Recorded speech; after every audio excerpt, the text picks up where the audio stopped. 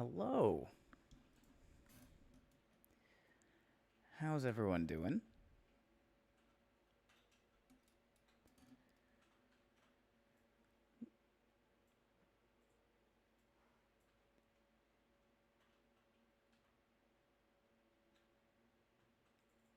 Is this when you get the VTuber anime bounty days ready to? Yes. Gotta gotta get those ready for sure.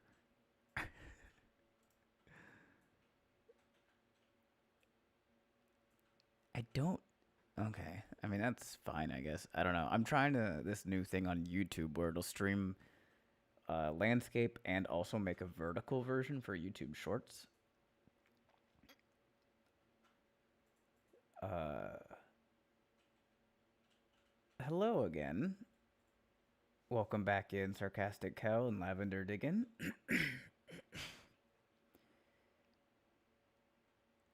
What's up? Somebody asked, negative 11 dexterity said, homebrew doctoring? It's a new thing that I wanted to try just to see if people are interested in it. Um, I do a lot of like technical writing for D&D, right?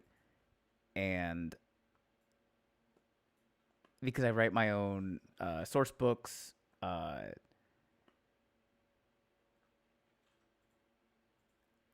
I write my own source books, and I went to school for engineering, and so I know how to do a lot of like technical report writing and technical writing, and it's the worst part of creating homebrew for D&D.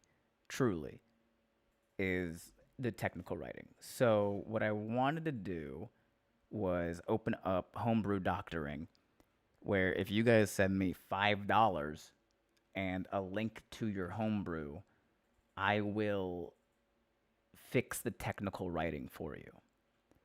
And if you want to do like a whole subclass, it would need to be $10 because that's a lot. But if it's like an item or like a spell or something like that, uh, $5. I should have.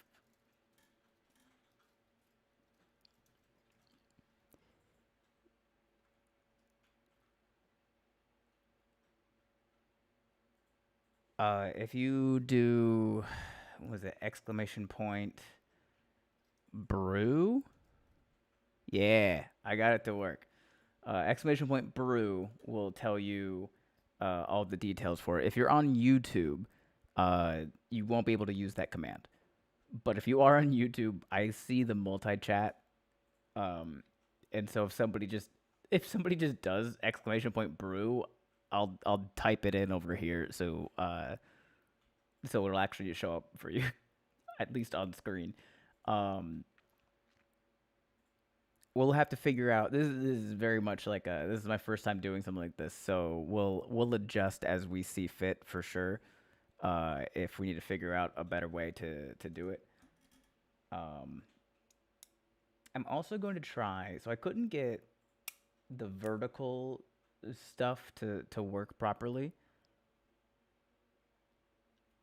Ben, I feel like I need an example of what you're doing here. Uh, so like if you is it like Cinderblock Sally? Similar, very very similar. Yes. Um, Thank you for the sub, Wandering Tree 81. Welcome in. Yeah, it is similar to what Cinderblock Sally does, except Cinderblock Sally most does like a more of like a review style. I'm not trying to fix your homebrew itself unless you specifically ask for my input on it. I'm just trying to fix the technical writing so that it is more in line with like the rest of like source book rule and technical writing uh is. And that way somebody in the YouTube asked for it. In that way, like it gets rid of a lot of questions that people might have. There's very specific ways to write stuff in like the D&D style to eliminate questions, to eliminate different like interpretations of stuff. And it's difficult and it's the least fun part, but it's important because it eliminates as many uh, contradictions as possible. Um, but before we get into anything like that, I'm gonna try to go live on TikTok as well. I couldn't find a way to make the vertical multi-stream work with OBS and Stream Elements. So what I'm doing instead is I've downloaded TikTok Live Studio, the application, and I'm just gonna stream from there at the same time, I think. Um, oh, I gotta set up my microphone. How do I set up my microphone? Advanced. No. Okay. There we go. Okay. We'll figure that out. I'll just have that. I'm gonna go live there. Oh, Nightbot deleted. I guess if you use. Thank you. I guess if you use like 4 emojis in a row, Nightbot assumes that you're spamming. Ben, could I do 500 bits because it is $7? Yes, I will allow 500 bits instead. But before you do that, well, I guess you can do it, and I'll get to it. I'll pull up a list. But before I get to it, I'm gonna go live on TikTok just to see if it works.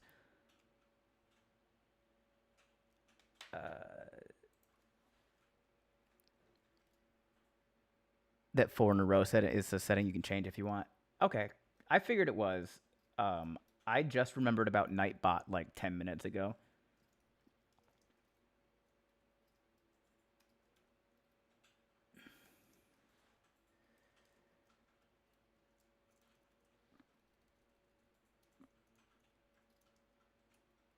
Ooh, there we go.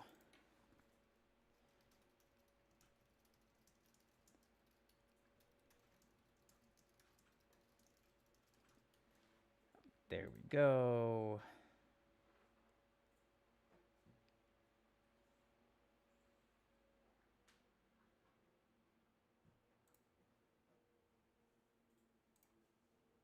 Okay, go live. All right, so now I'm live on TikTok as well. Phantom Fox, my mic gain is still a bit quiet. Okay, I can turn that up. Pretty easy, pretty quick, pretty easy. There we go. How's it now, Phantom Fox? I also was talking pretty quietly. It's late, and I'm not trying to just wake everybody up. Nobody's asleep.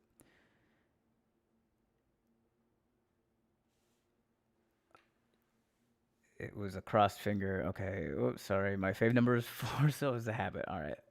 I mean, I wasn't bothered by it. I don't know if I have enough, but I should. All right. Yeah. I mean, Ignis, I see your chat. So if it does go through, I'll see that pop up, and then we can make it work for sure. For sure.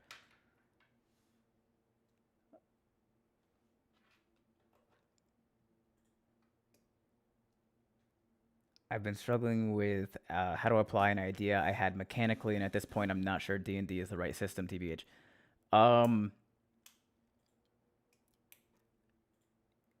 Well, Nick, I will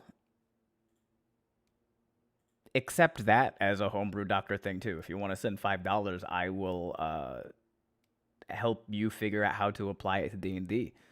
Because I've done a lot of stuff. One of the most involved projects that I did one time is it turned all 151 original Pokemon into playable races. Not monster stat blocks. I mean playable races in D&D.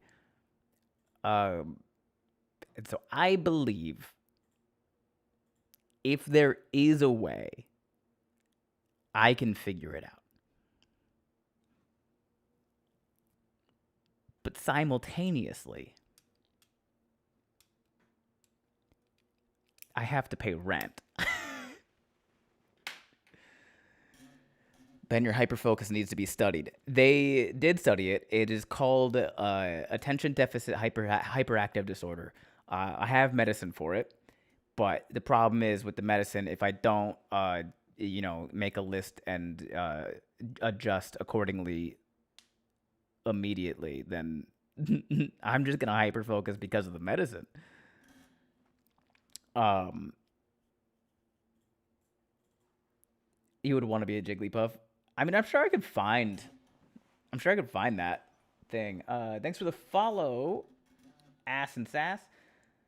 Hi, can you use a Texas accent, pretty please? Yes, I can. Thanks for submitting that channel thing. I gotta figure out how to. I gotta figure out how to make it so when y'all do like the channel point purchase thing, I gotta find a way to make it so that pops up on screen too, cause I can see it, but that's just cause I can see everything. You know what I'm saying? So who knows? But I'll figure it out for sure. For sure. Acid says, hello, longtime follower on the Young People Clock app. Appreciate that for coming over here. Thanks for the follow, Hallow Flame. Appreciate that. Welcome in. If you're watching over on TikTok, I see you. Welcome, welcome. I'm using my desktop instead of my phone for the first time, so I have a bit more control, and I made it look prettier for sure. If you're on the Twitch, there is a channel thing. You can redeem like 250 channel points and pick a state accent. And I say I'll do it for a minute, but usually I just kind of get stuck in it. Thanks for the follow, Base Nerd 44. Hey Ben, you ever seen Cabaret? I don't. Is that a movie? If it's a movie, I ain't seen it. I've seen Burlesque, the movie, but I assume that is different. Similar, but different. Unfortunately, next time I need to go to the bank. The broke. Oh, your bank broke your card. Well, dang. Yeah, take care of what you gotta take care of. I'll be around. Thanks for the follow, Hearts Forkum. I thought I lost all my points till I noticed I wasn't logged in. That might help, Love Mystery. Here to learn. Okay. Oh, it's a musical. Okay, Cabaret is a musical. That makes a lot of sense, for sure. Movie and they made a movie of the musical. Got it. Hi, first stream. Welcome in, Hearts Forkum. Appreciate you. I'm gonna be honest. I learned how to do a Midwest accent from your videos. How good is that? That's a fun one. People tell me a lot. They learn a lot of things watching my videos, but I think that's one of the first times people said they learned a full on accent listening to me talk. No, it's a musical. Talks about how people tend to try and ignore fascism as it slips in the back door. What a topical musical Cabaret is. Would you look at that? What's my favorite accent to do? The Cajun accent for sure. It's the one that took me the longest to learn how to do. And I really like doing it. Too drunk for you. My friend and I will start doing southern accents, and then we just bounce off each other and get stuck forever. It's dangerous.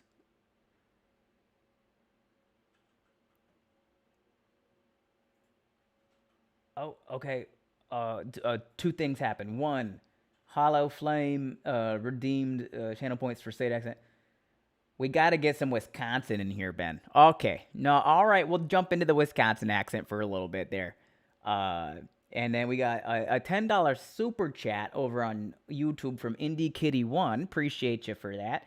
I have ADHD. I use your philosophy to make jokes about Oklahoma.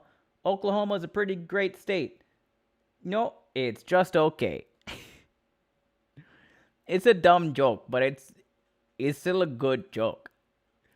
Not all dumb jokes are bad jokes. That's a dumb joke. That's a good joke. It's kind of funny because you actually get my state accent correct every time. What is your state accent? What state are you from? I heard it's really cold in the States these days. Yeah, there's a big winter storm coming true. Your Louisiana accent always impressed me. I am from Michigan, so I guess I'm therefore easily impressed, but still. Fair enough.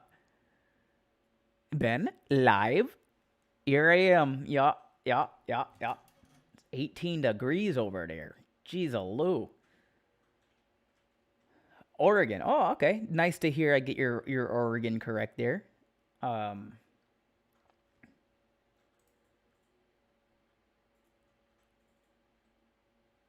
how about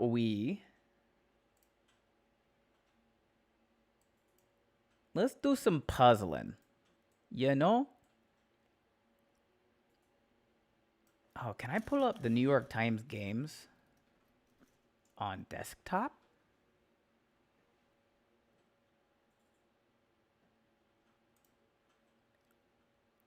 Can I log in? I can't log in online or no? Cause I pay for that subscription for sure. Oh, we got some bits. Thanks for the cheer, Hollow Flame. 18 cheers. I don't know exactly what cheers is, but I suppose what that's 18 cents or something. It stacks up or something. So appreciate you. Is there do y'all do y'all are there any how do I want to phrase it? Are there any streamers y'all like that have like a fun thing that they do when you cheer bits? Like I don't know exactly if I'm supposed to do something or like if you'd want me to do something. Is it normal for people to do something? Sometimes streamers will put sound effects. I do have a sound effect. I just don't know. I don't know how it if it goes true or not. And if it doesn't, oh boy, do I not know how to make it. Some have sound effects for different amounts. Okay, I can look into that for sure. Fun alerts for very specific bit numbers. Ah, okay, so like 69 bits, I should do something. Your favorite streamer is me? Oh, thank ya. You don't gotta do anything, Ben. I just wanted to use some spare ones I had because they were pissing me off just sitting there, you know. Oh no, don't I get it. Oh yeah, no, I get it.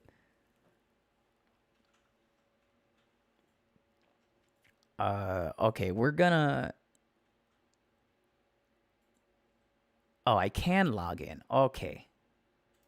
What is my New York Times Games login? Did I just use Google? I think I just used. Oh, no. I did not just use Google. Let me try my address, my normal email address. Let me see.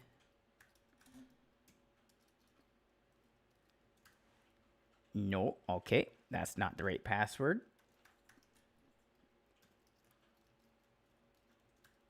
That's not the right password. Okay. Let me see if I have it saved on my phone somewhere. All.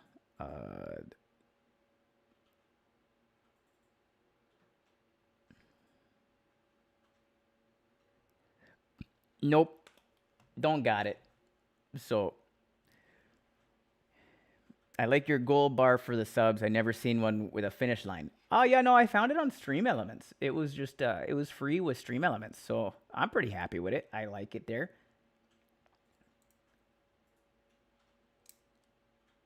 I don't think I've ever heard your natural accent, bro. Where are you from? I'm from Daytona Beach, Florida.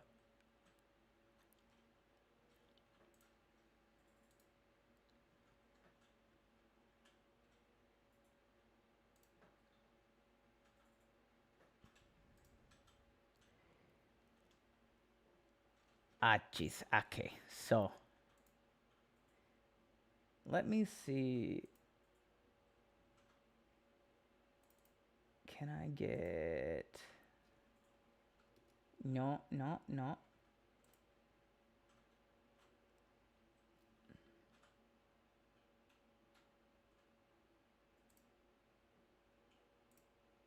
Let me see if ah, jeez. Okay, so there you go.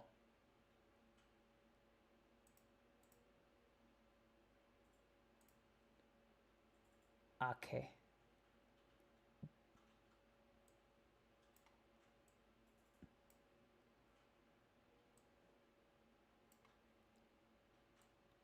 Ah, jeez. Okay. Okay, we got another point redemption for. You know what, Ben? I want to see how crazy I can get this one. 1 full minute of that British accent you were doing in the Rhode Island history video. Oh Lord, I haven't done a British accent in a while. Uh,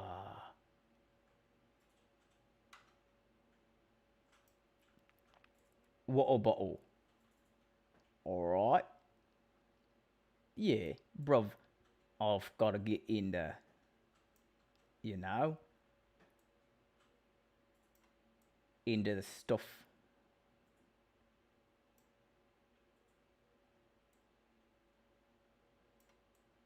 Meanwhile, she's got to do a British accent. There we go.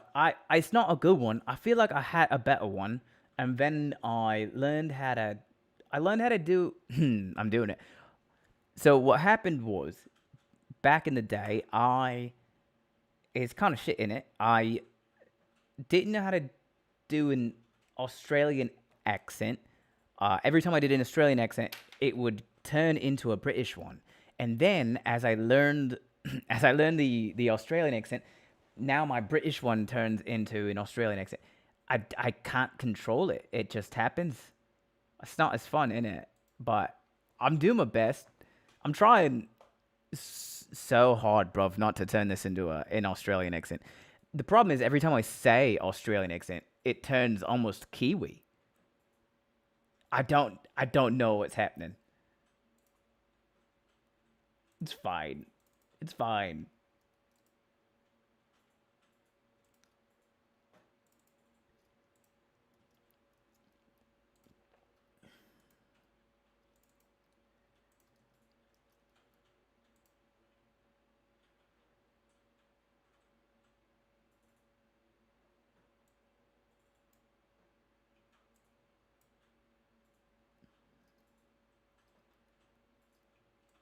Okay, we are going to.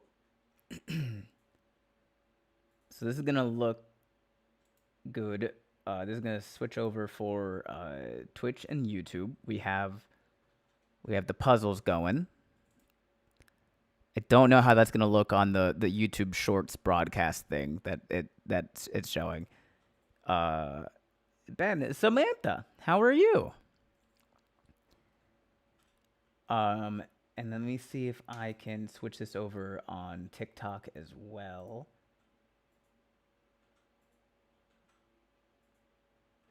Okay, halfway there. I gotta.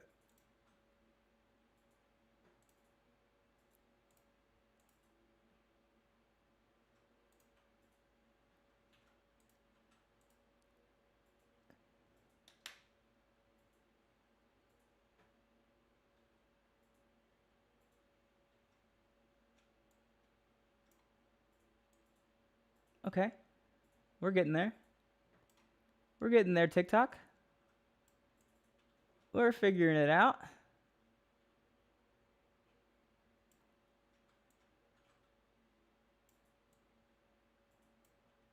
We're gonna do some connections. I love how you look like an adult Danny Mata.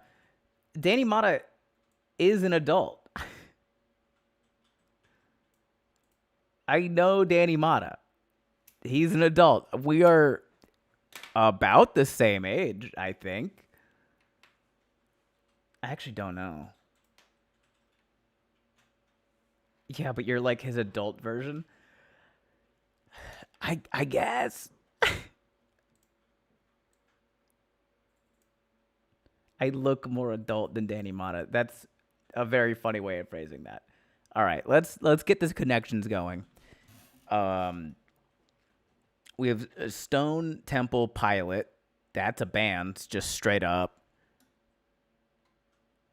Stone Temple Pilot. Lip, Street, Cheek, Foot, Traffic, Eye, Acre, Flood, Meter, Garage, Lime, Bushel, Valet. All right, what are we seeing here? Well, okay, we have acre, meter, foot. No, no, no. Stone is a weight or a type of measure. You can measure in stone. Uh,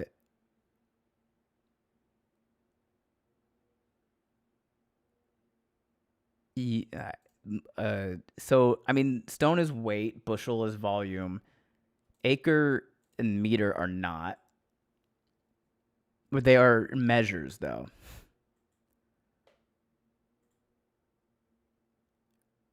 So that's possibly something. I like to try to get the purple one first. So I'm not submitting this. You can help if you want, by the way. I might not take your help, and I might not pay super hard attention to the chat, but you can absolutely help if you want.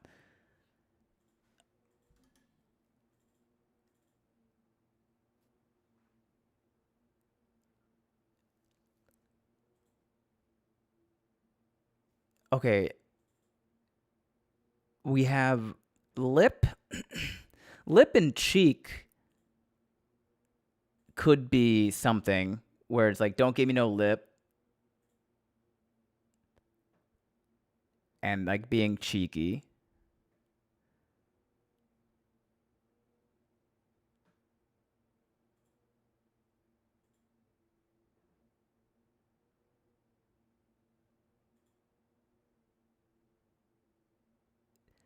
Valet, street, garage. You know,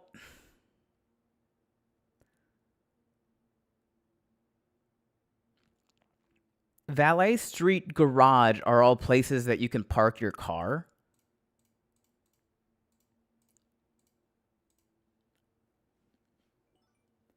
Oh, thanks for the follow, Mick McCrook, Mr. Cook 72.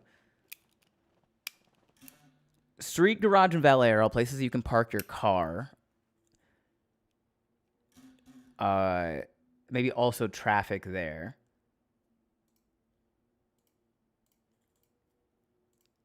Temple, lip, cheek, eye are also all parts of a face.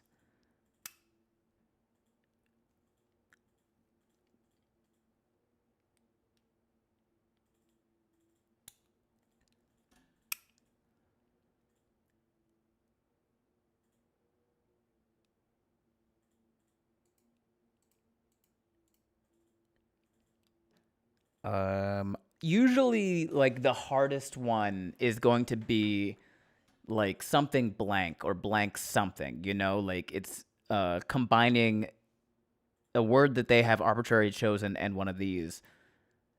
Um,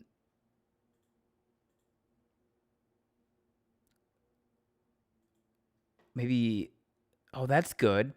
Pilot light, street light, floodlight, limelight. Those four words that are word and light. That if that's correct, that has to be the purple one. Oh, excuse you. One away. One away.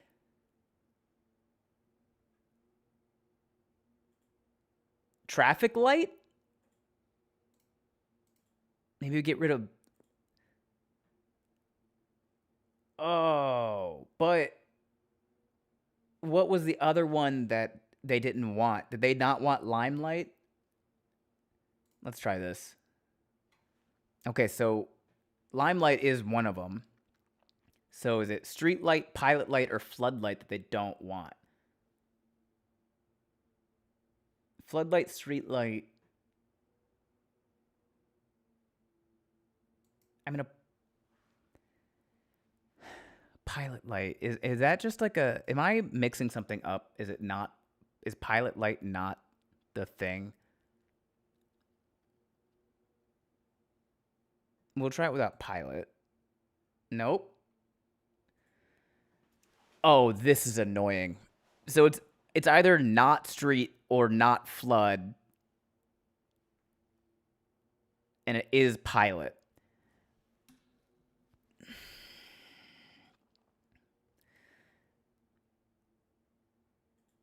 Let's see. You guys are pilot light is a thing.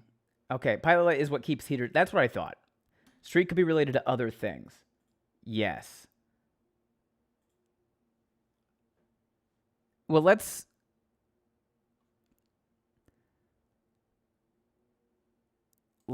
change flood to pilot. But before we do it, what else could flood go with? What is, because we have, what is it? What could be a flood? That could be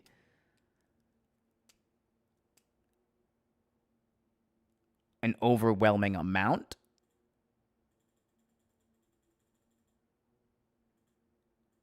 That could be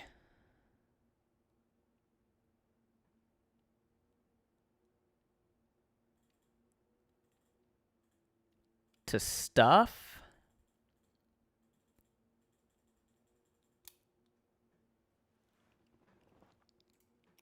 What about street? What else could street go with? Because I don't think that flood can go with anything else. But street. Oh, what did I say earlier? Places to leave your car. Street, garage,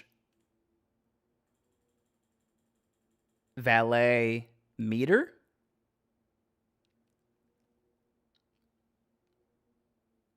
Okay, let's try this. Okay, we got the purple one first. Street, garage, valet, and meter are places you can park your car, right? But we have to try to get the blue one next. So we have cheek, lip, eye, and temple are all parts of the face or the head. And then we have foot, stone, acre, and bushel. Thank you for the follow, Clockwork Girl. Okay, so yeah, we have all of them. We have cheek, eye, lip, and temple is one. Stone, foot, acre, and bushel are another. And then street, garage, meter, and valet are a third. The problem here is figuring out which one is the second most difficult. Which one is the blue category? Which one's more difficult? Stone, acre, temple, and bushel. It's probably not lip, eye, cheek, or lip, eye, cheek, temple. I think that one's the easiest. We have street, garage, meter, and valet. Do we want to go measurement? We think measurement is more difficult. Bushel, stone, acre, and foot.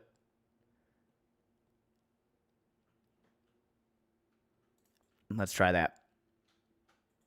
Well done, chat. And then we go garage, street, meter, and valet. That should be the yellow one. Oh, wait, no. Yellow is the easiest. Bang. Bang. Bang on. Well done. What else? Ooh, I like strands. I really like the strands one. Yeah, I know how to play.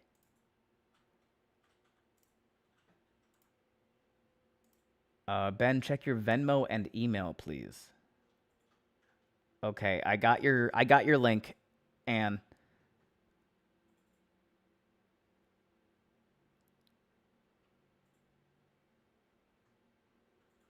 your Venmo. Fix my D&D shit. You got it. We will homebrew doctor your homebrew after we do these puzzles. Okay, today's theme is none the wiser. Fool. None the wiser. Okay, we can start by maybe ruse. No.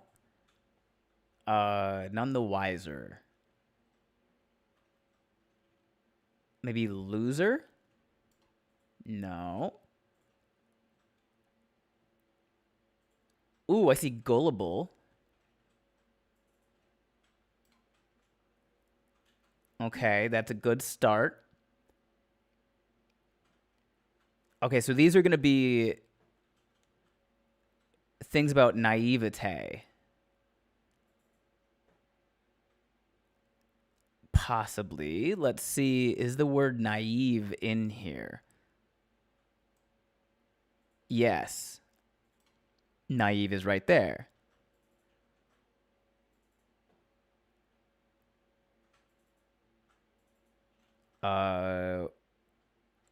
We tried ruse, but did we try rube? You rube?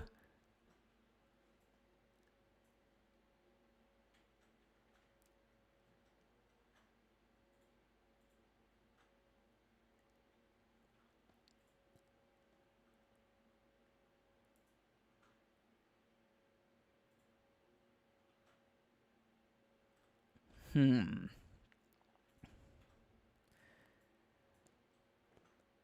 doubt they would use like Luddite. Callow? Okay, you guys are saying callow. I don't know the word callow. Should I know the word callow?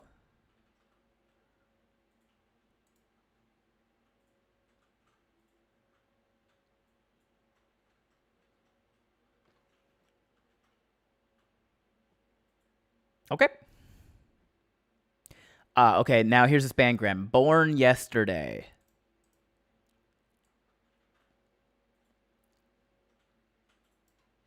Bang. We see that. Zadok Ben Misgab. We saw at the same time.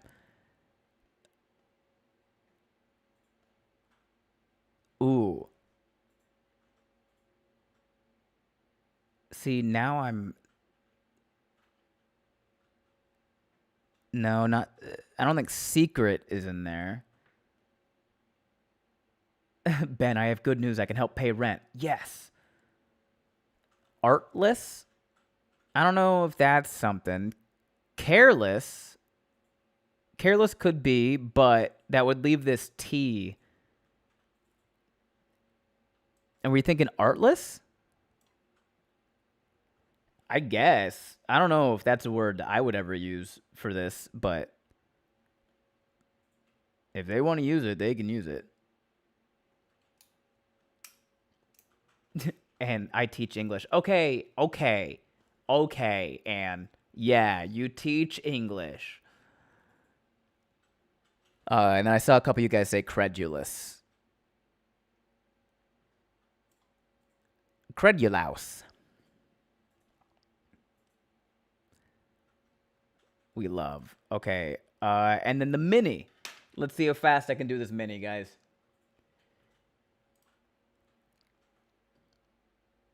Ready? Here we go. Snow day vehicle. Plow. Oh. These, okay. Steam room alternative. Sauna. Show in which John Hamm had his breakout role. Mad Men? Subject of negotiations with a 3-year-old. Let's come back to that. Respected veteran in slang. Ooh. Gain back as trust. I don't know. Spooky. No idea. Noodle dish garnished with lime wedges and crushed peanuts. That's pad thai. Singing candlestick and Beauty and the Beast. Lumiere? Oh, I don't know how to spell that. Blank band. One-man band. Decreased in size as the moon. Waned. More blue. Sadder. Chaotic fight. Eesh. Total snooze fest. Bore? Okay. Oh, bedtime. That makes sense. Old head. Yeah. Re-earn. And eerie. Nailed it. 1:12. Lumiere. Sorry, I don't do... First of all, I don't like French.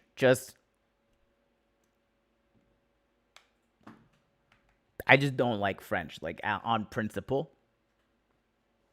So sorry that I didn't know how to spell the French name.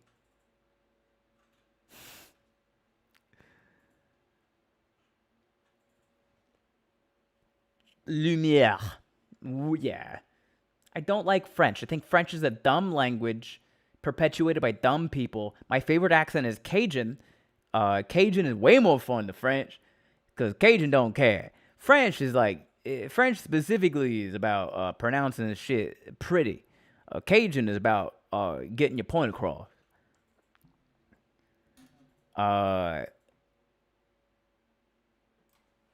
Okay, we can go Spottle. 10 guesses, 1,000 artists. Will you win today? All right, chat. Oh, there's a lot of ads on this. All right, chat. Give me a musical artist.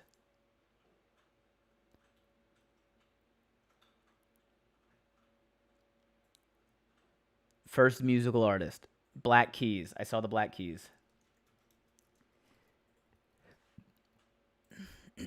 Okay.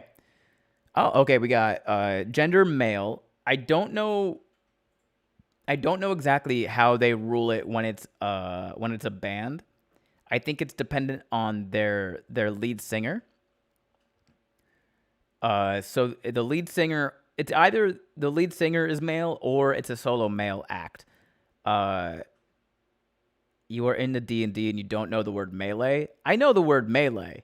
I understand that we took a lot of our language from French. We took a lot of our language from a ton of other languages. I don't speak French when it's just French. You know what I'm saying? Because I think French is dumb. To my point, I don't think melee should be spelled M-E-L-E-E. I think melee should be spelled M-A-Y-L-A-Y. Because that makes a lot more sense for our English language. Okay, anyway. Whoever we're guessing debuted before 2002 and also not close to 2002. They don't have two members, so it could be a solo act. And they are less popular than the Black Keys. But we do have gender male, genre rock, or country of origin, USA. So let's go with somebody a lot older. And maybe let's go with a solo act. But also has to be somebody much less popular than the Black Keys. Maybe go like Dean Martin. I don't know if Dean Martin, I don't know where he stands, but he's also not rock. Was Led Zeppelin British? No, Led Zeppelin was not British. Neil Diamond is not a bad guess. Is Neil Diamond considered rock? Billy Idol's not bad either. Billy Idol's a great guess. We'll go Neil Diamond first. They do consider... Oh, okay. So it is a solo artist. It's a solo male artist that debuted near 1966. But later than 1966, but near. More popular than Neil Diamond, 874. Less popular than the Black Keys at 546. I saw Billy Idol. Billy Idol, we're talking like late 60s, early 70s.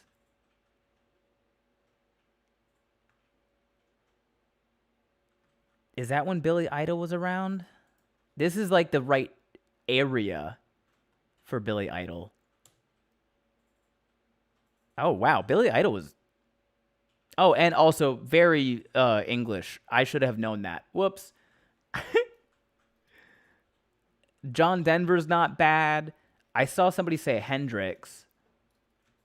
I like the Jimi Hendrix guess.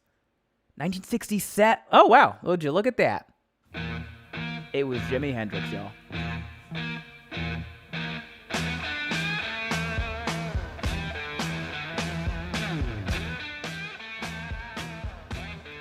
Well done. I don't know who said Jimi Hendrix first, if that was Anne or not, but congrats. Oh no, I hope that doesn't get my stream demonetized on YouTube.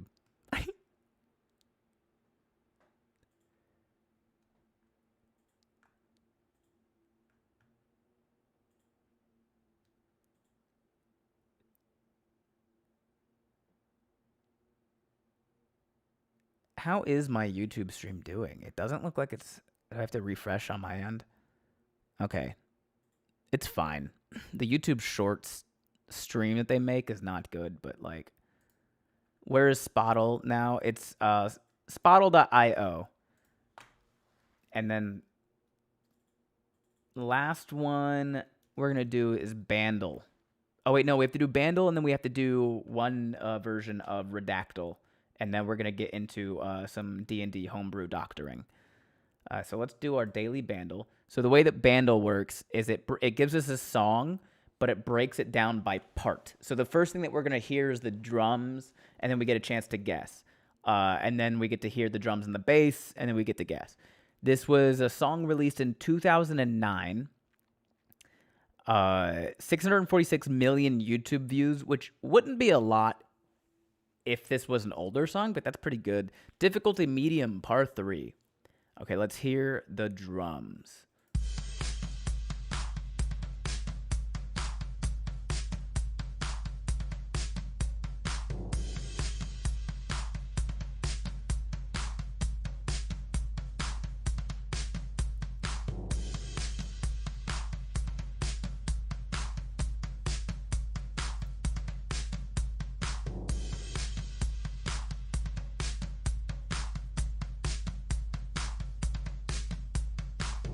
I have no idea.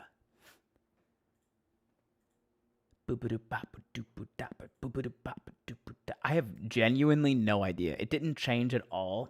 It was simply the same all the way through 2009. Who was popping? Who was? Maybe something by the 2009 feels very Black Eyed Peas area. Meet me halfway. I got a feeling. Pump it. Where's the love? My humps. It could be my humps, right? Just that drum line. Somebody's guessing Gaga in the TikTok chat.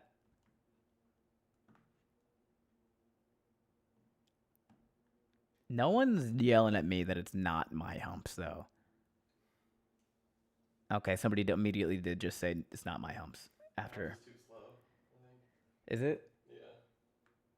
I got people saying Gaga, people saying maybe Katy Perry.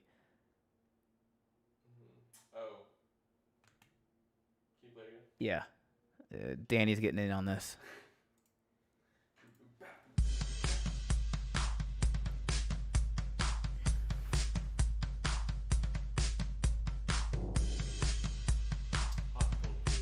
Hot and Cold by Katy Perry? That's, I mean, it doesn't really have like the doo-doo, but like.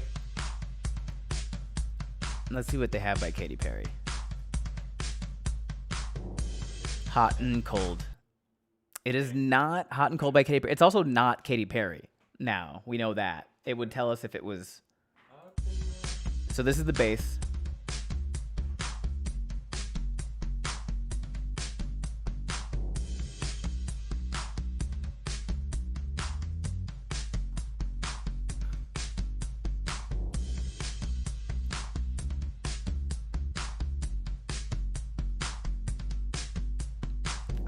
Annie's in chat saying, Kelly Clarkson, my life would suck without you. 4,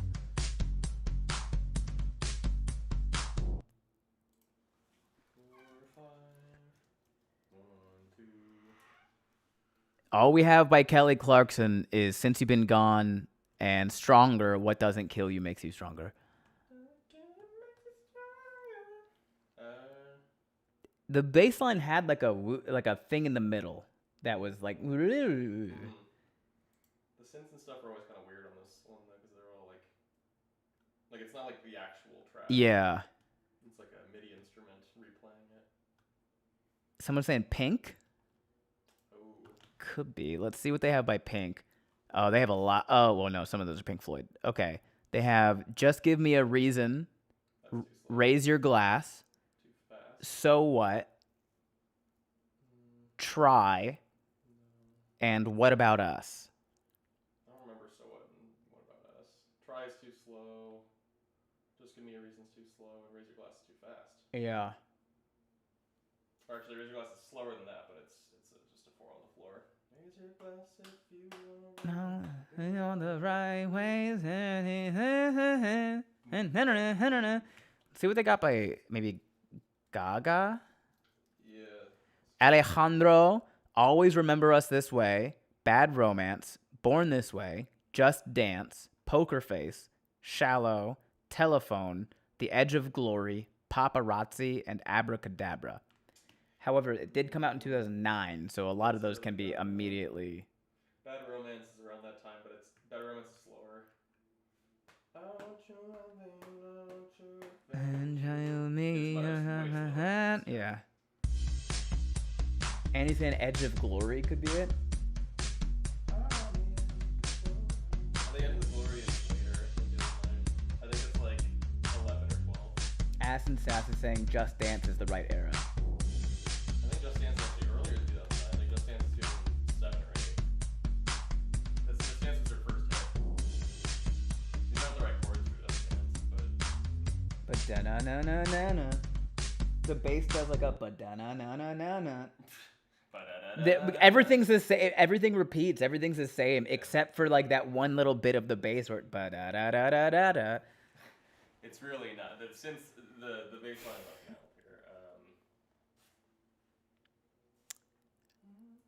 here. Someone said Coldplay, and it doesn't feel.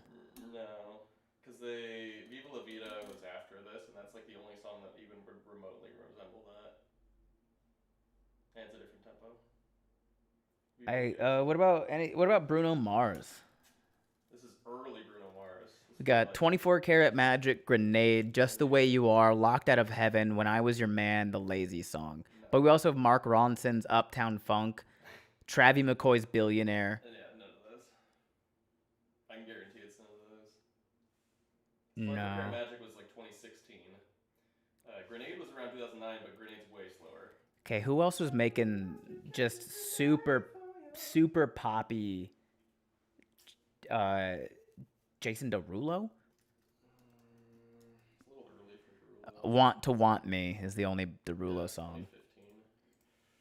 2015. Someone saying Pumped Up Kicks. Nah. That's got much too recognizable of a bass line. Yeah, well, that's the problem is, like, you don't know how much the MIDI instrument is butchering the actual bass line. True. All the other Kids with the pumped up kick.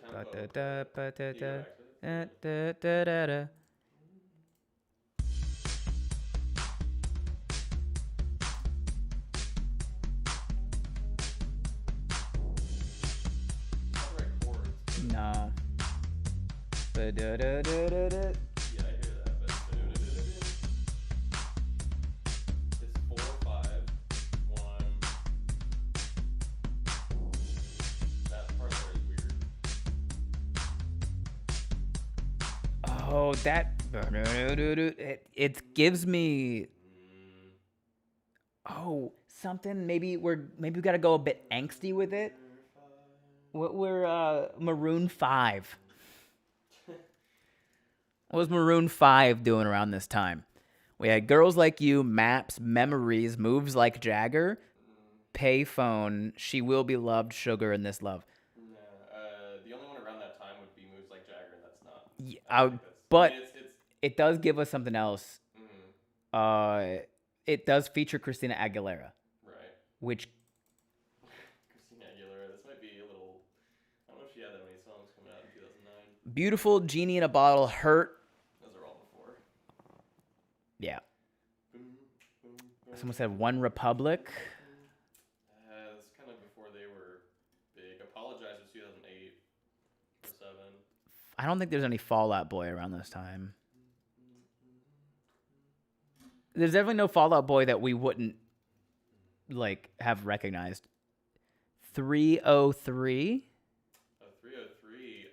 How do you spell that? It's 3OH. No space in between. 3OH. They don't have any 303. There might be there's an exclamation point there somewhere, but I don't know if it's Someone said clearly Slipknot. Yeah, I mean tempo wise, it's hot and cold. It does. It feels so much like a Lady Gaga or a Katy Perry. Oh, it's 30H. Yeah, there's no 303 in this. It's too fast for Bad Romance. Oh man. Let's see what they have for Taylor Swift. I didn't recognize. Blank space, shake it off. You belong with me. No. I don't want to live forever. I knew you were trouble. We are never ever getting back together. And bad blood. Nope. Someone said, could it be Pitbull? I guess it Not like a. it could be Pitbull, but Or like. give me everything. Kesha. Timber, featuring Kesha. Yeah. Feel this moment. Jennifer Lopez on the floor featuring Pitbull, and Usher's DJ Got Us Falling in Love featuring No. Pitbull. I think you just gotta throw something in there to get the synth. The synth's gonna give it way more stuff.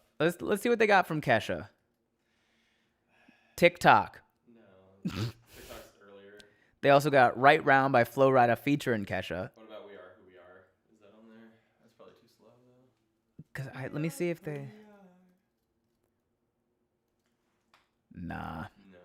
We gotta guess something. I feel like it is. It feels very Lady Gaga. So let's. I would be upset if it was somehow Bad Romance, but you could guess it. It's not Bad Romance. It's also not Lady Gaga. Yeah. Synth 1 and 2.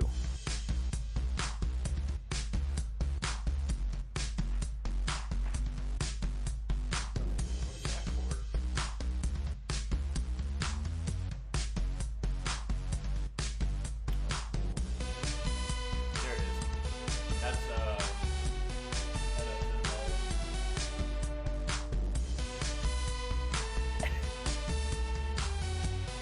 those are awful. Awful. It's ba-da-da-da. Okay, so somebody's saying Britney maybe. But then more importantly, somebody said, "Wow, give us nothing, synth."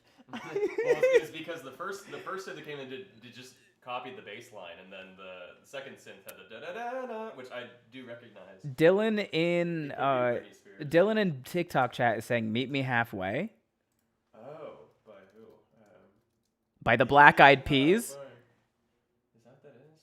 You can throw it out there. The first thing I said is Black Eyed Peas, and we guessed Katy Perry instead. But if it's 2008, 2009, I almost always say the Black Eyed Peas. It is. Hey, good job, Dylan. Wow. Meet me Halfway, I cannot That stay. bass line was awful. I don't feel like that was legit. I mean, it's the Black Eyed Peas. I feel like it lied. Well done, Dylan. The MIDI instrument there was tough. Dun, dun, dun, dun, dun, dun, dun, dun, dun. Okay, and the last puzzle we're gonna do before we do some D&D homebrew doctrine is Redactyl.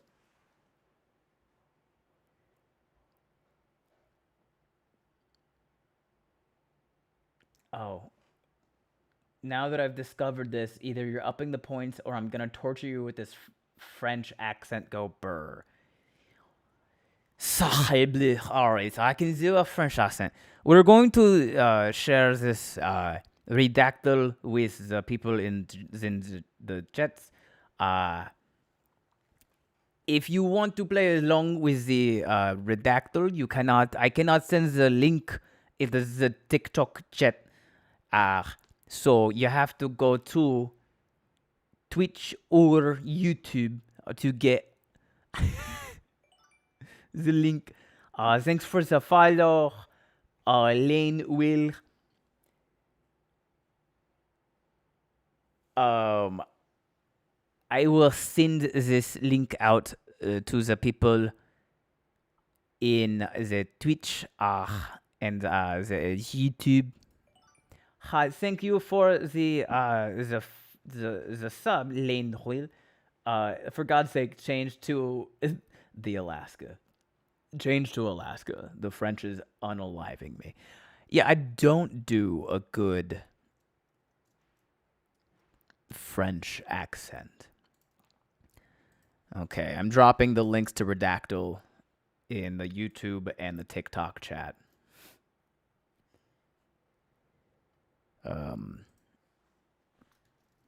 Let's figure out this Wikipedia page. other, more, best. The blank of blank has a relatively blank blank within the blank of blank and blank.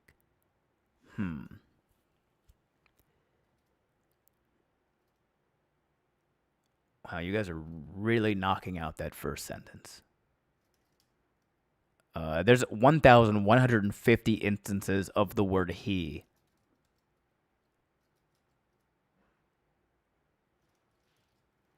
Only 7 instances of she. Father, mother, born, died, year.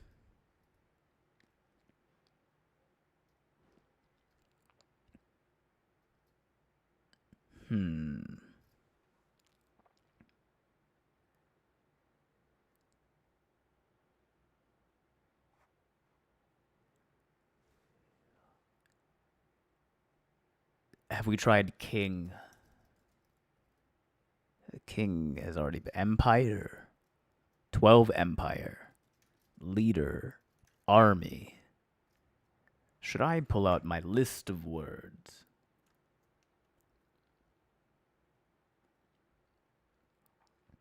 I'm pulling up my list of words to try.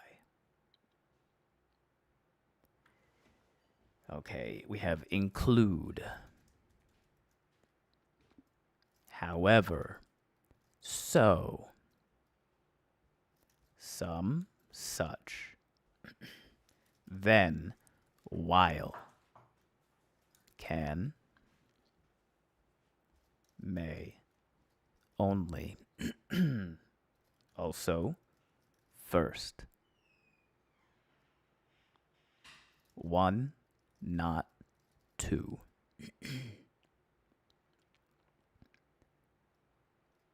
Maybe war.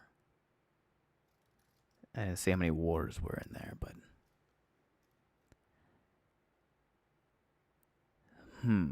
During the course of blank, within blank, there have been blank of blank as to which of blank blank was more blank. Maybe we have history. Oh, history of blank.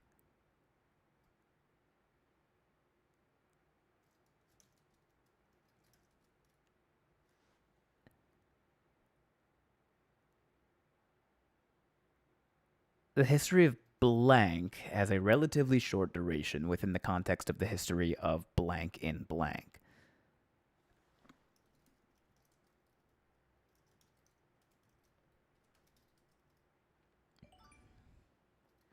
Oh, thank you for the follow, Scorpion6798. Appreciate that.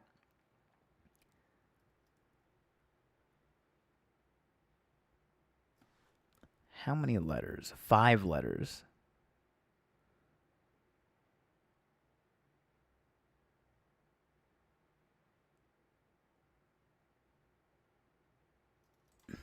Author. We have 105 instances of the word author. Okay, so we can go poet, poetry, poems, play, plays, theater, playwright, write, wrote, history of opera. Well done. Player 107. Well done, player 107.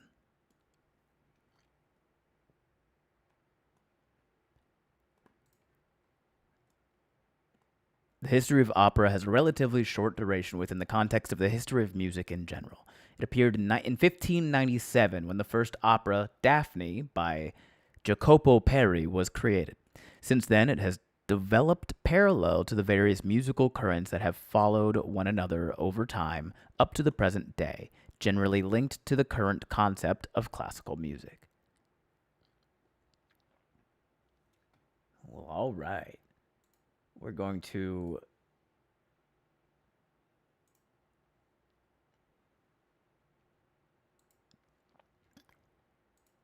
okay.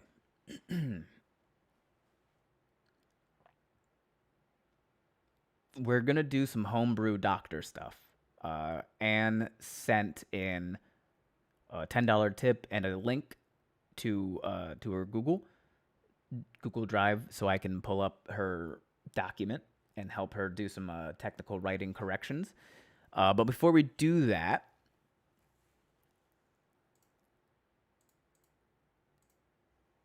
I oh man, Nightbot was really messing you guys up during that. Nightbot timed out MicPro229 for 600 seconds. Reason, stop spamming caps.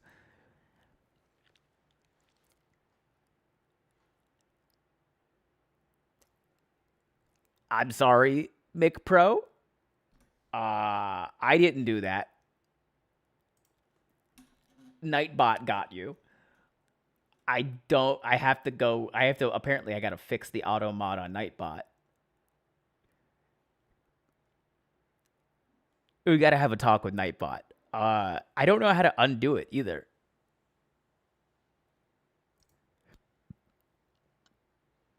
Like, there's no button I can click to just undo that.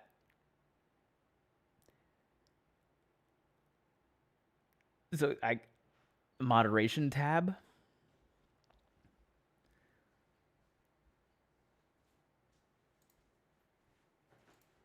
Okay, I'm in moderation, mod management.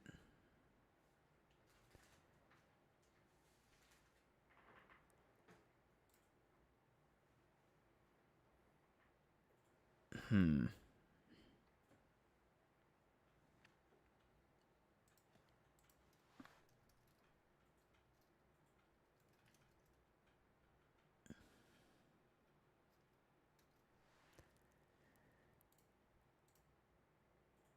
Okay, Annie, you have mod access now.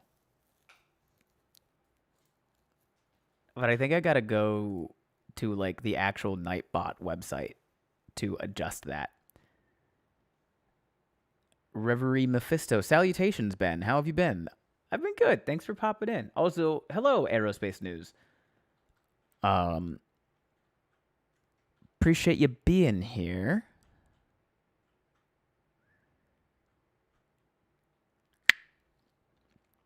Okay, so we're gonna do some homebrew doctoring here in a minute, but I am going to before I do that, I'm gonna throw in the BRB for a minute. I think I'm just gonna get a bowl of ice cream. That's what I want. Oh, I could have got one for you if you want, but Nah, it's fine. I'm gonna go get a bowl of ice cream and refill my water. Hey, buddy, looks like you're thriving. Good to see. Also, Arrow is fine and less of a mouthful.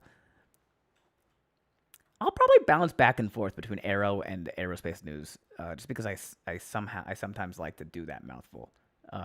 What kind of ice cream? Peanut butter fudge swirl. Peanut butter cup with fudge swirl, for sure. Anyway, let's take 5, and then when we get back, we're going to do some homebrew doctoring. And if you want to know about homebrew doctoring, you just type in !brew, and it'll give you the details. But we will be right back.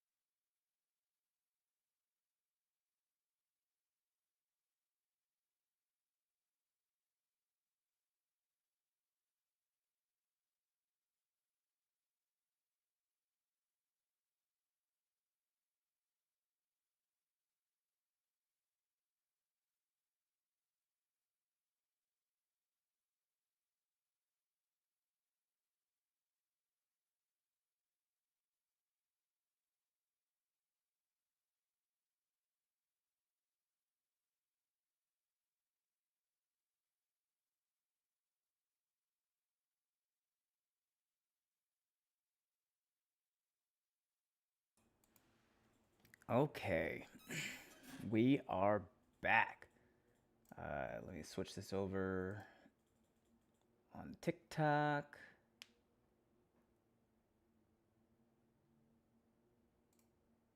Add in a display capture. Or not a display capture. No. Add in a window capture.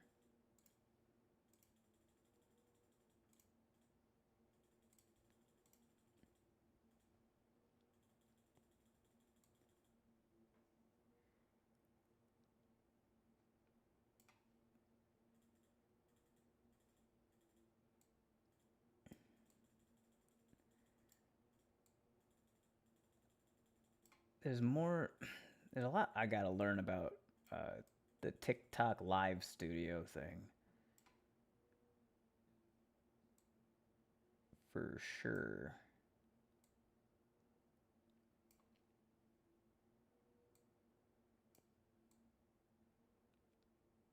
Okay.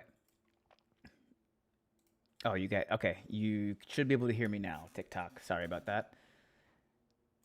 For those watching, oh, did it not transition? Whoops. There we go.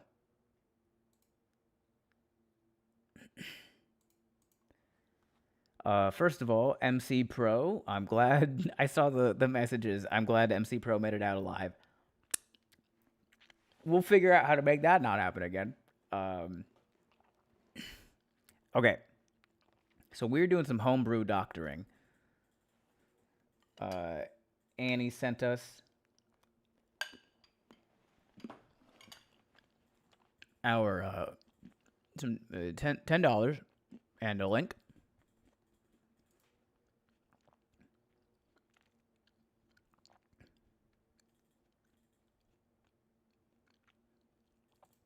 Every so often, I look at my YouTube live stream thing, and it's like showing part of my stream from like an hour ago. But it's fine. We got it. Okay. It helps that I already kind of know what it is you're trying to do with this. So I've copied yours and pasted it over on mine because I don't want to overwrite anything that you've written. So whenever I'm done here, I'll give you access to this, and then you can copy paste how you see fit. If we could make these have both a positive and a negative effect, that would be better. Okay, let me read. So the idea is to have it so there's both positive and negative effects, but like too many of these are positive. Okay. So for anybody who doesn't know what's happening, this is what I'm calling the homebrew doctor. If you tip and then you send in a piece of your own D&D homebrew, I will help you fix it, including helping you write like writing it in the technical report type of way. So this is Annie's. It is it's for a game that she's a mini game that she's doing. Oh, my light just went out behind me. A mini game that she's making within D&D. There are meatballs, and every turn somebody gets to eat a meatball, which causes a random effect on a D100 table.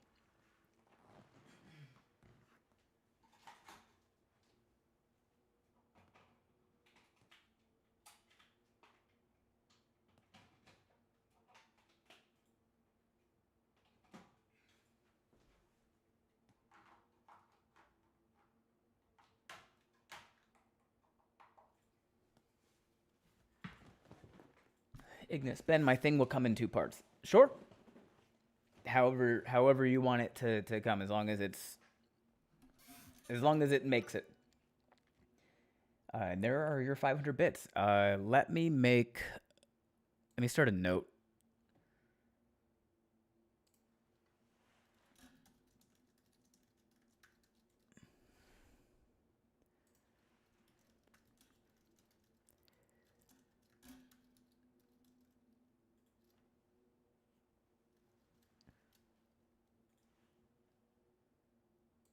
Okay.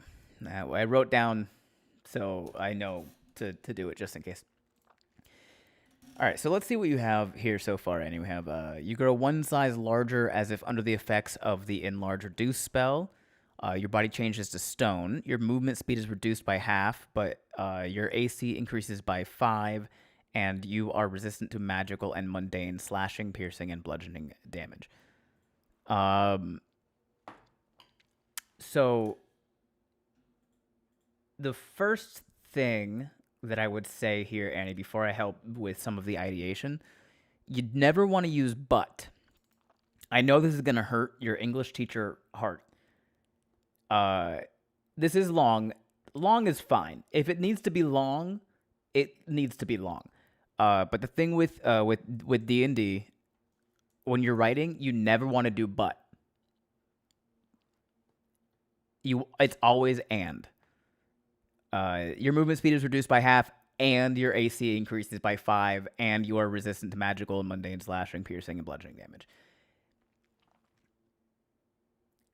So we can change this to and real quick. The other thing is, so this is a list. Your movement speed is reduced by half.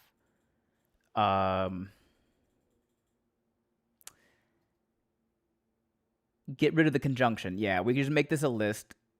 Your movement speed is reduced by half. Your AC increases by 5. You also kind of want to do a +5. That one isn't super necessary, but comma, and you are resistant to magical and mundane slashing, piercing, and bludgeoning damage. The other thing here is if you're resistant to both the magical and the mundane version, then you don't need to say it at all. You are simply resistant to slashing, piercing, and bludgeoning damage. Comment from Periwinkle Pipsqueak is although fine. Although is only fine in the narrative parts of explanations. Here's the thing. If it's simply a homebrew that you and your friends are going to use and that's it, you can type whatever you want to type. If you want it to read like an actual source book, don't use words like although, because all of those things are happening. It is not a give and take. It is simply these are happening.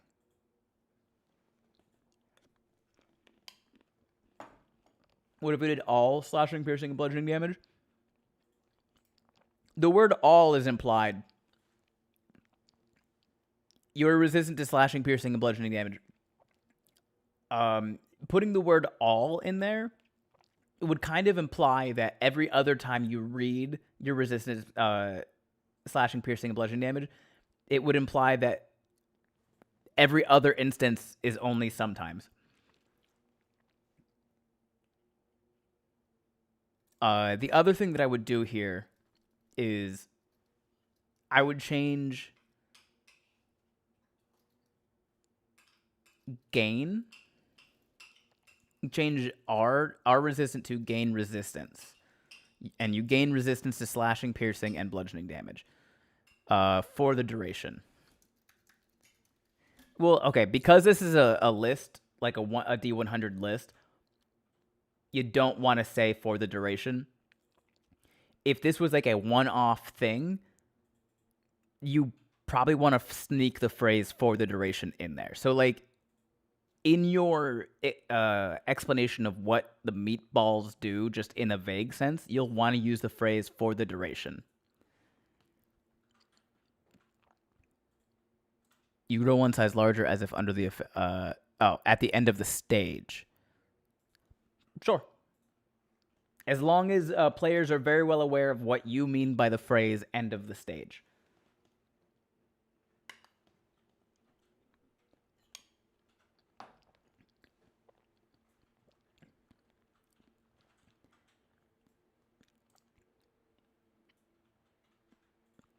So there is a little bit of your movement speed is reduced by half.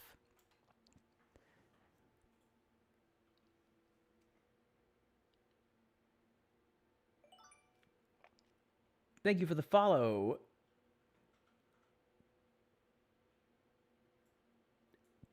Twisted Princess 23. It took me a minute to figure out what you were doing. Okay, so the phrase here, your movement speed is reduced by half, is not necessarily one that you see often. There's not very many instances of them just being like, yes, reduce this by half. Especially when it comes to movement. The way that they kind of phrase this in terms of movement is they would say you must spend 2 feet of movement for every 1 foot you move.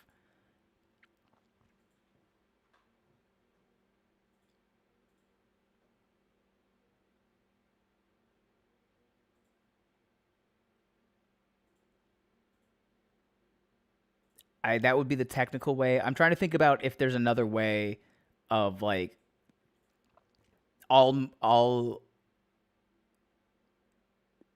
terrain is considered difficult terrain for you. But I think the thing that covers the most most events here is that you must spend 2 feet of movement for every 1 foot you move.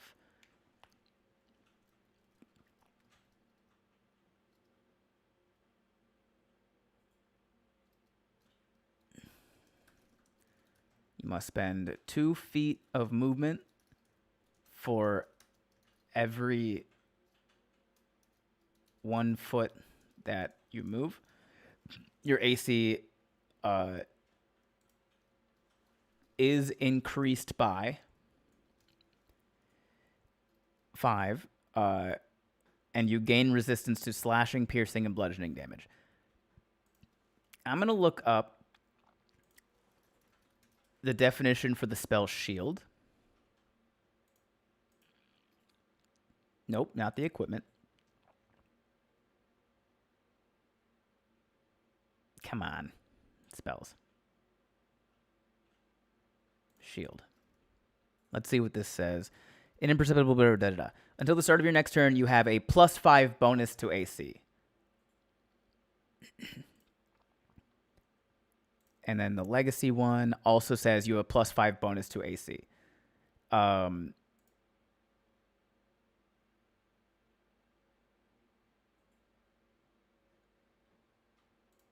So the way that we can kind of combine this is you gain a +5 bonus to AC and resistance to slashing, piercing, and bludgeoning damage. I don't know that we made it shorter necessarily, but we did make it feel more concise.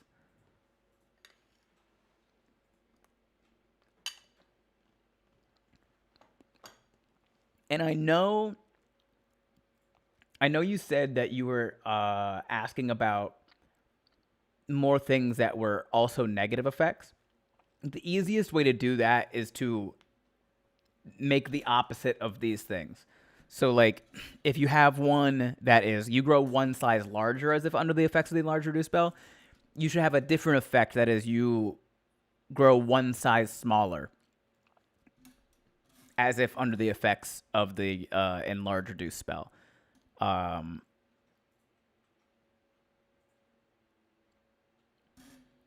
The Wilds. Ooh, D&D homebrewing. Are you using enough salt and saffron? I don't know. Is that a reference to something? If it is, I'm unaware of it. This is Homebrew Doctor. This is Annie's. This is Here to Learn 5's homebrew. The way that this works, if you type in !brew on in the chat on Twitch there,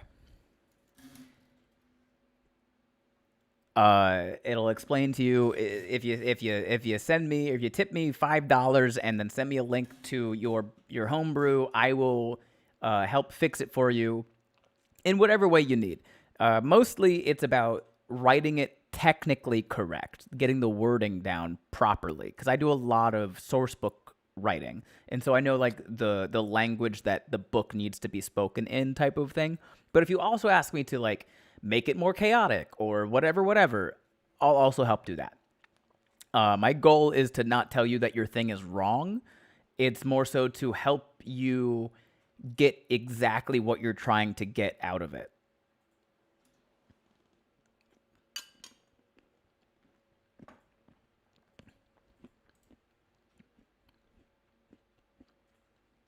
Okay. This next one, Annie, you see. Your eyes start to glow a bright green until the brightness consumes your vision. You now can only see creatures directly in front of you up to 10 feet. A couple notes on this one. Until the brightness consumes your vision. So that first sentence of an explanation is your narrative explanation of what's happening. But until the brightness consumes your vision feels weirdly extra, but also continues to be too vague. Like your eyes start to glow a bright green, period. I don't think you need to say anything after that. If you want to add until the brightness, like, is it more important to you that the eyes glow bright green or that your vision is impaired?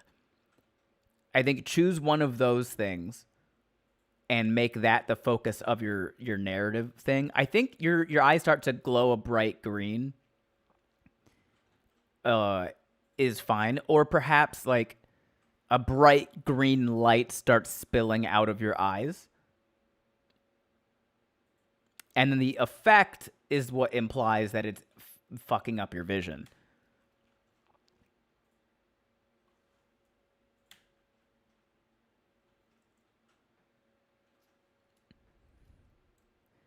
Okay. So I'm gonna change this to a bright green light spills out, or your eyes start to emanate a bright green light.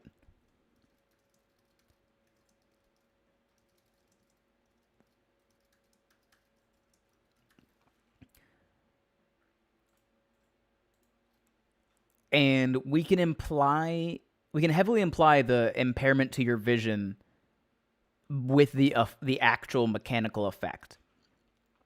The other thing about this, you can now only see creatures directly in front of you up to 10 feet. When you say directly in front of you,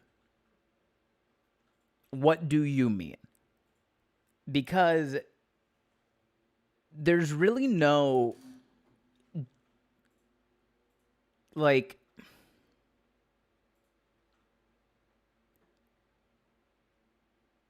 there's no facial direction when you're like standing still in combat. There's no I'm facing this way, I'm facing that way. We can use a line, yes, but when it comes to like vision, yeah, you can see in a straight line up to 10 feet, but there's no like mechanic in D&D that says I turn my head 45 degrees to the right. So yeah, you can only see in a line 10 feet, but also I'm just gonna do a quick 360. So the line doesn't matter there.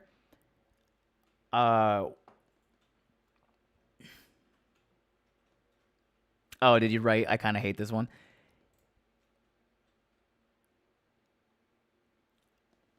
So how about this?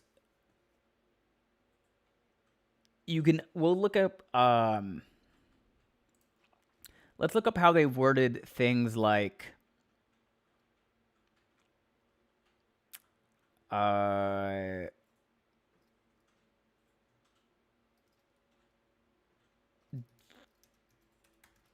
maybe dark vision.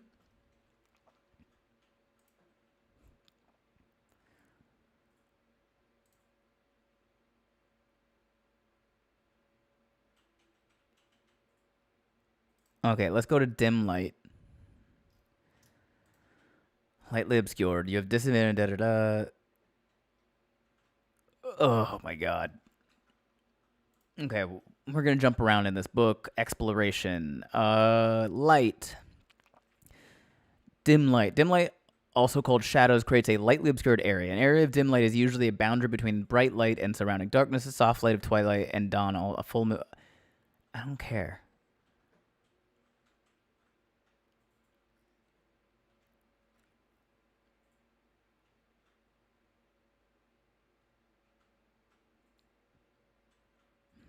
Hmm.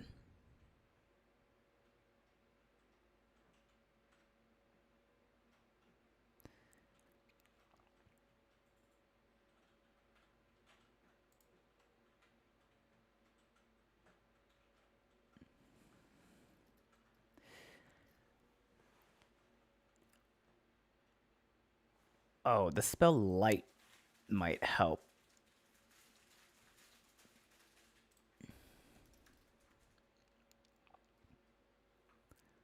Light. You touch one large or smaller object that isn't being worn or carried by someone else. Until the spell ends, the object sheds bright light in a 20-foot radius and dim light for an additional 20 feet. The light can be colored as you like, covering the object. Da da da. Okay. So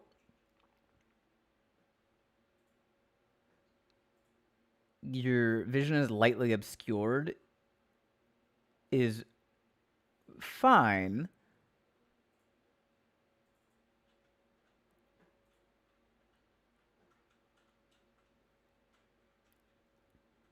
Your vision gets better, but you can't be stealthy unless you close your eyes. How would someone's vision get better?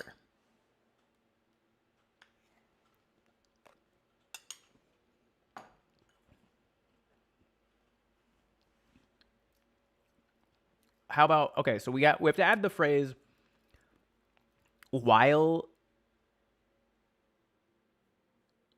your eyes are open, you can see further and the amount of light available to you changes.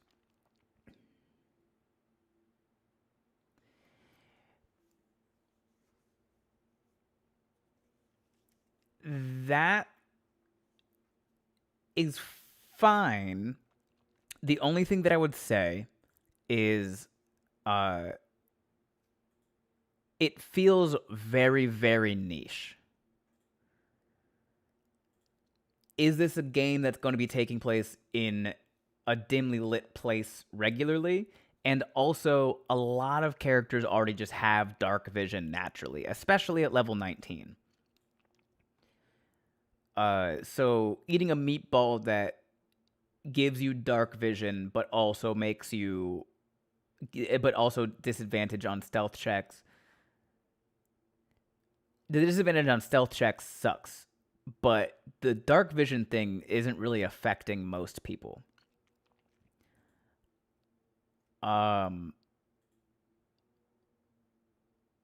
What I would say is two things. Either we can make it so that, like, while your eyes are open, you shed bright light in a 10-foot radius around you. You are blind beyond that radius, so you can only see 10 feet in any direction. Or, kind of what you just mentioned in the chat here, darkness equals dim light. While this is happening, you can see through darkness as if it was dim light, or you can even see through magical darkness as if it was dim light. However, you have disadvantage on stealth checks.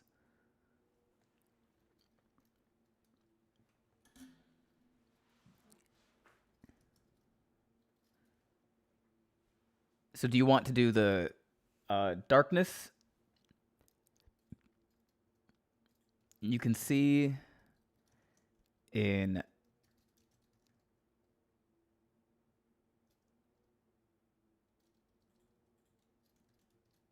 darkness as if it was dim light.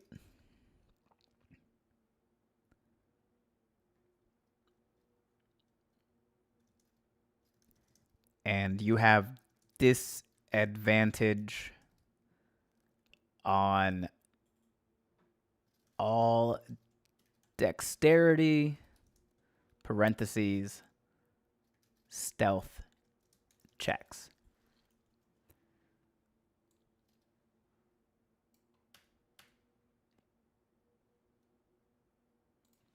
We should probably also add magical darkness. Good.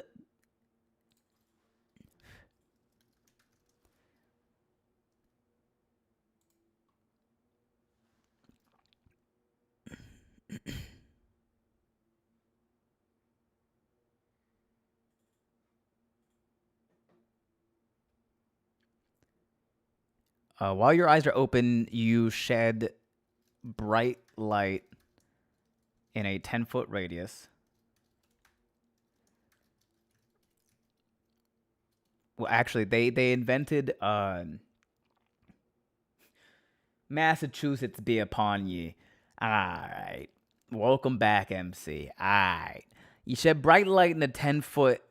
You emanate. Oh, how do they have it? They added a new thing. They added a new AOE term, and it's emanation.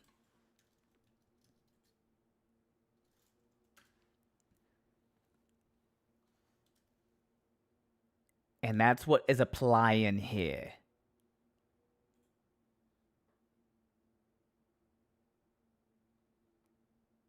I just want to see how they word it. There's something. Ooh, okay. If we go to Paladin, they have their auras. A Paladin aura is in a 10-foot, or is in an emanation. So, however they word that there is the proper wording everywhere. Lay on hands, spell casting, weapon mastery fighting, channel divinity, ability score, extra, aura of protection. All right, you radiate a protective, unseeable aura in a 10-foot emanation that originates from you. You shed bright light in a 10-foot emanation that technically it's a capital E, and it's what originates from you.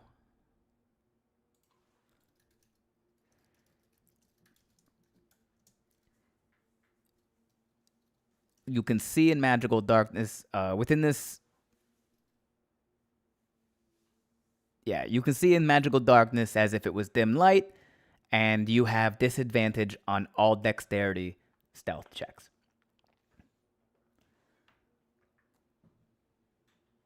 Do you wear wigs? No. Have you worn wigs? No.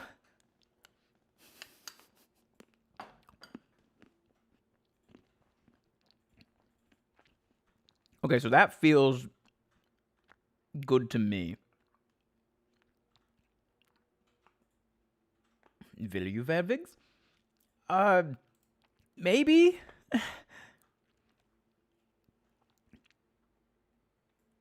When will you? I don't know. Your hair. Next one we have. Your hair suddenly lights on fire. Your attacks now do an extra 2d6 fire damage, but you also take 2d6 fire damage every round.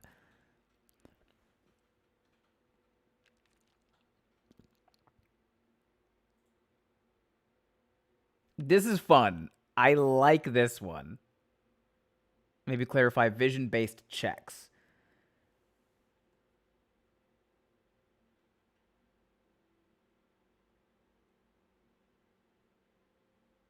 Oh, I see what you're saying, Zedok. However, I don't think that there's a precedent for. I don't think there's necessarily a precedent for affecting the method with which somebody else perceives you. Yeah, a blind opponent There is gonna be there's precedent for that.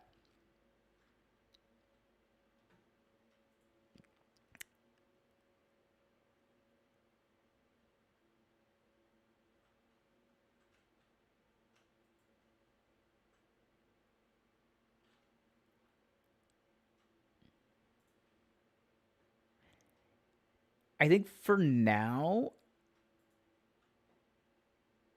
only because I know Annie personally, and if I think of something that is like the right way to word it for what you've brought up, Zadok, I can just text her.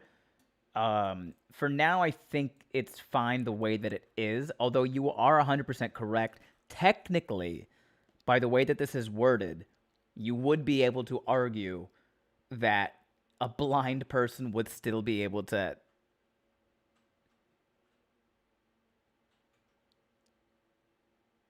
Well, okay. The other thing is, we're giving you disadvantage on stealth checks, not everybody else advantage on perceiving you checks.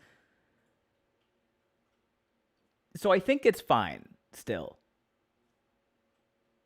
But moving on to number 4, your hair suddenly lights on fire. Your attacks now do an extra 2d6 fire damage, but you also take 2d6 fire damage every round. So a couple of notes about this one. Oh, you got to head out, MC. Have a good night. A couple of notes about this one, Annie. One, not all of the butt, we can fix that easy. Not all of your attacks should do an extra 2d6 fire damage, because that would also include spell attacks. That would also include ranged attacks.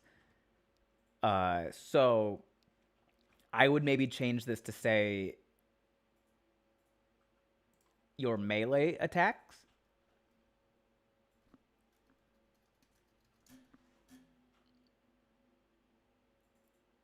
You also don't necessarily want to get use words like now. Now is kind of implied. So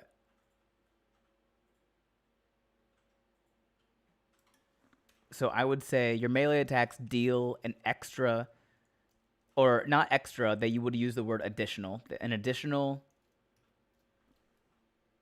2d6 fire damage.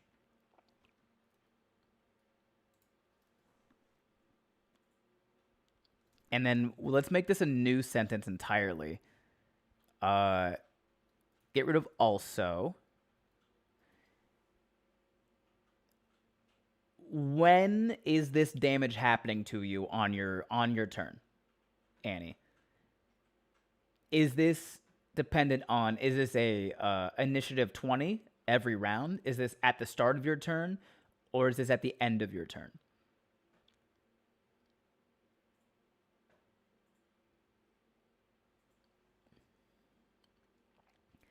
End of turn. Okay.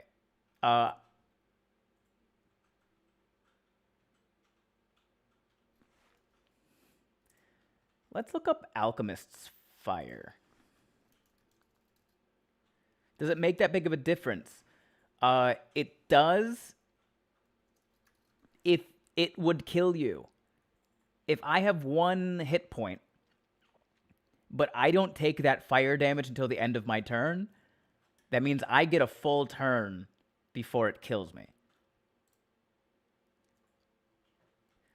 Alchemist Fire. When you take the attack action, you can replace one of your attacks with throwing target one crit. The target must succeed a dexterity saving throw, or take 1d fire damage at and start burning. Oh, did they add burning? They added burning. A burning creature or object takes 1d4 fire damage at the start of each of its turns.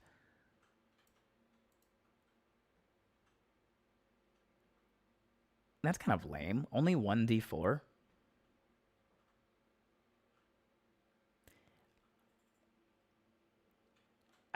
You don't have to include burning, because burning specifically means they take 1d4 fire damage at the start of their turns. I would, however, say that their use of at the start of each of its turns is kind of the precedent when it comes to taking perpetual fire damage.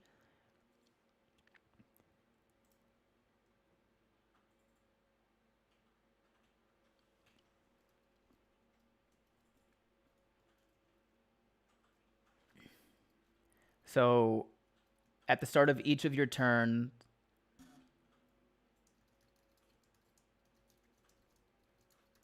while your hair is on fire, you take 2d6 fire damage.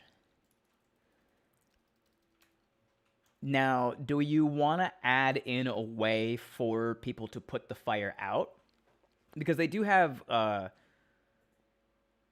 giving yourself the prone condition and rolling on the ground.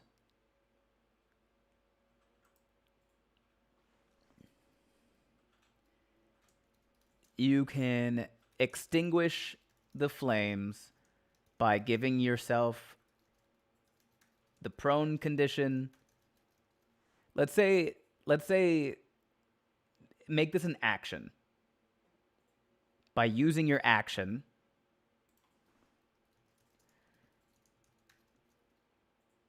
using an action on your turn to give yourself the prone condition and roll around. Because I like that idea of they can do it whenever they want. They can extinguish the flames because at the same time you're giving them the benefit. Like as long as their hair is on fire, they're also doing extra damage. So I like that one. There's a bit of a balance that they have to do, or they have to think about.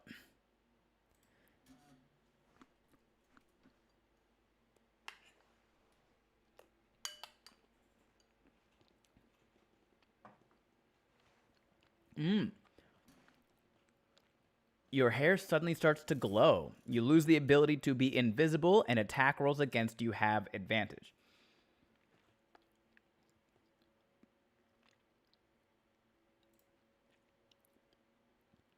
I see what you're going for here.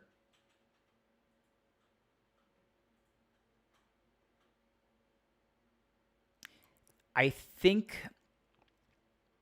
the second part of this is attacks against you are made at advantage, but we can check something for that too. The first thing we're going to check is you lose the ability to be invisible. That's not... It makes sense, right? Everyone knows kind of what that means, but let's see. Fairy Fire?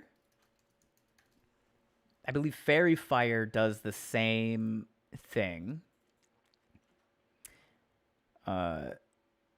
Objects and affected creatures should and can't benefit from the invisible condition. So this is the precedent that we want to use here. I don't know, fire is one of those things where it depends on how much of you is burning and if it's on the surface or if you're literally burning. It could be anything from 1 to much, much higher than 1. Yeah. It's weird. It is weird to limit it to 1d4.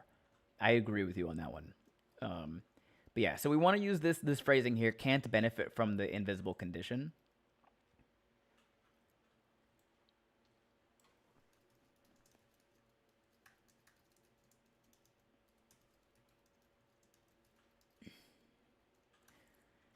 And attacks against you are made at advantage. What we can check for the wording here, let's check Barbarian and look at their reckless attack feature.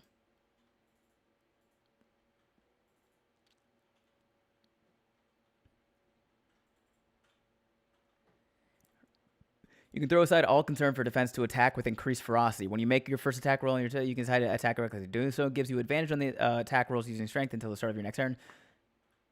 But,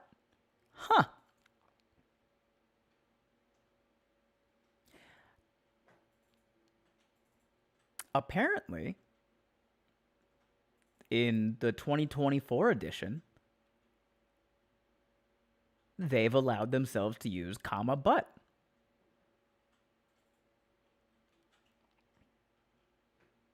So, if you would like to continue using comma but, you are more than welcome to. In 2014, they did not use comma but. You were all kinds of ahead of the game.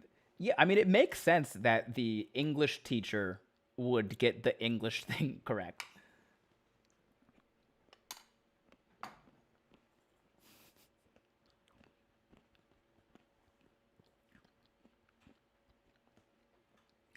The more important thing here is attack rolls against you have advantage.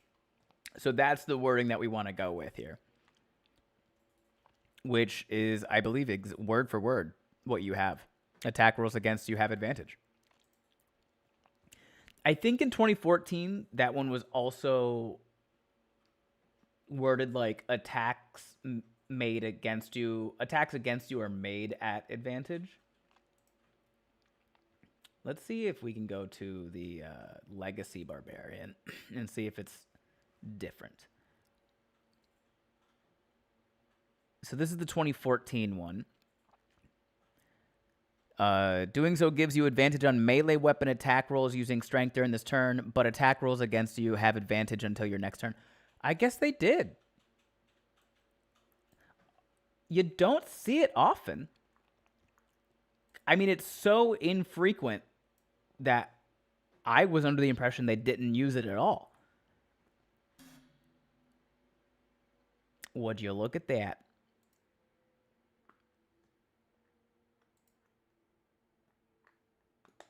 Okay, well.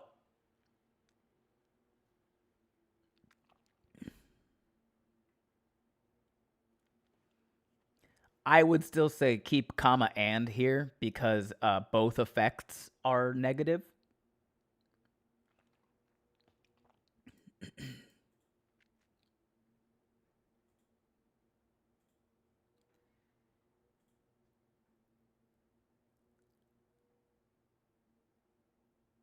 Maybe they started that rule later in the list of classes. Maybe. There's definitely like from my reading there's like a few different things, a few different precedents truly that just crop up randomly. There's occasionally certain phrases will be worded like this here and then worded a little bit differently over there. So who knows? I tend to kind of just pick one precedent and go, all right, in any cases that end up like this, this is the precedent that we're going with. But moving on to number 6, flowers start to grow out of your hair. You are inundated by a swarm of bees that obey your commands as if under the infestation spell. So let's check the infestation spell wording. You cause a cloud of mites, fleas, and other parasites to appear momentarily on one creature that you can see within range. The target must succeed in a Constitution saving throw, or it takes 1d6 poison damage and moves 5 feet in a random direction if it can move, and its speed is at least 5 feet. Roll for the direction.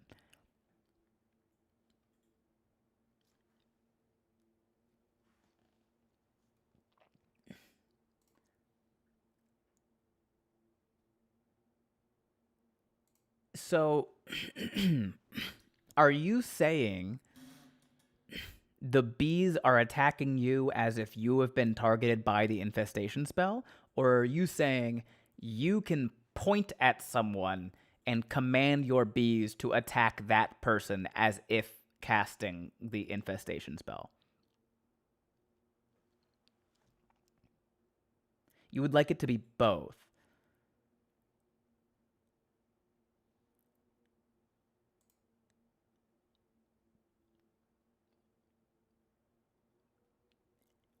We can.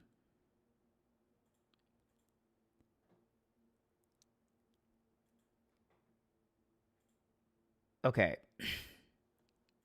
We'll do it like, so this deals 1d6 poison damage.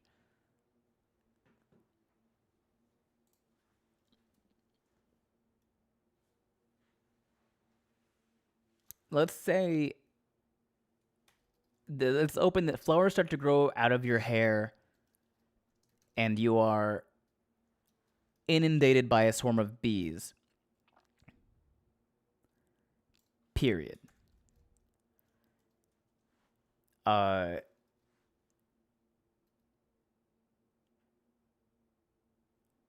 Negative effect here is that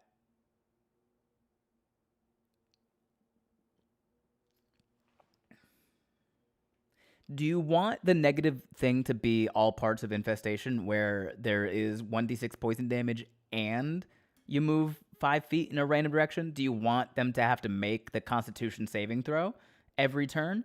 Or what I would recommend here, because it would be a bit more concise, is to just say they take you take 1d6 poison damage um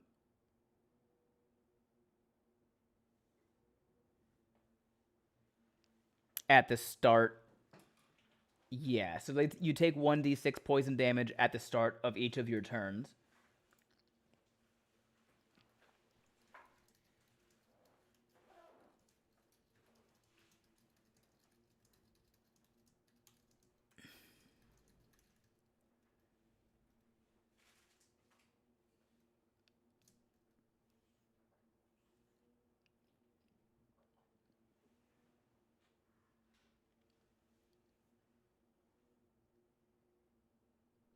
And do we want this to be an action or a bonus action to command them?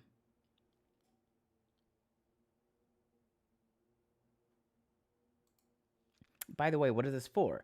So this is homebrew doctoring. This is Here to Learn 5. Annie, this is her D&D homebrew. It's like it's a D100 list of random effects from that players can gain from eating meatballs that have rolling onto the floor.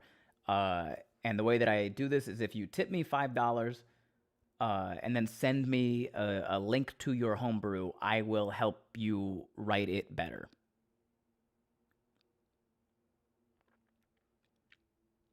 There's probably a better way of phrasing that, but that's basically it. Not sure. What do you suggest?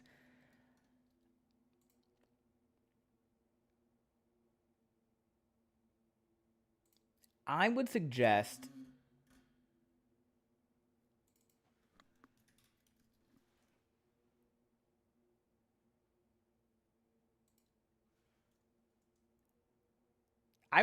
just saying something like this. Additionally,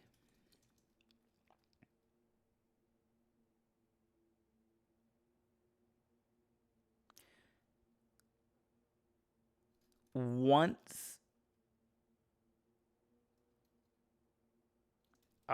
additionally you can cast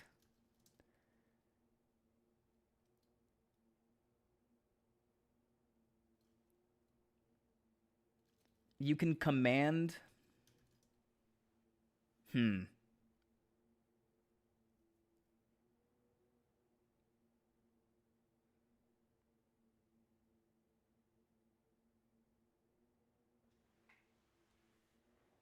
there's a couple ways to phrase this, and I'm thinking you can either the easiest way is you can cast command once per turn without consuming a spell slot, or cast infestation.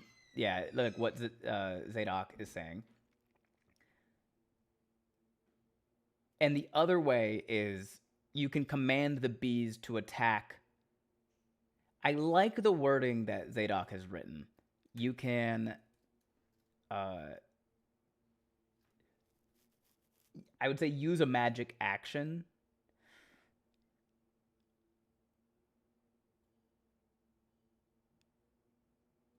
You can cast infestation without using a spell. You can use a magic action to cast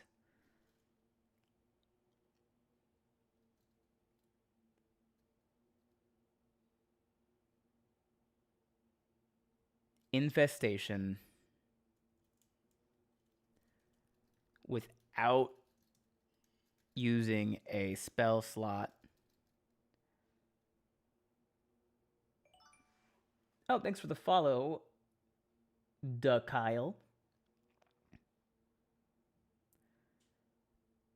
Let's say, additionally, once per turn,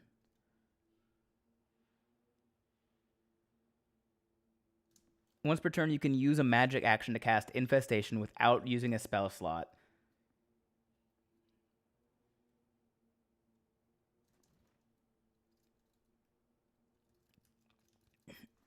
Expending. Thank you.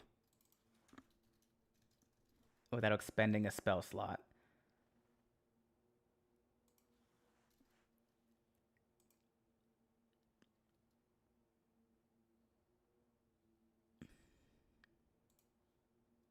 Commanding the swarm of bees to momentarily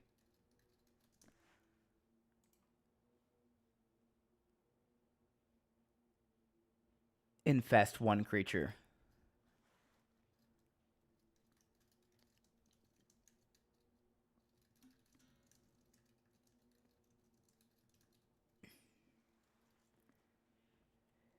Do we have to give a level? That's a leveled spell.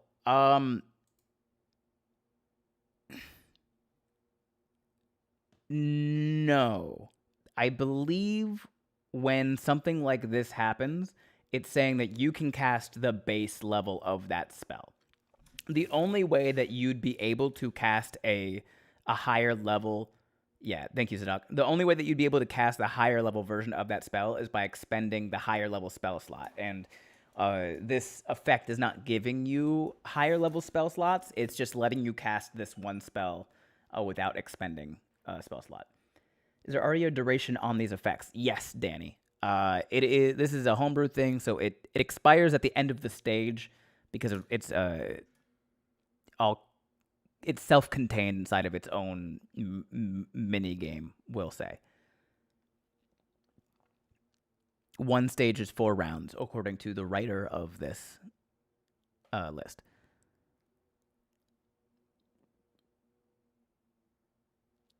All right, that feels good right now where that is. Flowers start to grow out of your hair, and you are inundated by a swarm of bees. You take 1d6 poison damage at the start of each of your turns. Additionally, once per turn, you can use a magic action to cast Infestation without expending a spell slot, commanding the swarm of bees to momentarily infest one creature you can see within range. Feels good. Number 7. You grow a long, luxurious beard or chest hair. That's it. Enjoy.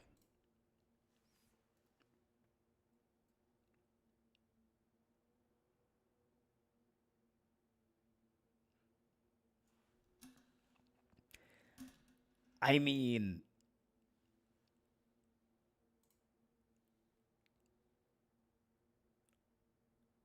the Kyle says, how does it end? Oh, I think I just answered that, actually. Maddie the Raging Lesbian. Hey, everyone. I just joined. What are we doing? We are doing homebrew doctoring. You send me a tip, and you send me your homebrew, and I will help you fix it / write it in the technically correct way. The goal is to help you get the most out of your homebrew. You grow a long, luxurious beard or chest hair. That's it. Enjoy.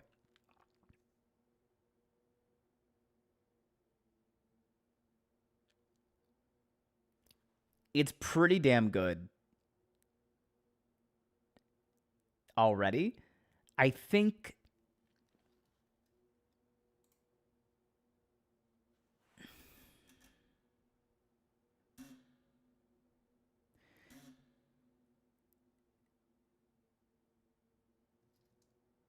or a full chest of hair, parentheses, your choice. That's it. Enjoy.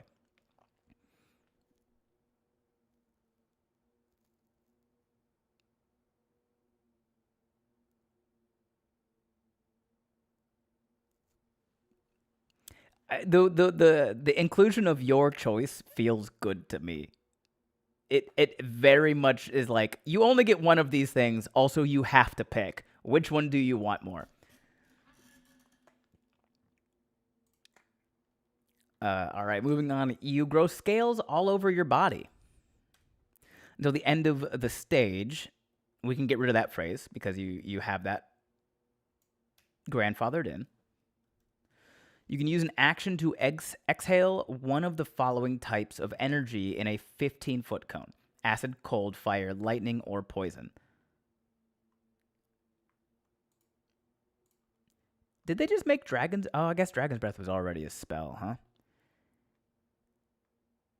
touch one willing creature and choose acid, cold, fire, lightning, or poison. Until the spell ends, the target can take a magic action to exhale a 15-foot cone.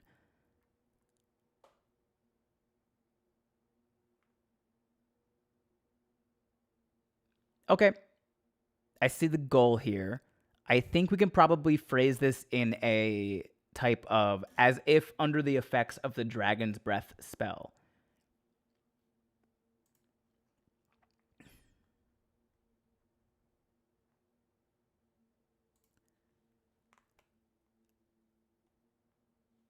What?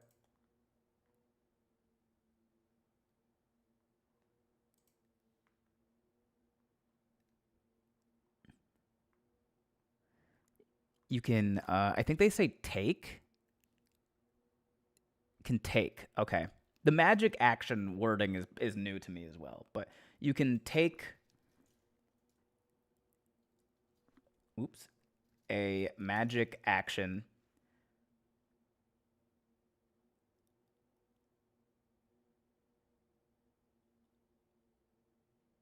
Do you want players to be able to choose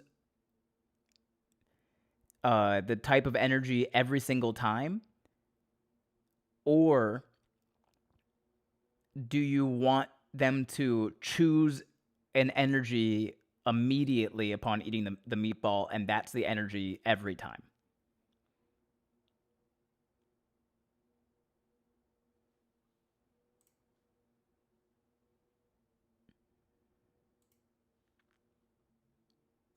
Being able to change it. Okay.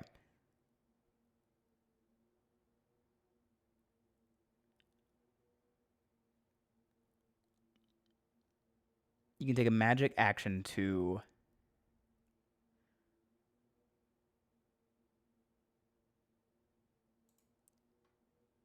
let's say instead of one of the following types, let's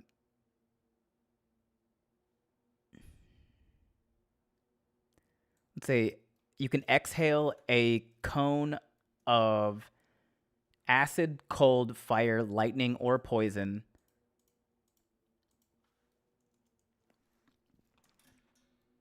Your choice. As if, oops, let me get that link back. As if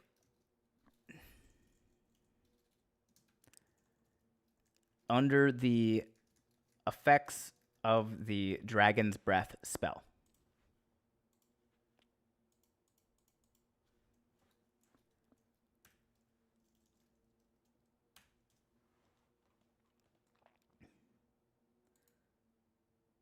Or is a negative that it's random energy? Okay. If we can do that. So there's acid, cold, fire, lightning, poison. And it's 5. So we do a D10, and it's a 1, 2, a 3, 4, a 5, 6. To exhale a cone of energy.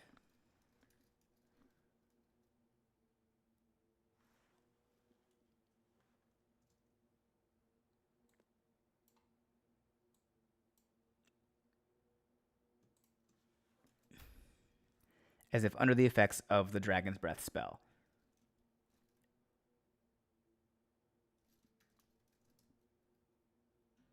Roll a d6. 6 means no breath. That's up to Annie. If you're going to do it something like that, I would say rolling a 1 means no breath.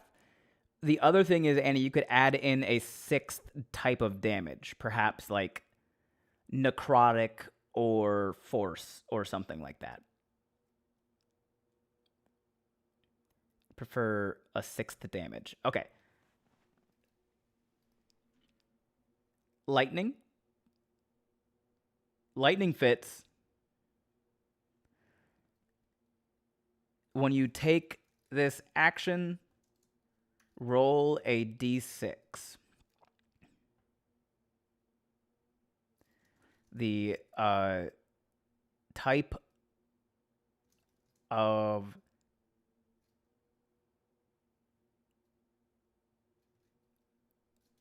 energy you exhale.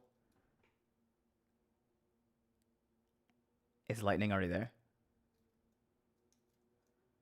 It is. Lightning is already there. We are silly. I'd say necrotic. Necrotic or force?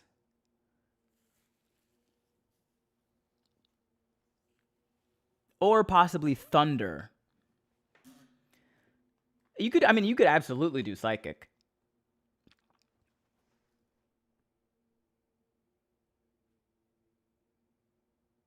Force does give this a Skyrim vibe.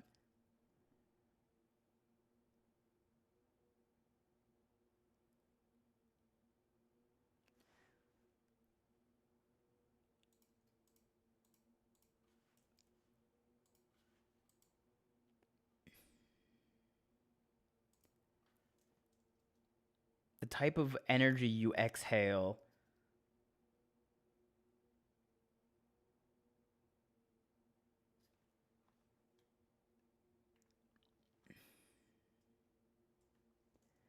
Roll a d6 to determine the type of energy you exhale.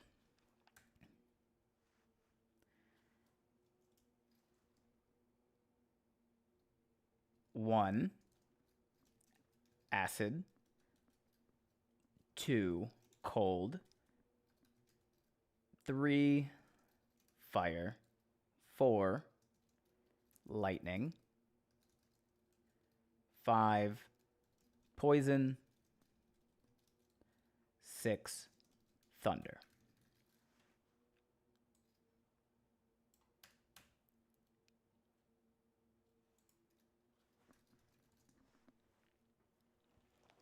Have a good night, Reverie Mephisto.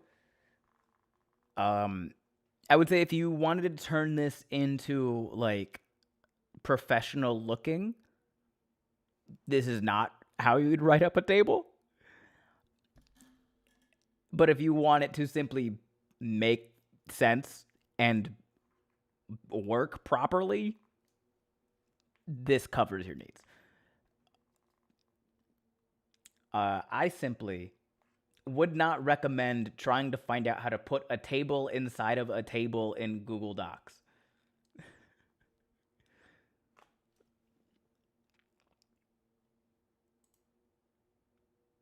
It seems like much more trouble than it's worth, truly. Tableception. Okay. Number 9. You grow a long prehensile tail, which allows you to free one of your hands for an additional action each round.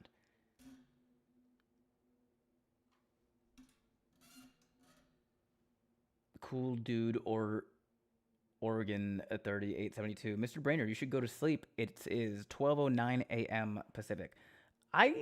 Yeah, that's fine. I don't really sleep until like 2 a.m. at least. So it being midnight doesn't really affect me.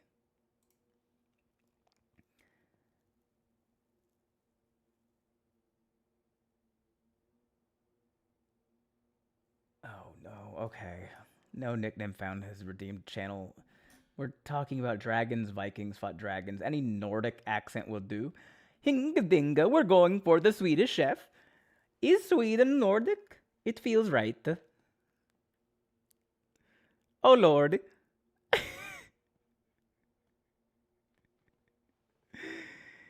No, we're going for the Swedish chef.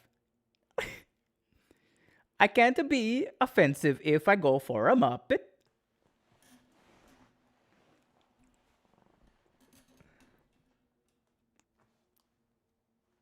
Bork, bork, bork.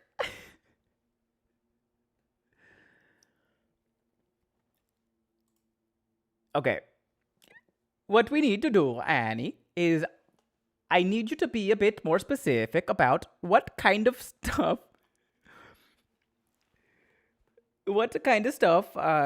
you want, what kind of actions you want the prehensile tail to free up a person for.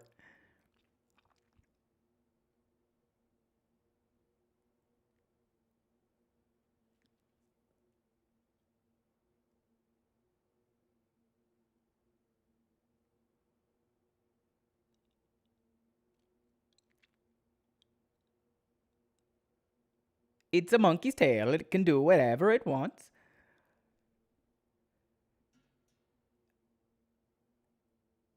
Yes, but there's a reason that the spell Mage Hand has a weight limit.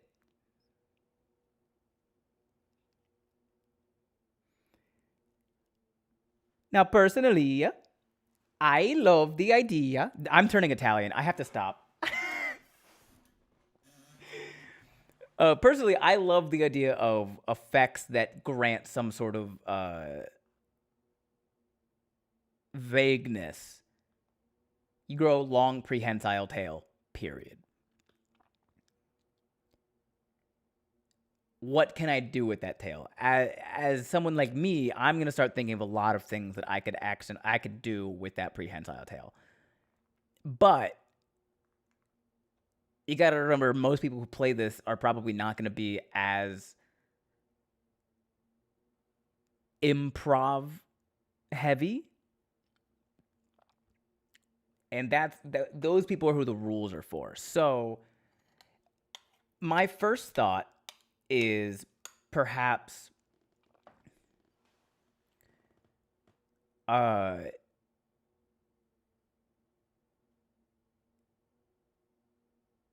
sounded Italian from the beginning of that. Hey, the first thing I said was hinga dinga durgan, and that cannot be misunderstood. I would say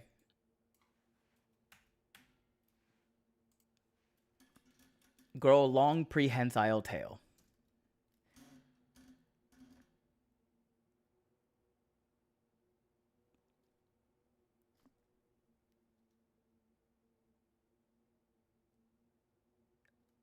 The tail is strong enough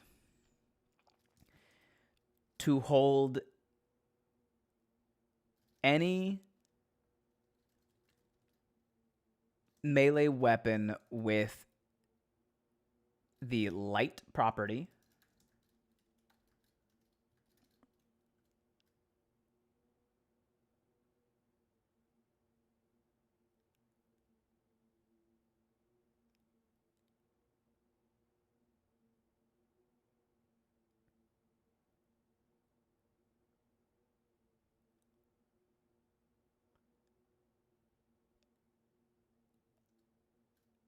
It can also hold an arcane focus.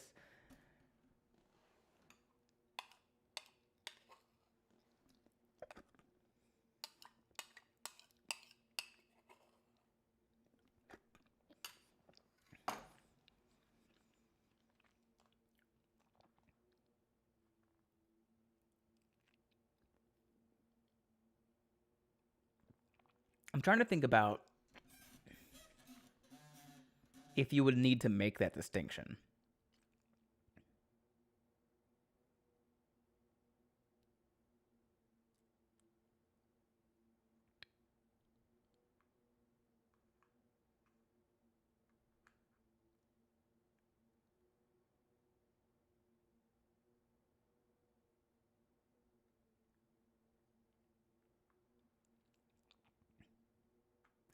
Well, you could just say, instead of holding a weapon, you could say strong enough to grab and hold. Yeah, what No Nickname Found is suggesting, putting a weight limit on it. So we can go to maybe our equipment section. And we can go to weapon. Mage Hand has, I believe, a 5-pound weight limit to it. Or Axe is 3 pounds. Battle Axe is 4 pounds.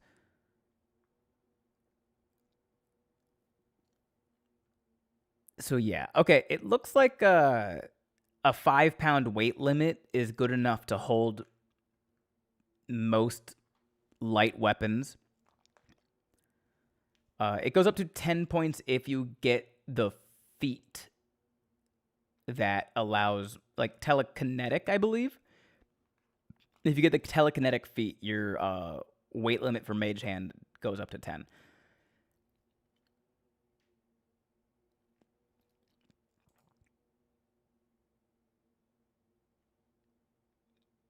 So actually, let us see what the wording on Mage Hand is, how they have decided to write in this weight limit. The hand can't attack, activate magic items, or carry more than 10 pounds. Huh.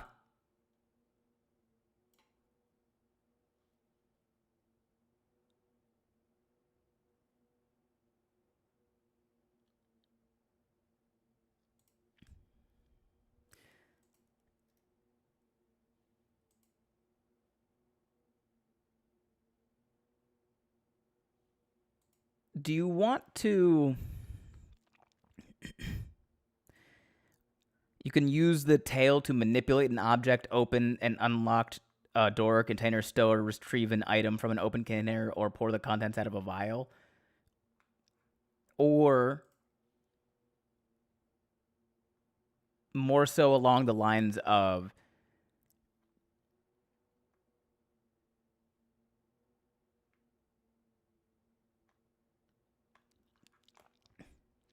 I think I like what No Name Nick or No Nickname Found is recommending here.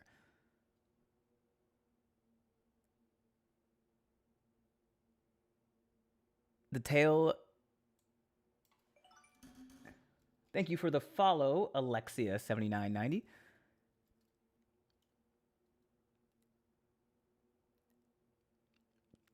I think I'd like to keep the very light weapons. Okay. The tail can carry an item up to... I appreciate that, Alexia. Thanks for coming in. Up to 5 pounds. While holding a weapon with the light property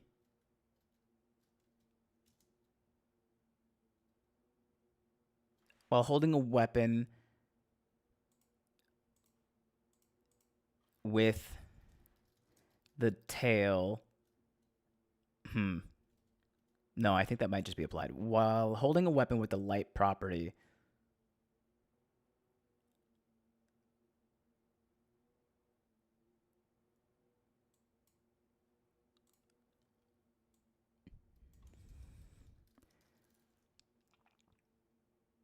while carrying a weapon with a light property with the tail, you can use a bonus action to make an attack. The tail can make attacks with weapons that have the light property.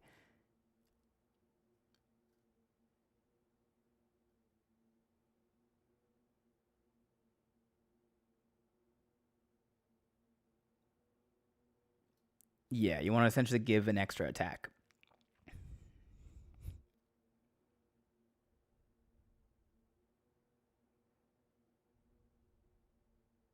With that weapon. Grow a long prehensile tail. The tail can carry an item up to 5 pounds. While carrying a weapon with the light property with the tail, you can use a bonus action to make an attack with that weapon.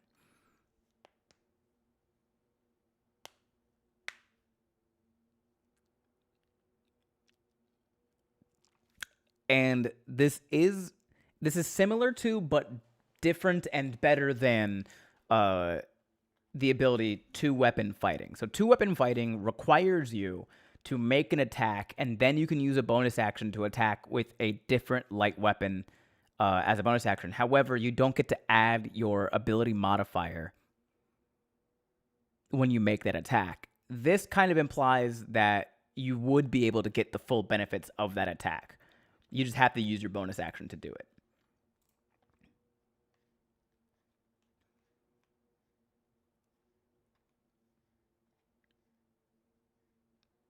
Cool.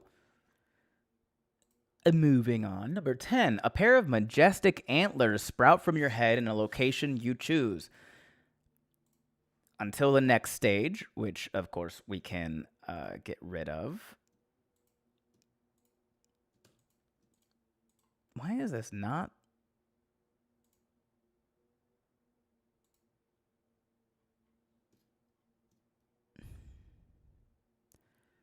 Thank you. Until the next stage, we can get rid of that. You have the ability to ram a target similar to a giant elk. Let me look up giant elk here. Ram. The target is a huge or smaller creature, and the elk move 20 plus feet straight toward it immediately before the hit. The target takes an extra 5 bludgeoning damage and has the prone condition. Might I suggest, instead of giant elk, we look more at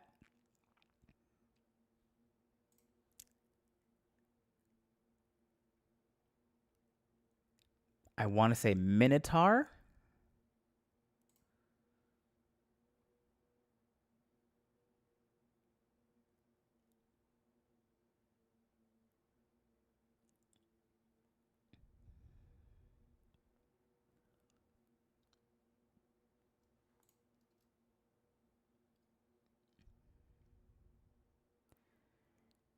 Goring Rush. Immediately after you take the dash action on your turn and move at least 20 feet, you can make one melee attack with your horns as a bonus action.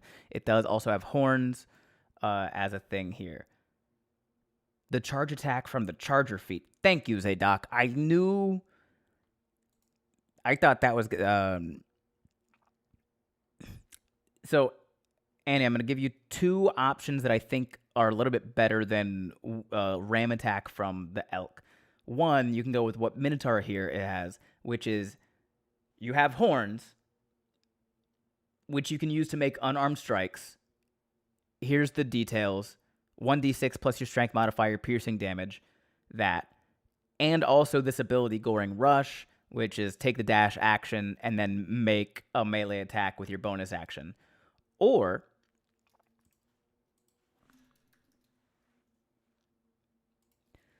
you go with the Charger feat. Let's see if this has changed. Ability score, dash action, speed increases, charge attack.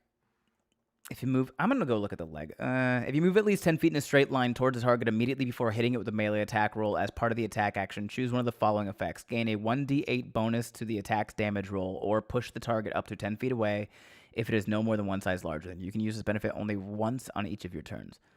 I'm going to look at the legacy version of that. When you use the action, when you use your action to dash, you can use a bonus action to make one melee weapon attack or to shove a creature. If you move at least 10 feet in a straight line immediately before taking this bonus action, you gain a +5 bonus to the attack's damage roll, or push the target up to 10 feet away from you.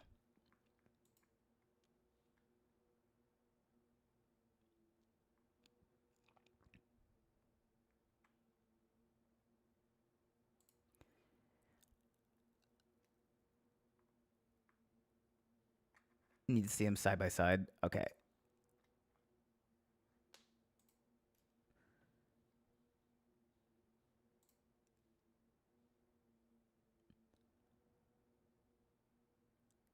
Yeah, if you pull up Minotaur, which is from...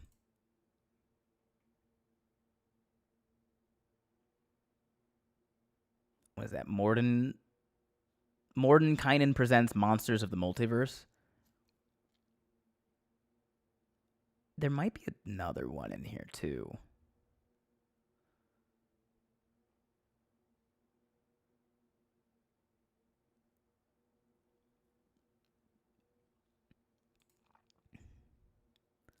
The Guildmaster's Guide to Ravinka.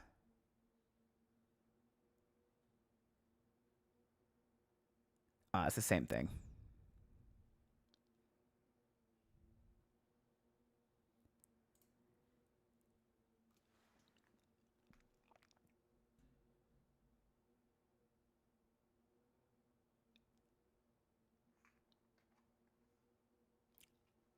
I recommend more of the Minotaur route,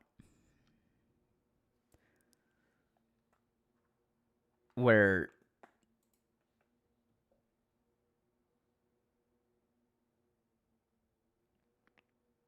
a pair of majestic antlers sprout from your head in a location you choose.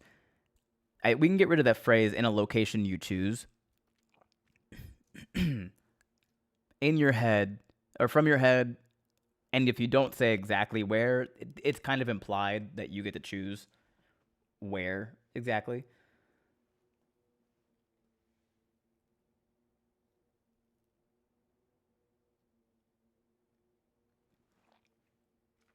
Okay, if the Minotaur moves at least 10 feet straight toward a target and then hits it with a gore attack on the same turn, the target takes an extra 9 piercing damage. If the target is a creature, it must succeed on a DC 14 strength saving throw or be pushed up to 10 feet away and knocked prone.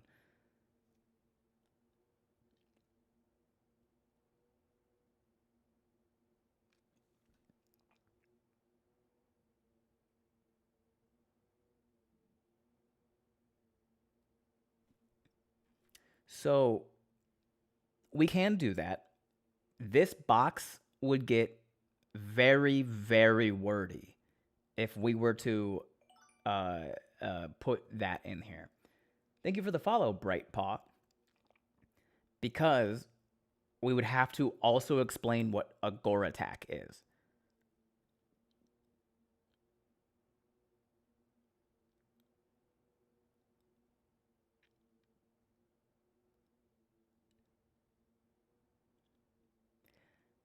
My recommendation for keeping this short, sweet, concise, and still on uh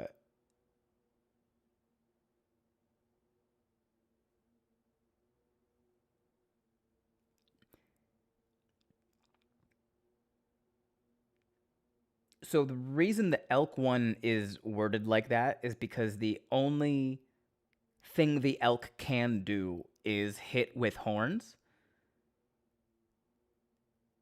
It wouldn't make sense to, if you move 20 feet straight toward a person,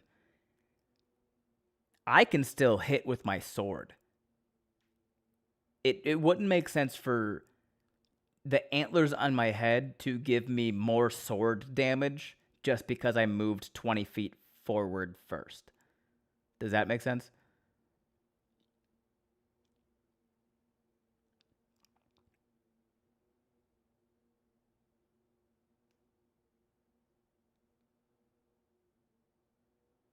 So I would suggest more so like what the Minotaur has here. Uh, the horns are natural melee weapons you can use to make an unarmed strike. Uh,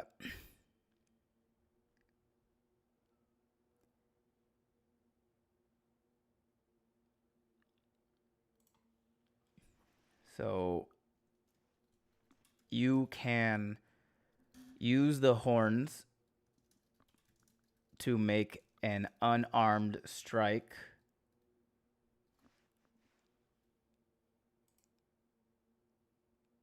that deals uh, piercing damage equal to 1d6 plus your strength modifier.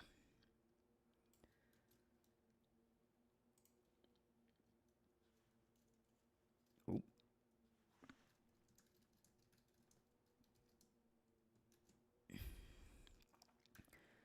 If I may ask, when you move towards an enemy, does that enemy not get an attack of opportunity, or is that only when you move away from one? Uh, Only when you move away from one.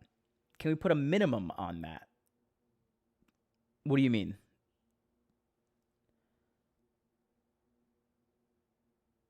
Oh, yes, yes, yes, yes. What do you want the minimum to be? 0 or +1?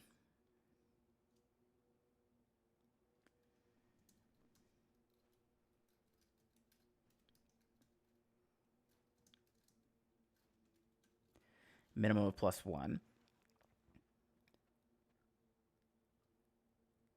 Wait, we moved on from the tail. Ignore my suggestion, the Loxodon thing. I figured that's what it was about. No nickname. Uh, so you at least get something for your trouble. Yeah, no, I like that. And now that we have set the precedent that your horns are just a weapon that you have, you can add in. If you take the dash action on your turn,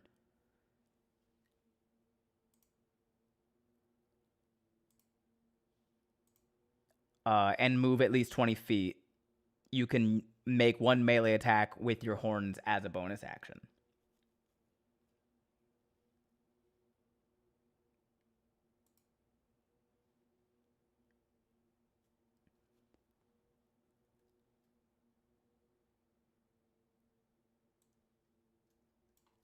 Boom. We just take that Goring Rush and put it in there. Now, if you wanted to go through later and you decided that you don't want so much the dash and gore thing, and instead you wanted more of the versatility of the the other option here is if you move 10 feet in a straight line and then you make an attack with your horns, it deals extra damage and knocks prone. That's one option. The other option here is dash. Here's an attack you still get to do anyway.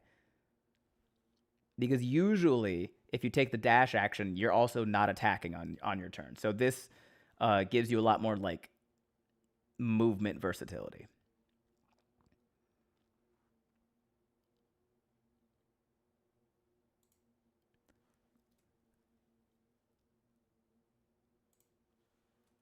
Okay, a pair of sturdy butterfly wings appear on your back.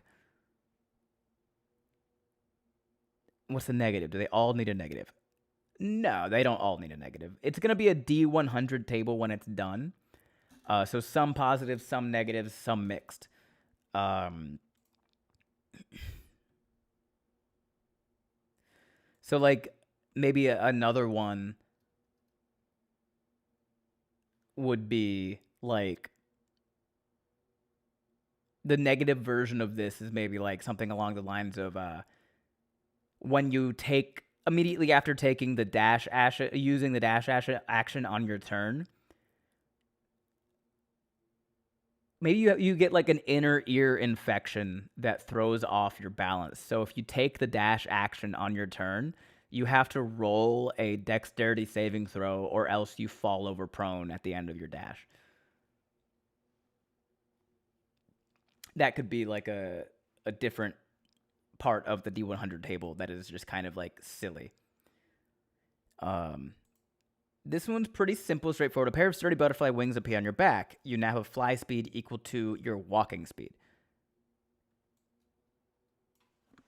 You gain a fly speed equal to your walking speed.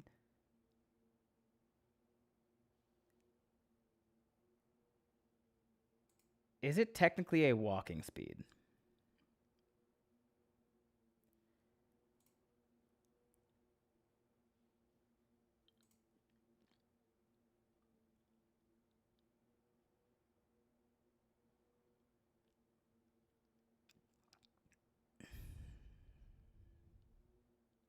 It's just speed. You have a fly speed equal to your speed. How long do these effects last for? They last until the end of the stage, which is up to 4 rounds. So this will be capital F, capital S equal to your speed. Hey, thanks for the follow, Ochini Tenshi. Here's a question for you, Annie. What if you already have a fly speed? Do you want anything to happen? Do you want to increase your fly speed if you already have one? Or fuck it?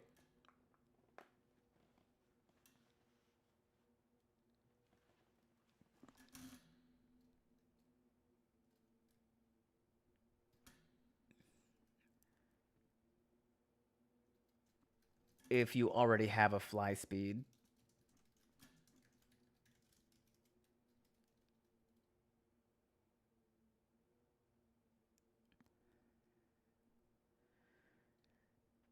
maybe double it, increase by 10 feet. I would say either 10 feet or 30 feet to increase.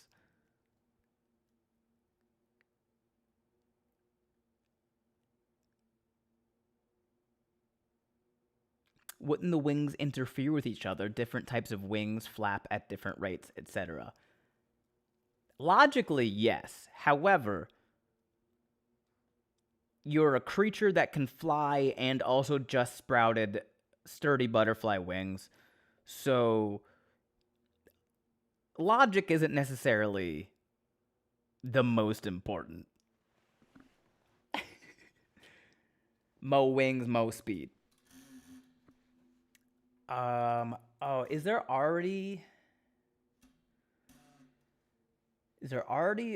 guys, can you think of a spell or magic effect that grants you a fly speed or increases the fly speed if you already have one?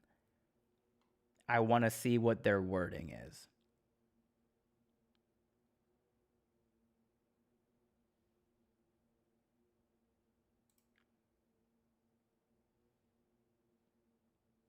The spell fly?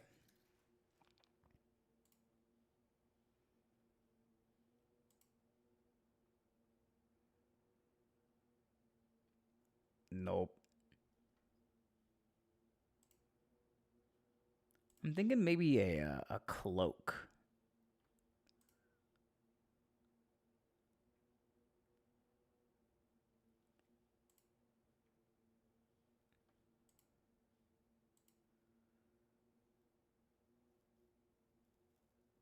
If you already have a fly speed, you can grant it to someone else. You can just give somebody else the butterfly wings that have sprouted on your back. How would that work? Do you just rip them off and they just attach to the other person? Through sheer willpower, you just go butterfly wings and they transfer.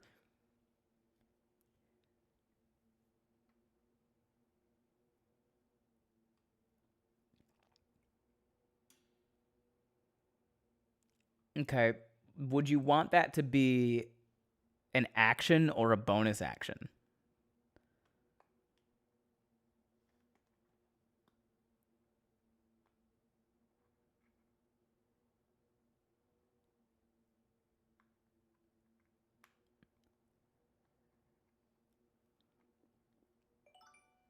Hey, thanks for the follow, Rovate Relux.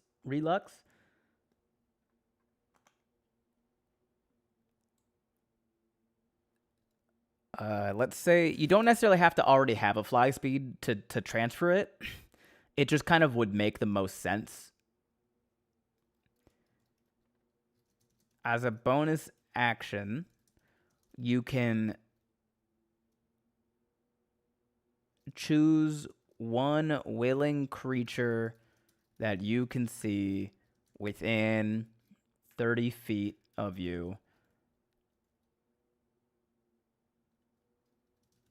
and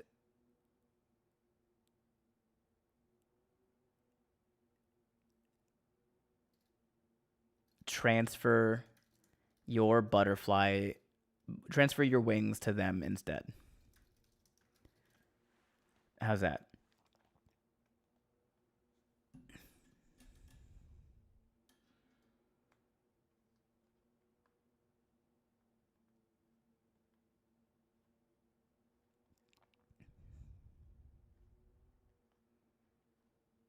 Cool. Okay, your ears morph into the ears of a cat. You now have advantage on perception checks that rely on hearing.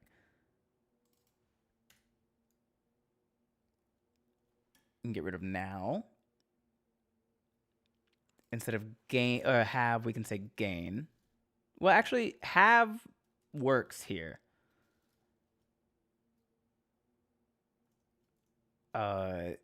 What we have to do is say wisdom, parentheses, perception.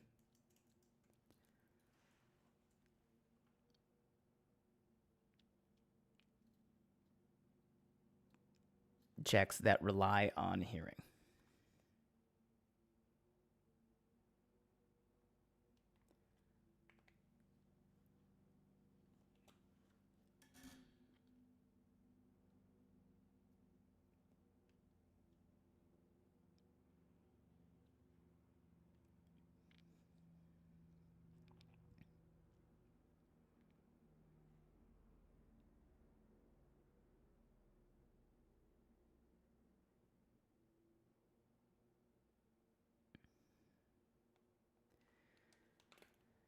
Can the advantage be negated by something else? Really loud noises? That's up to loud noises. You could gain vulnerability to thunder damage.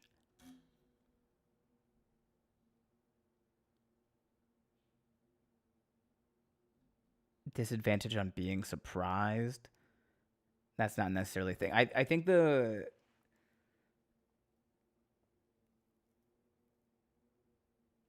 vulnerability to thunder damage makes the most sense here, I think.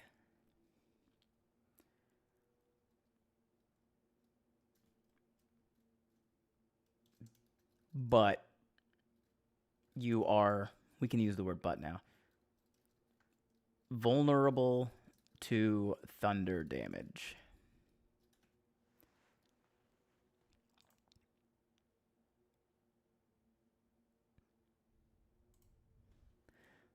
You have become spectacularly lucky. You now have a number of luck points equal to your proficiency bonus that you may spend to gain advantage or impose disadvantage on d20 rolls as if you had the lucky feat.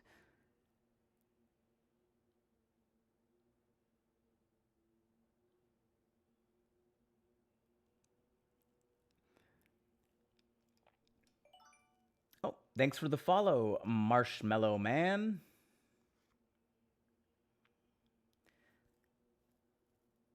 I don't hate this one.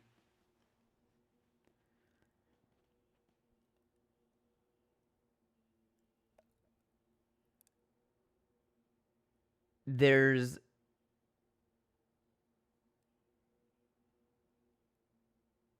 the thing that's tripping me up is why are we explaining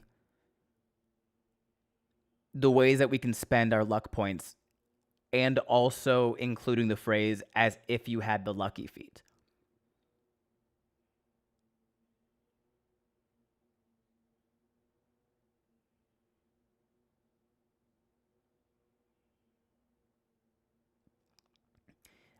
I would maybe say it like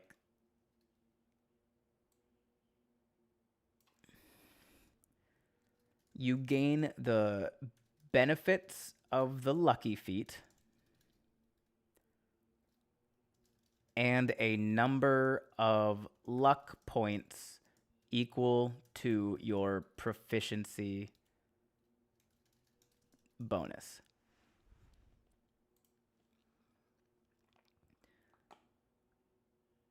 It's much cleaner and it puts all of the weight of explanation onto the lucky feat the way that that's already explained.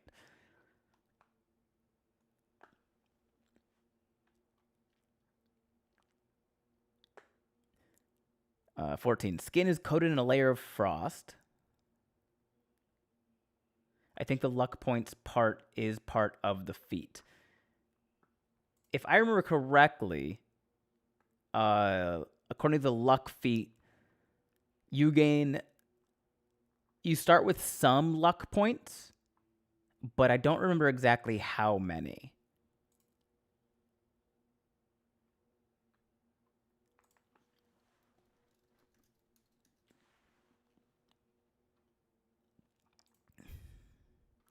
Okay, so yeah, Lucky says you have 3 luck points. Oh, actually, the 2024 edition, you have a number of luck points equal to your proficiency bonus and can spend the points on the benefits below.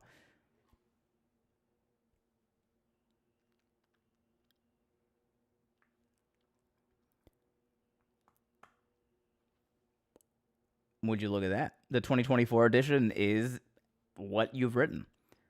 So we can just say you gain the benefits of the lucky feat.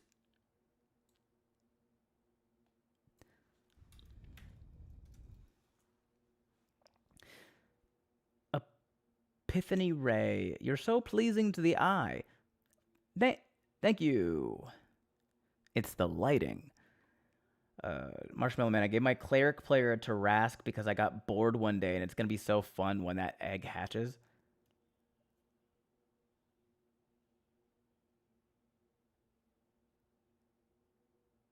Does your cleric's god know that you've shunned him?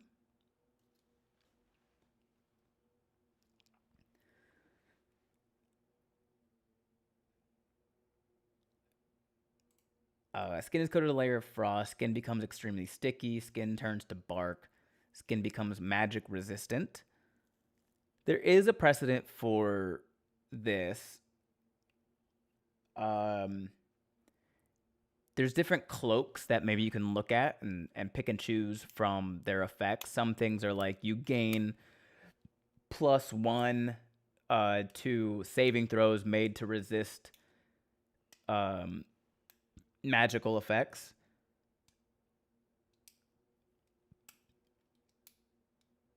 You can see ultraviolet and or infrared.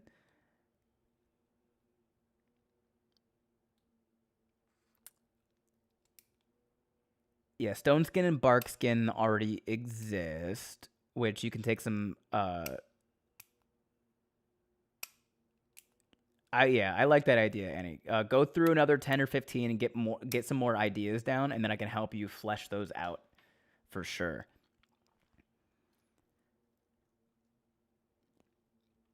Here, this is what I will do. I will copy all of this, and I'll go over to yours, and just kind of down here, I'll paste all of that. And you can pick and choose what you want to do with that table that we worked on.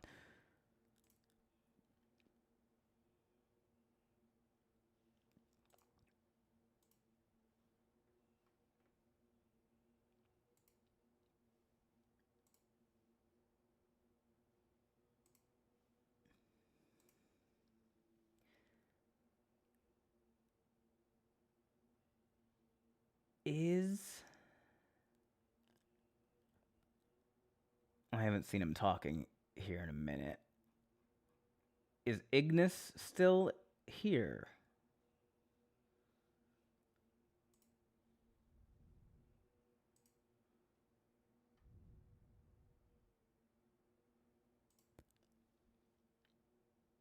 You are. Okay. Okay, I got your link. This is for an Arctic campaign I was going to run, and one of my players asked me if they could be a penguin. Okay. Ignis. Adjust your sharing settings in that doc so that anybody with the link can open it and be an editor. Because it wants me to request access, and I simply do not want to request access.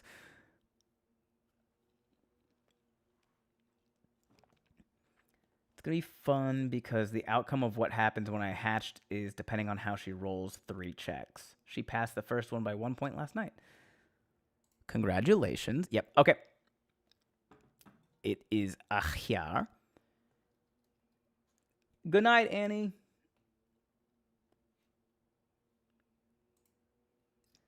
Let me...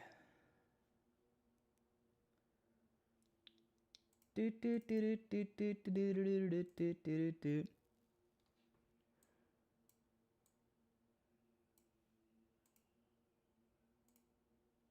get these. Oh, that's not what I want. That's not what I want.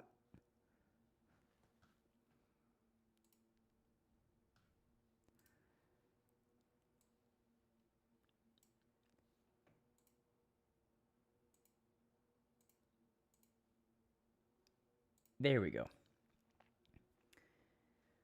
It'll have wings now, and she passes the next one. It gets a breath attack. Oh, so you're hatching a dragon. That's what you're doing, Marshmallow Man. I worked with a guy who was your doppelganger and sent him your comedy special. Did you like it?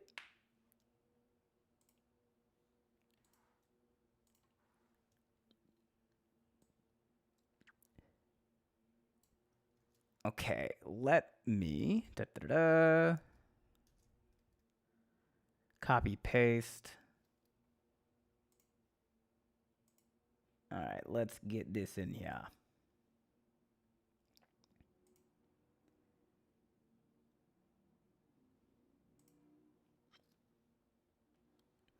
The Pinguino, Espanol.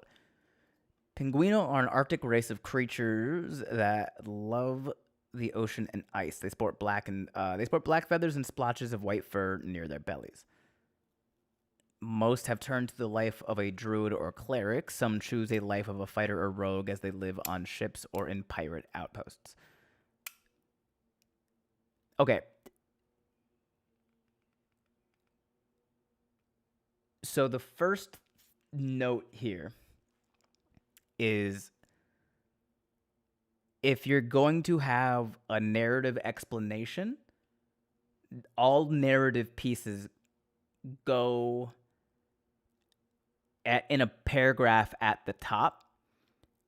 Every feature that a Penguino is going to have is going to just be the feature. It doesn't necessarily need that narrative explanation anymore. So they have black feathers or splotches of white feathers near their bellies. Perfectly fine and acceptable. We can back this line up to start that other one. And that's totally fine. Pinguinos are resistant to cold and ice, making them great guides to the Arctic and tundra. I don't necessarily like the use of resistant to cold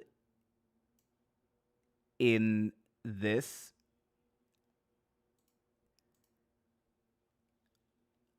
Let me look up what they say about Goliaths. So we see at the top, species details. Towering over most folk, Goliath are distant descendants of giants. Each Goliath bears the favors of the first giants, favors that manifest in various supernatural boons, including the ability to quickly grow and temporarily approach the height of Goliath's gigantic kin. Goliaths have physical characteristics that are reminiscent of the giants in their family line. For example, some Goliaths look like some...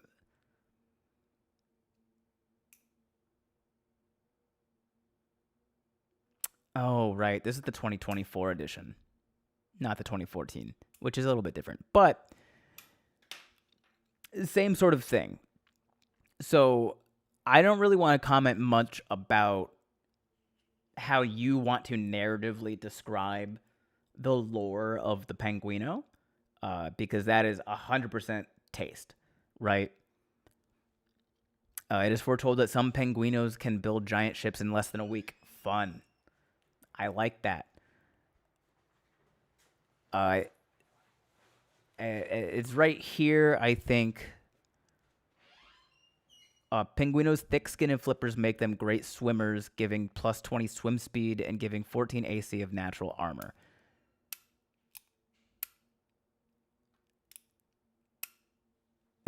Damn, no alert command. I'll work. I gotta get a work alert command, DB. But thanks for being here. Thanks for lurking. Mr. Cook, thank you for your entertainment tonight. It's been very enjoyable. My mind is young and immature. However, my body is old and tired. I must rest for the remainder of the night to recharge. I will see you another time on one of the platforms. Yes, get some sleep. Have a great night, Mr. Cook. Thanks for popping in. So what we can do here, Ignis, is we'll look here. So at this point, we're in traits. So we can make a distinction here. Let's do insert, or let's just do Pinguino traits. right? And we can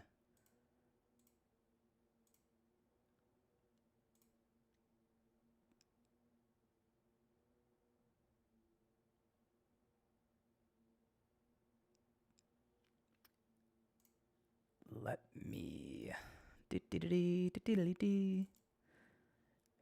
D&D Guide to Crafting. I'm just gonna copy and paste something because I want to copy this.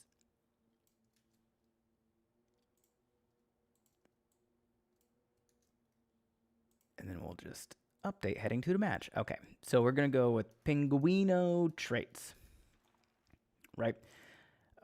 So if we are following our thing here, we got to do creature type, size, speed.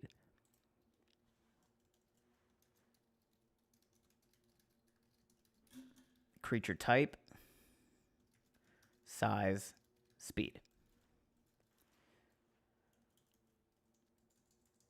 These are non-negotiables.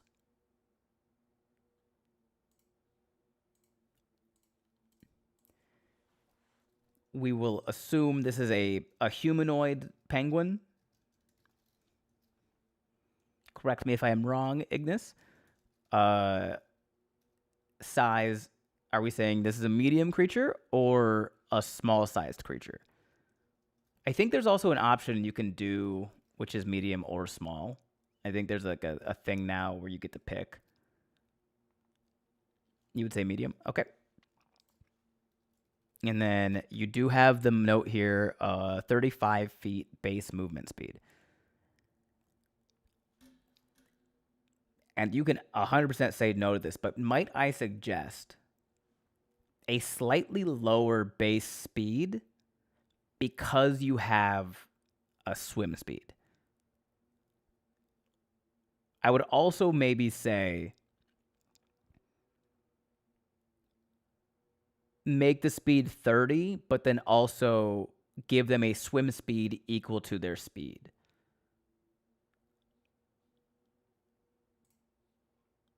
I also want to look at perhaps a species that also already has a swim speed.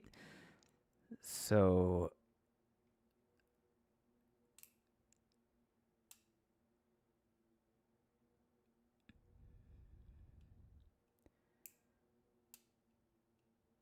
low walking speed but high sliding speed on ice because penguins wobble. I'll never forget watching your shorts and your table sketches back in the day and having those somehow cause the earth-shattering realization at 2 a.m. that I am gay.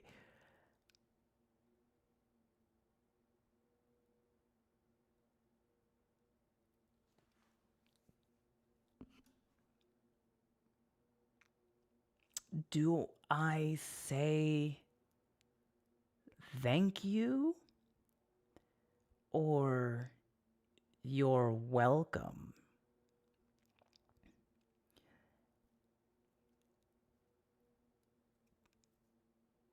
I'm happy for you, Frank.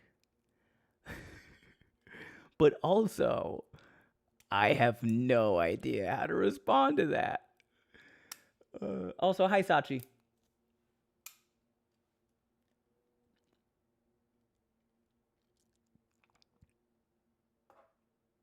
Compliments make you uncomfortable, don't they? No, not at all. But that one wasn't necessarily worded as a compliment. It could be taken as one, sure.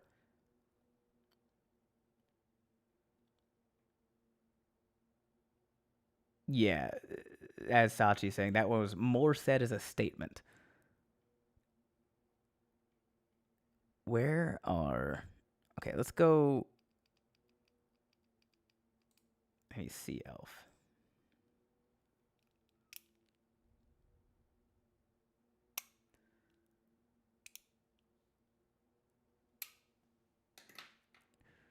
Okay, so we're going legacy. This is back in 2014, so it's going to be a little bit different, Ignis. But we do see your walking speed is 30 feet, and you have a swimming speed equal to your walking speed. So I feel like we could probably... Oh, thank you for the follow, rated arcade D2. Speed 35. You also have a swim speed equal to your speed.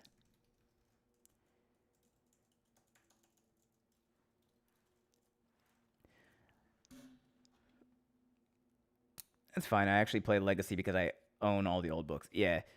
A lot of people are still mostly doing Legacy stuff, which is totally fine. A lot, like most of the game, like the actual gameplay and mechanics between 2014 and 2024, very little truly in the grand scheme has changed. But some of like the precedents for how they've chosen to now update the way that they like technically write stuff, some of those things have changed. But I think for something like this, I don't think it matters much so long as it's clear and concise and everybody knows what is being written is and what it's saying. Okay,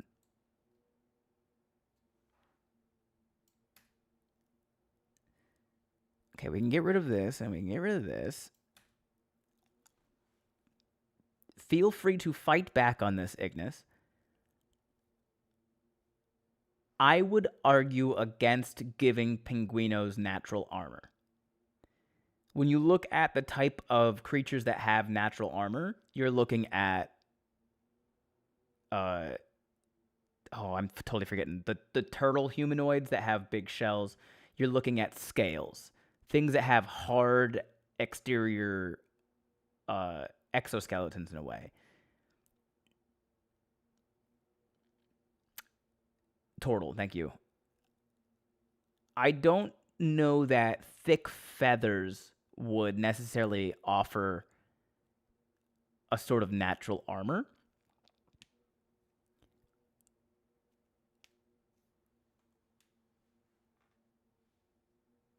Penguinos tend to see the fourth wall and be able to talk to higher beings. This is not something all penguinos tend to be able to do, yet the young tend to.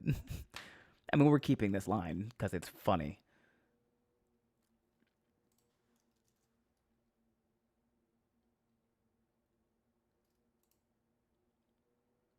We're going to put asterisks around here for now because I don't want to fully get rid of it. If we finish through this and it feels like we don't have enough mechanical traits, like it's a lot of ribbon things, then we can go back and revisit that. Penguinos tend to live for 50 years on average, yet some to have been known to live for 100 years. Penguinos are considered to be adults at 16 years of age. Okay. We can pop that up in the top there. None of what you've said up there is wrong. Like there's no inherently like wrong or right way to write the lore based or the narrative part description of that character. So I'm going to leave that up to you, however you want to go about phrasing that. If you want to look through the legacy things, because definitely like you can see here, we have in like the legacy descriptions, we have like a little bit of a paragraph, and then we get into the lifespan, the height and weight. They pretty much got rid of the lifespan and height and weight, or narrowed it down really concisely in 2024. Either way, that is fully up to you, and it doesn't actually affect the gameplay itself. Thanks for the prime sub, to Kyle. There's an age category in traits and legacy. Yeah.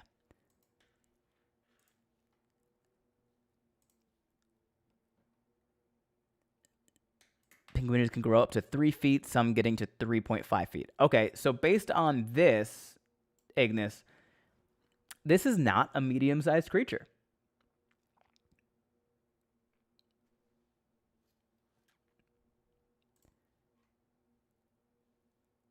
I could be wrong. Let's look at dwarf. Okay, so dwarves are medium, about 4 to 5 feet tall. You might be right, Ignis. Small might be that. Let's see. Let's look at gnomes. Gnomes are small, 3 to 4 feet.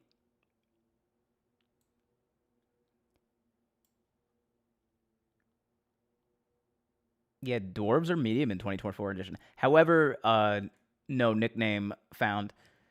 Some races, when you create a character and you choose a certain species, sometimes you actually have the option in character creation to choose between medium or small. So I think dwarves are one of those where you get to choose between a medium or a small size creature.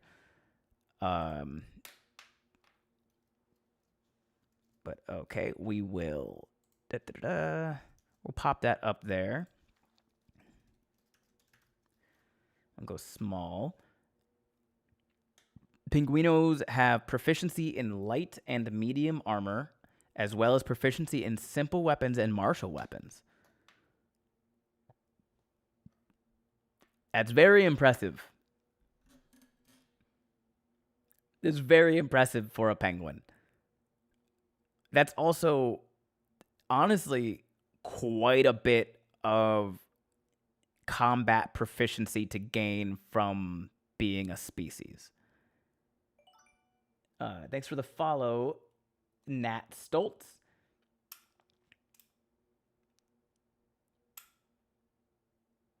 Gaining proficiency in light and medium armor and simple and martial weapons, all on a racial feat, is a lot.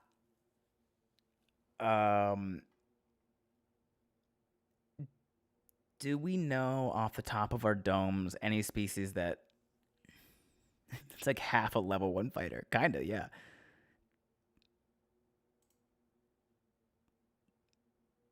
I think the old dwarf, maybe. Let me see. Hold on. Yeah, I think that the old dwarves.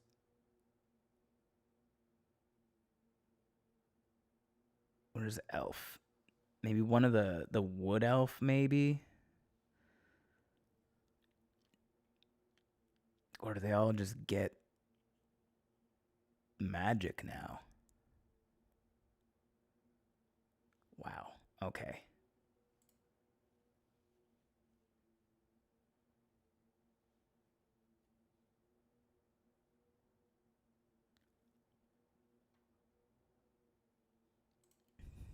Humans?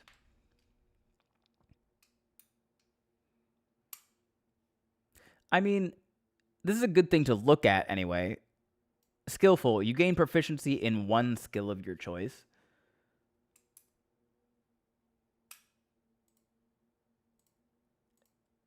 Let's look at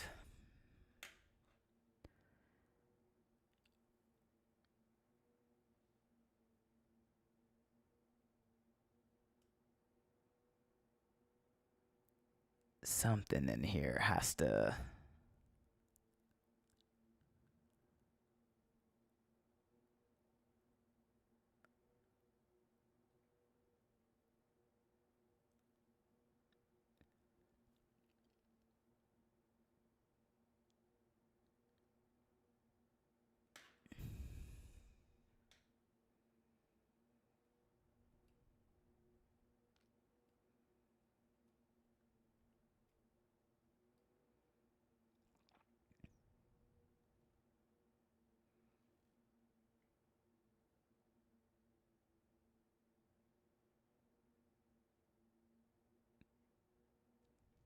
Come on.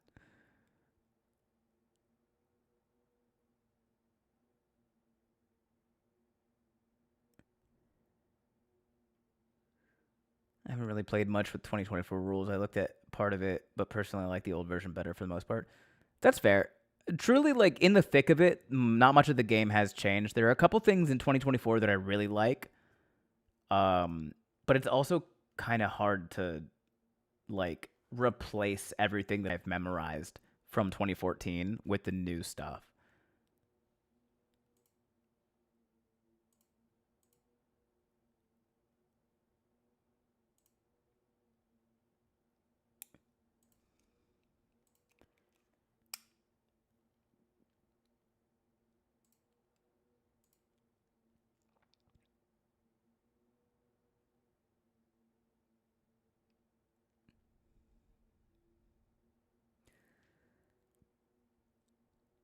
Okay. The Legacy Hobgoblin has. There's a lot of information. Martial training. You are proficient with 2 martial weapons of your choice and with light armor. So what we're kind of seeing here, you're gonna have to make a choice. All right, I would love to stick around for more of this, but my kiddos will not let me sleep in, so I have to call it a night. Good night. Thanks for being here, Zadok. Have a great night. I'm sure I'll see you around again. So what I would say here, Ignis, proficiency in light and medium armor and also all simple and martial weapons is a lot. I would say even what the Hobgoblin had in Legacy is quite a bit now in 2024, but that doesn't really matter. I would say if you want to keep something like this, you can make it choices. Have proficiency in light or medium armor, and 1 martial weapon of your choice.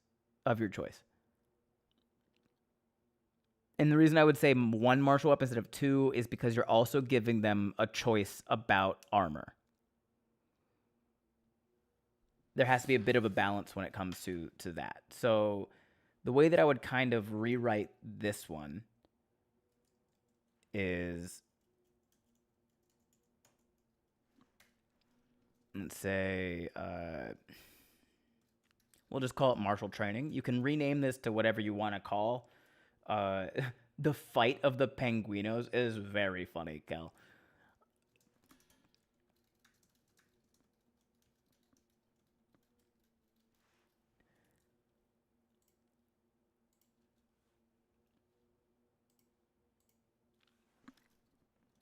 You gain proficiency in light or medium armor, and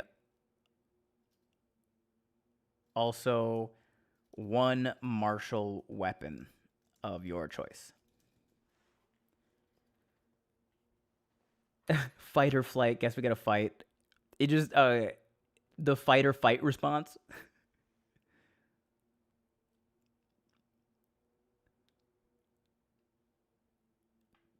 Penguinos speak common as well as Newt. Their racial speech.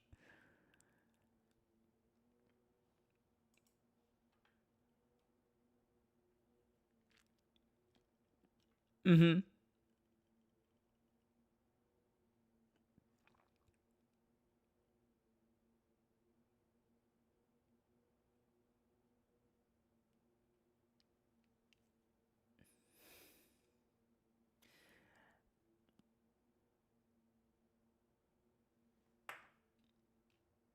They got rid of languages, like choosing languages in character creation.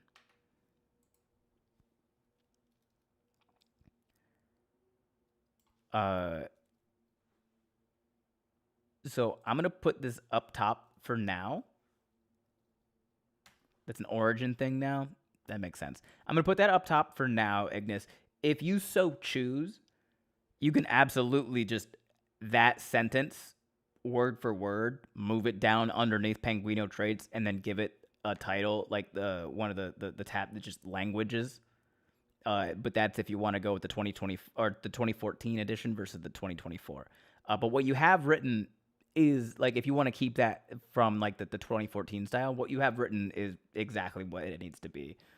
You would just need to bring it down under there and put languages over top, and it's perfect. Again, Penguinos have an ability score improvement, con +2 and dex +1. Again, this is a background thing now. You get your ability score improvements from your background, not your race, in 2024. However, I'm gonna find the correct stylings. Yeah.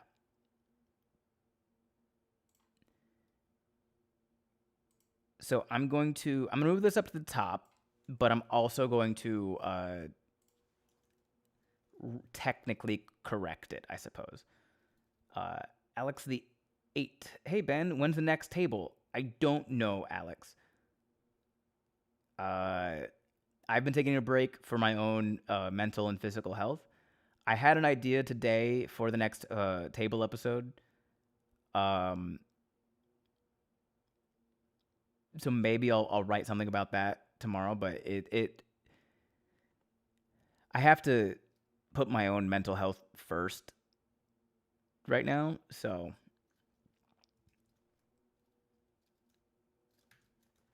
ability score improvements, and we can dot. Your, let's see what it says. Yeah.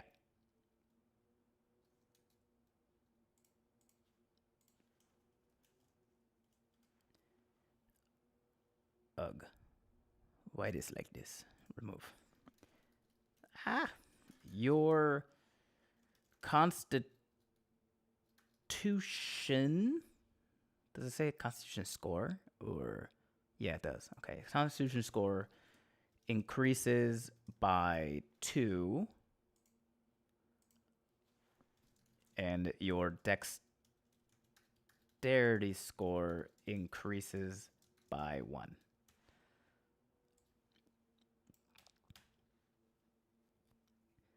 I'm gonna be honest. I wrote this back in like 2022, 2023. Hey, it's still fun. Like I think it's got so far. It definitely leans sillier, which I like. I prefer sillier.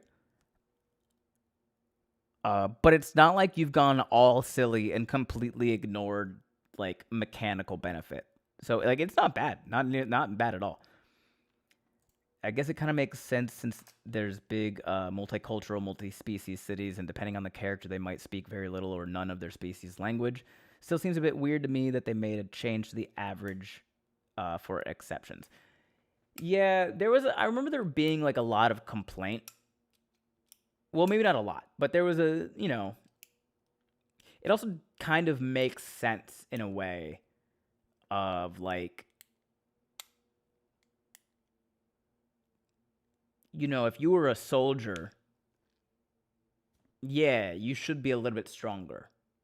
Like you should have a little bit of a strength increase from being like a soldier and as your background or whatever it is, whatever it's called.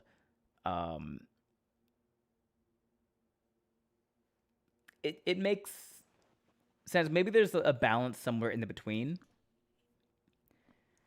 but I don't think it ruins much, to be honest, and it kind of gives people more customization of their own origins, which is, the game becomes a bit more accessible to a few more people, and I'm not going to be the one to complain about something like that.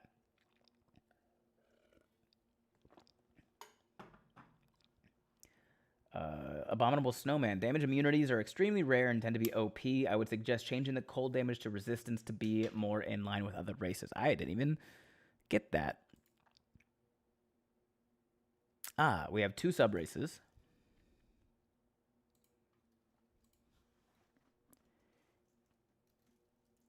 Technically, this would be subspecies now.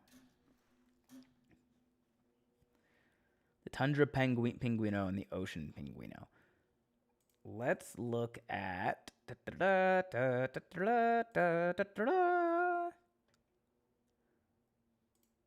Elf, how they want to do.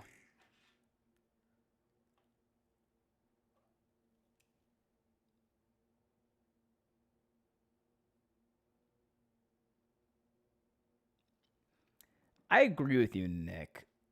I don't know if it would throw off the balance very much. You could just kind of get like, because you already have a +1 and a +2, right? So you give one of those increases to the fact that you've chosen your species, and the other increase to your origin, your background. So maybe a +1 from your species, and then your +2 comes from your background. Makes sense to me.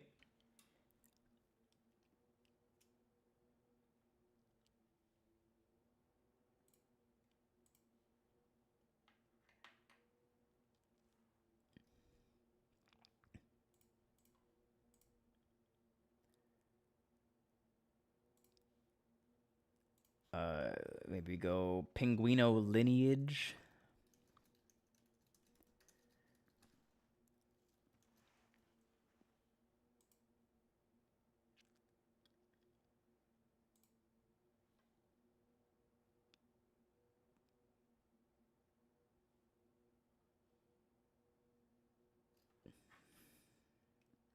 Lineages or legacies.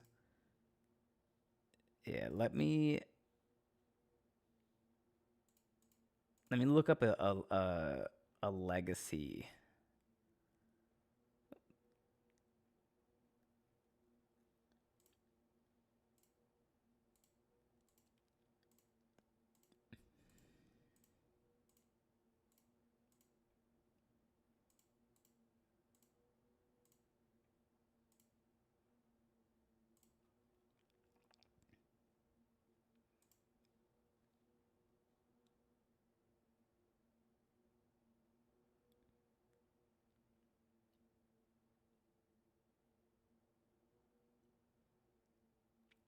You can kind of go with the get Yankee get Zeri.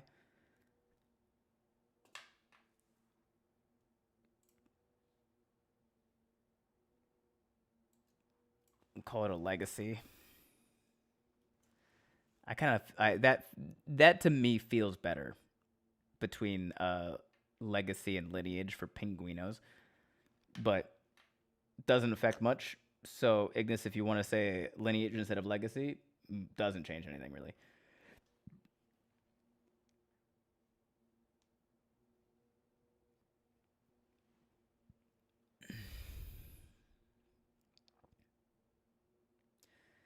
So let's go with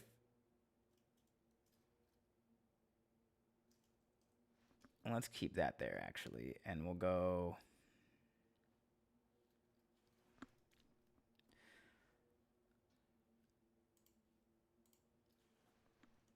Is it Tundra Pinguino? And then we will just make this smaller. And then we have the Ocean Pinguino.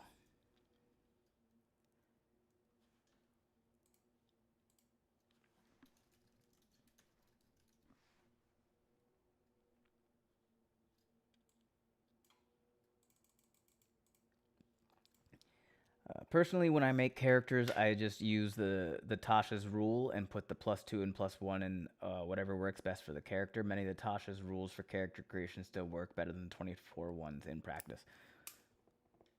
It could. I kind of like some of the stuff they changed in 24, and I've been trying to slowly like move over there as they're adding more stuff to it. They did fix quite a bit of the stuff that was really broken, in my opinion.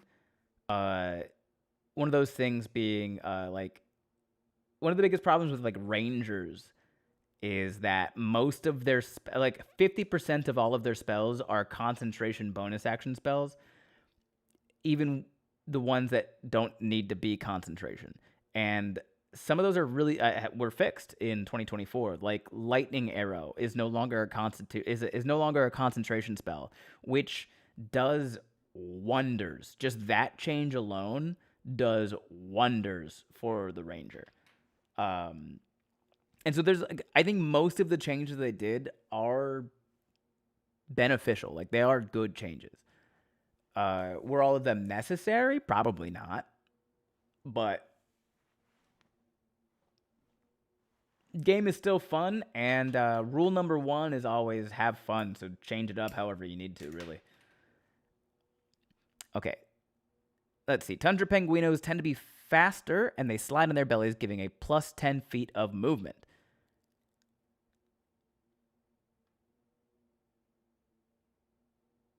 Have you ever played with the Theros rules? The Pantheon theme system looks interesting and very in depth. Might adapt it for my campaign. I have not. I haven't heard about that one. Okay.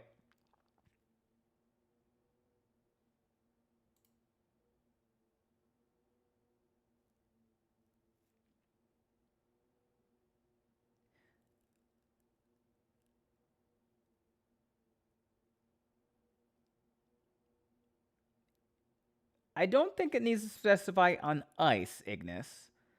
But what we do, all we do here is we're gonna go up top to the Penguino traits at the top, and we're just gonna delete the speed line, and we're gonna drop each of the legacies gives the speed. So the Tundra Penguino being built for land travel over ocean travel should, by all means, have a faster walking speed.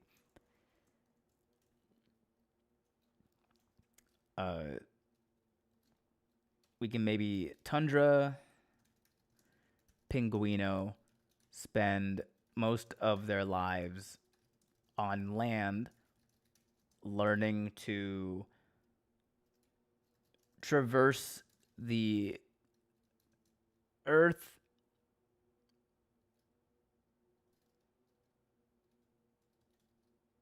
adapting their bodies to adapting their bodies to traverse the land more than the sea.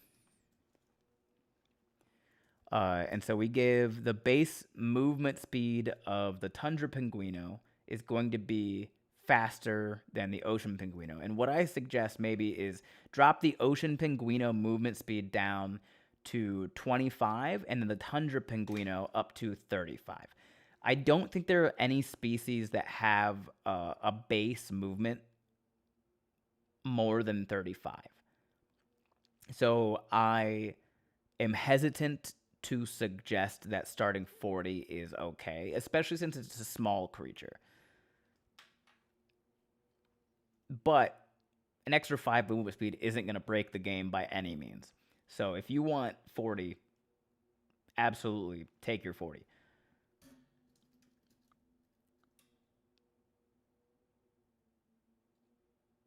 And then we can go,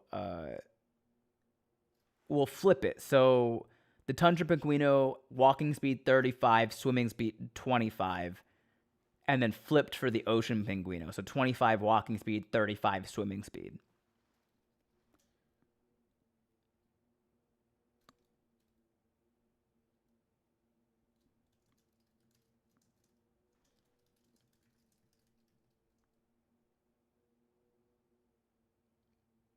Give them a special action like charging, but you can't stop. And if you ram into a wall, you take bludgeoning damage. Jeepers cripes.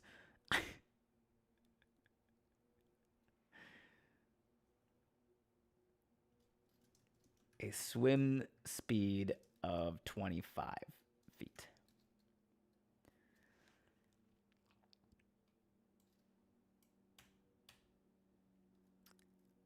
And then down here, we can basically just copy paste. Bang, bang. Bang, bang. And we'll go Ocean. Ooh, get rid of that bold. Ocean Pinguino. Spend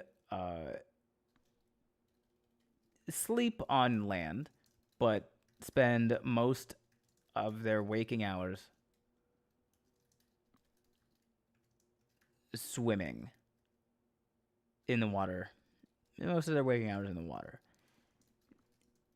They have adapted their bodies for life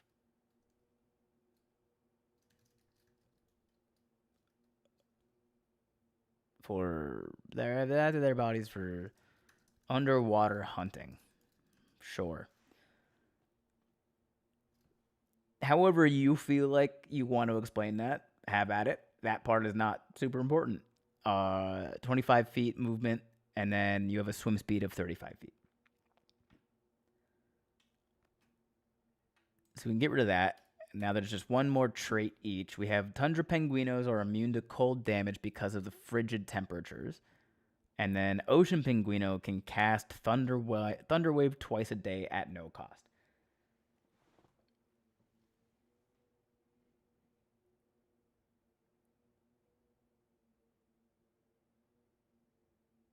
So we already talked about the immune. You should most likely drop this down to resistance.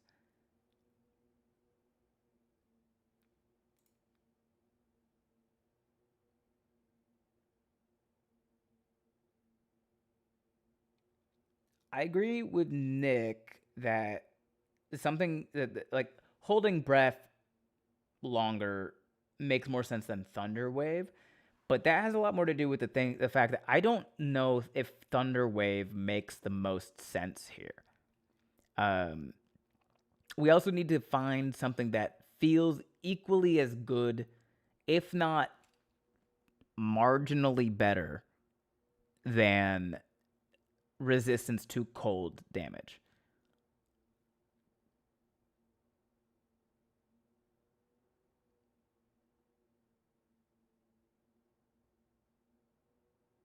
The other thing, maybe, is that logically, the ocean pinguino. The ocean pinguino is more likely to have a resistance to cold because the Arctic Ocean is like the water is colder than the land.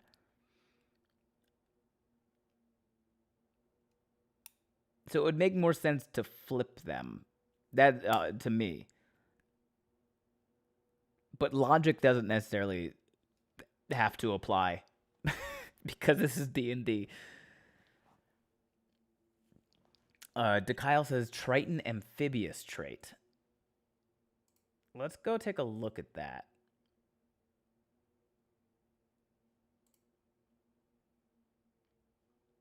Donde?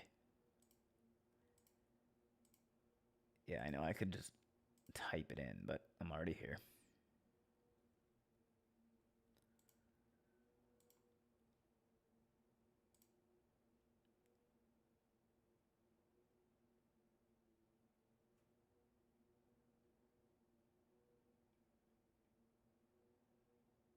Where in the... Oh, there it is.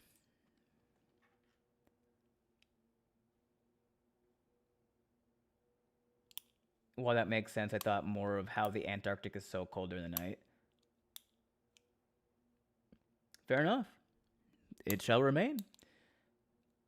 Abominable Snowman says the resistance should be baseline for both because both are equally likely to have it. It's also a thought. But let's see.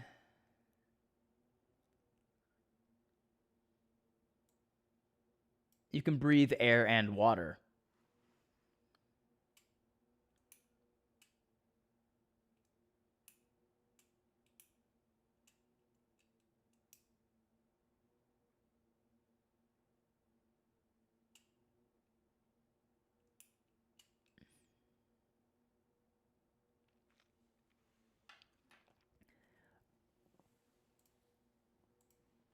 You like the idea of it being baseline. Okay.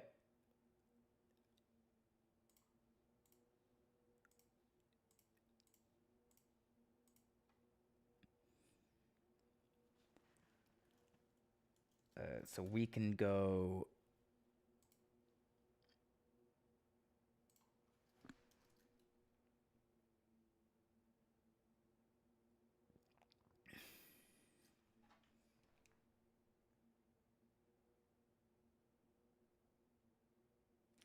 I have I have an idea.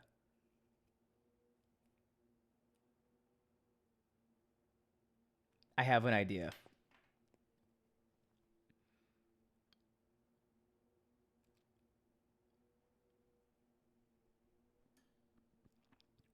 Uh, what's a good name for the trait that gives them resistance to cold?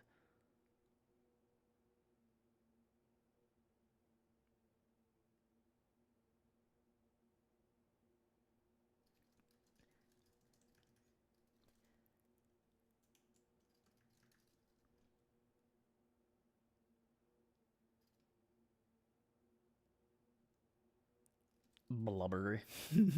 Blubbery. Uh,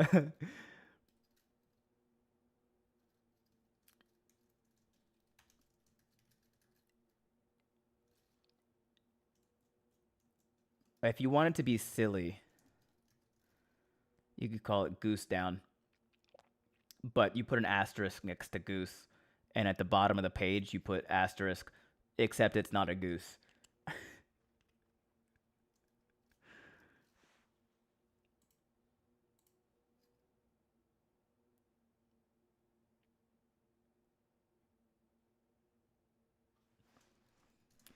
Oops.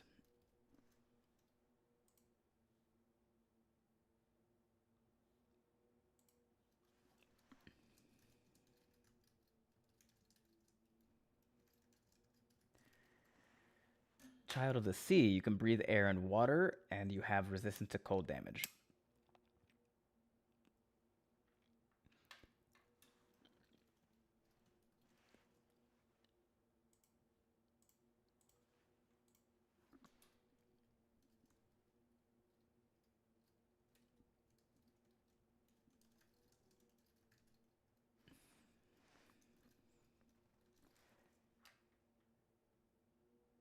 Isn't it just listed as X resistance? In 2014, no, you have resistance to cold damage. In 2024, maybe.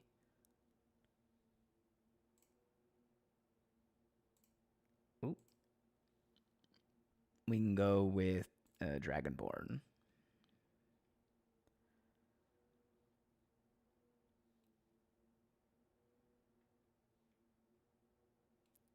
Damage. You have resistance to the damage type determined by your. No, okay, so yeah. It's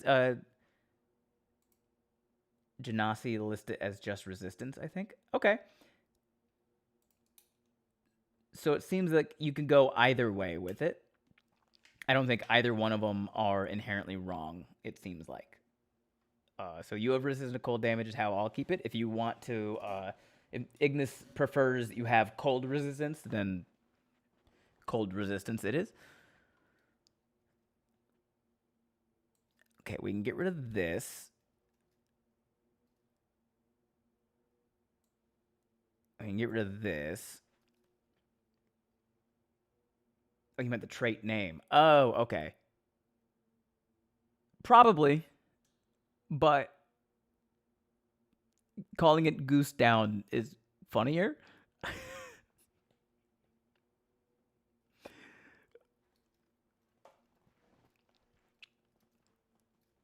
And the rule of silly is a very powerful rule.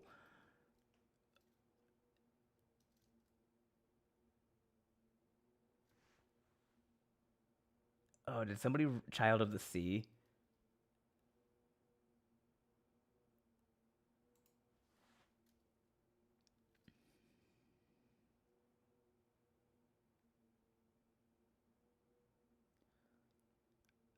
Oh, that's the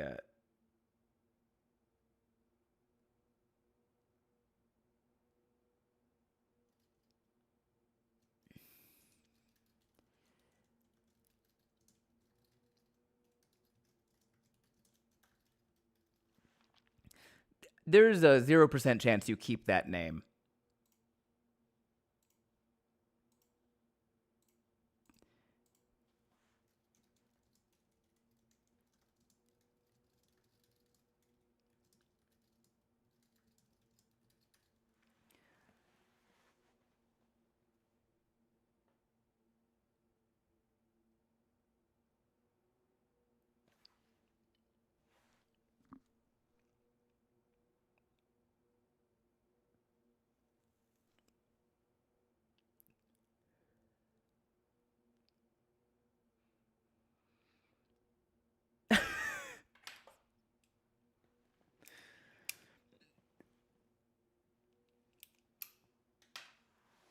Tom Petty presents Seabird.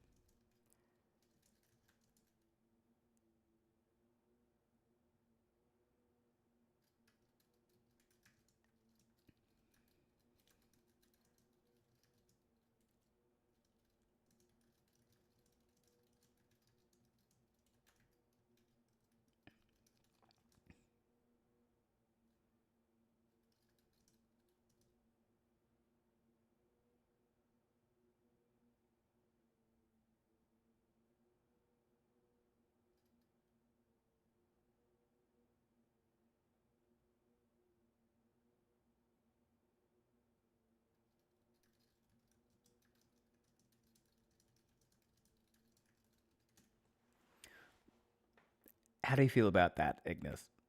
As a bonus action, you can choose to slide a number of feet up to your speed. When you do this, attacks of opportunity against you are made at disadvantage, but you remain prone at the end of your slide.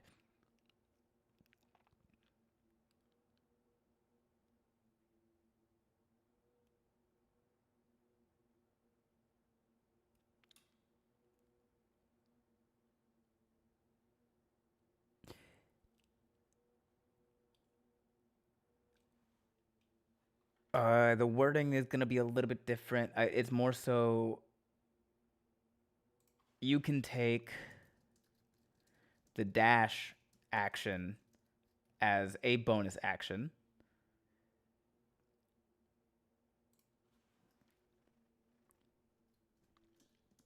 When you dash in this way,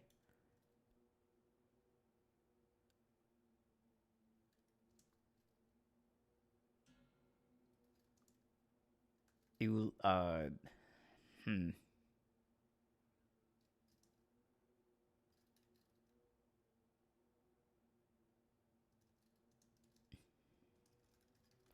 you lie prone and slide. When you dash in this way, you slide. You take the prone condition. Thank you.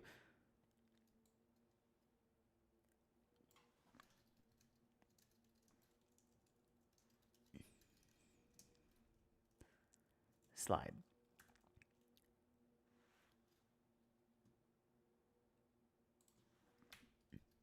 Attacks of opportunity against you are made at disadvantage, but you remain prone at the end of your slide.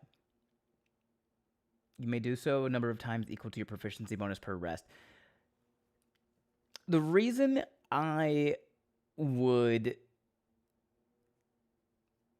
say an unlimited amount of uses of this Abominable Snowman is because you're giving yourself the negative effect of remaining prone. You are actively choosing to put yourself at risk in a way, which is the only reason I wouldn't immediately want to give it a limited use case. The other thing is there are like 2 or 3 classes or subclasses that offer the same sort of ability.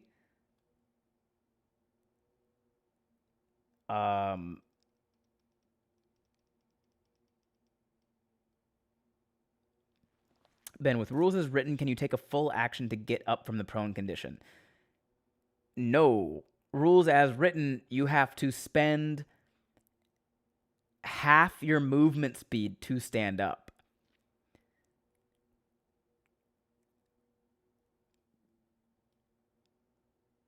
So if you haven't moved at all other than to slide, you can still spend 20 feet to stand up. Because this is a dash action, it's an additional 35 feet of slide. And so you haven't used your base 35 feet yet, or your action. So what you would have to do is slide, use up to 35 feet, and then you would have to use 20 feet of your base movement to then stand up. If you don't have at least 20 feet left of your base movement speed, you do not get to stand up, and you just remain prone. There is a feat, I want to say it's athletic, perchance. The athletic feat, or the athlete feat, allows you to stand up from prone with only 5 feet of movement.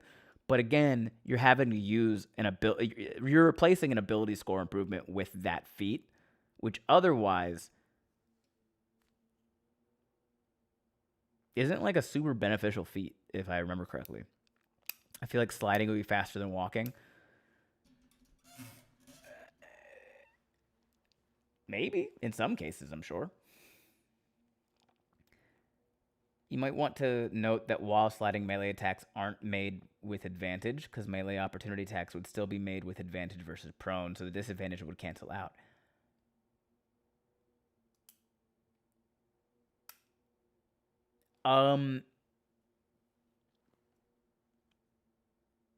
Good point. You're correct.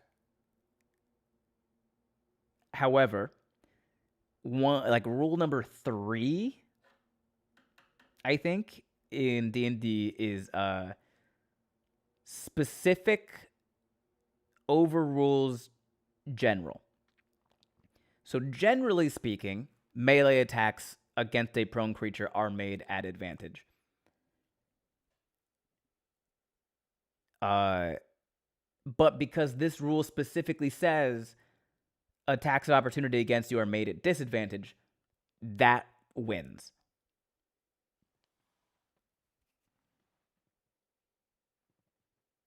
If that makes sense.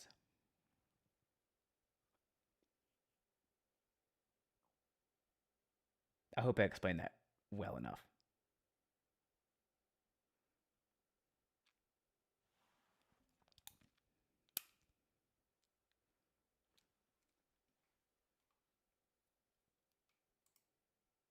And because it's specifically attacks of opportunity, if you do remain prone at the end of your turn,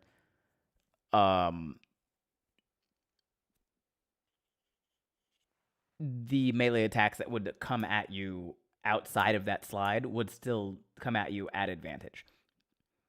So that feels good to me. The ocean one does kind of need something.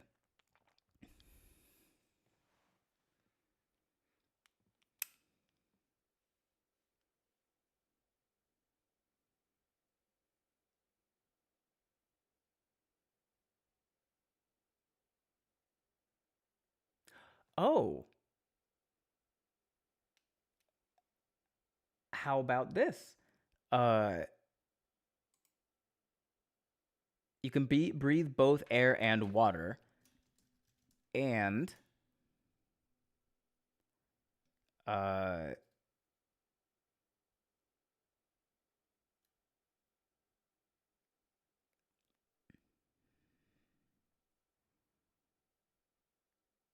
any attack you make, or you do not. How do I want to word this? What I want to say, Agile Swimmer, you can dodge as a bonus action in water.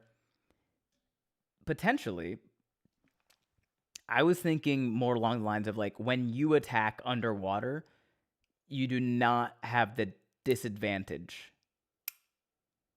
applied because D&D rules is written if you're not using a piercing weapon, then you have disadvantage on the attack. True, it just comes across ambiguous. Perhaps word it while prone in this way, attacks of opportunity to disadvantage instead of advantage. So it's less ambiguous.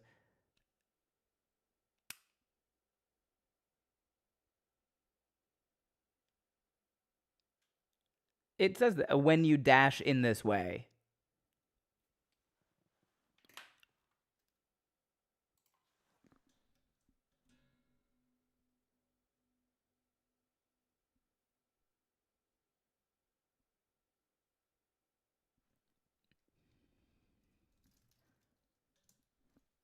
And attacks of opportunity against you are made at disadvantage, but you remain prone at the end of their side. Hey, thanks for the follow, Elias Morals. Appreciate that.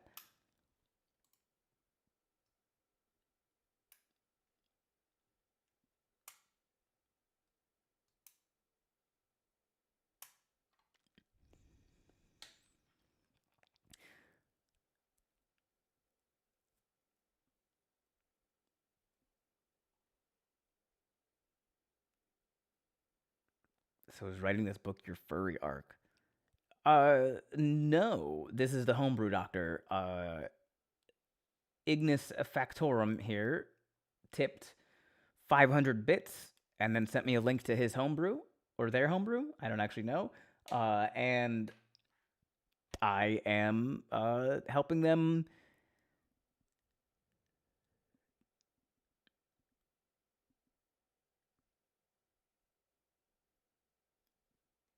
get the most out of it that they are looking to get out of it. I think the idea of you gaining a dash in the water is good, and I think the attacks not being disadvantaged is also good.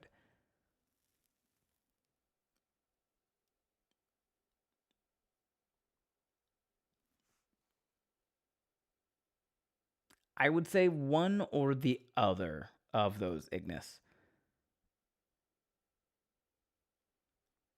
Penguins. Penguins live in Antarctica, which is cold, and Canada is cold too. Let's go Canadian for this one. Okay, there. We're gonna do some Canadian. I would say pick one or the other there, Ignis. Because what we got here is you already got for the Ocean Penguino, you got 35 feet there swim speed, which that's kind of already indicative of your ability to swim faster.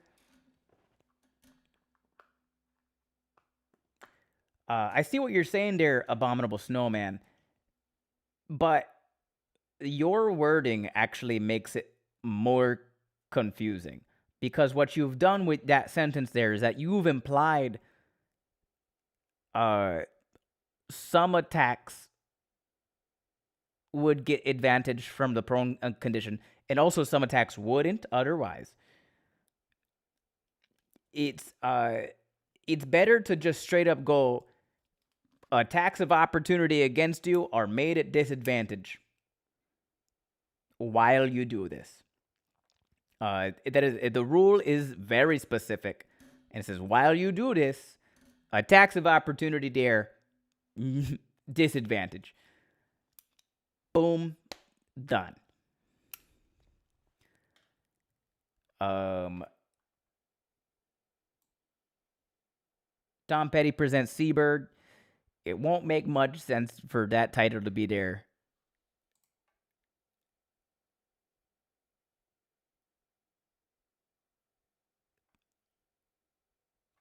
Any attack you make while underwater is not made at disadvantage. That isn't right. That's not the right way to say that.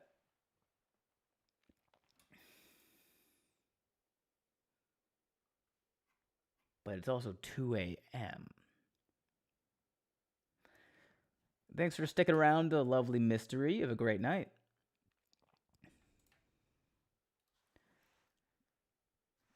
Let me see if I can find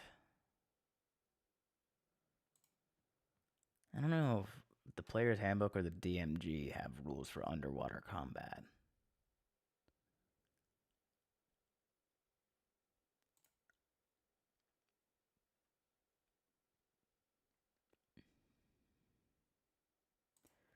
Underwater combat. Impeded weapons. When making a melee attack roll with a weapon underwater, a creature that lacks a swim speed has disadvantage on the attack roll unless the weapon deals piercing damage. Okay, you would just have that wouldn't matter anyway. Because you have a swim speed, so you'd already have that.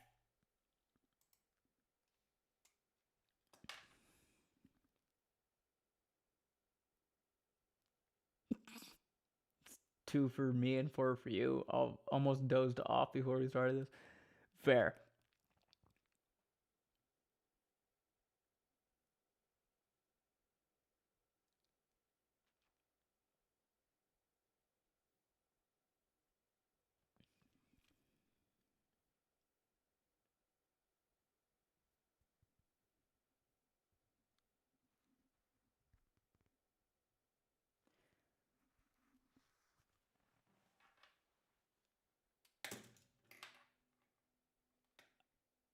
Okay, how about this? And I don't think my brain has enough power to fully make sure that this is written correctly, but as long as the vibes are there. Um, while underwater, you can use a reaction.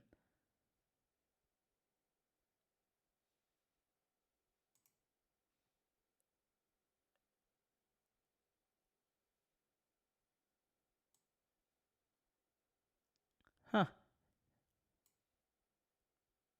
I guess it would.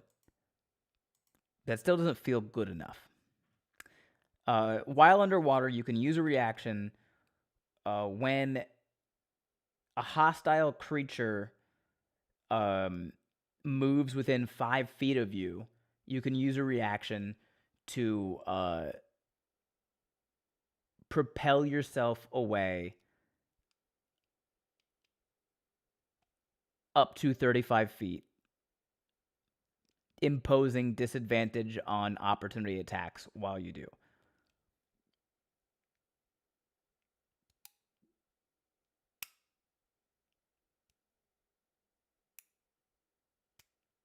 That might be a. I think it's fine simply because underwater doesn't happen very often. It's pretty niche, and also having to use a reaction to do it is the Kyle. That's really good.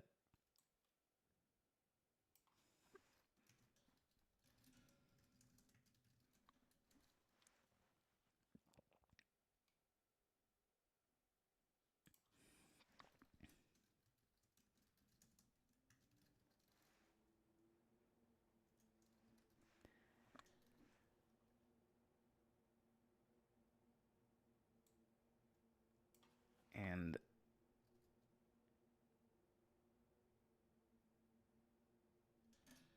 there are similar skills, but they are half your movement rather than full. When a hostile creature moves with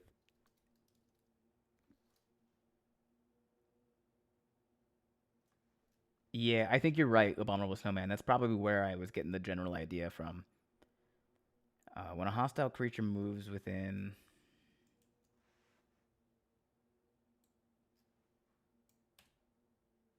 Let's just.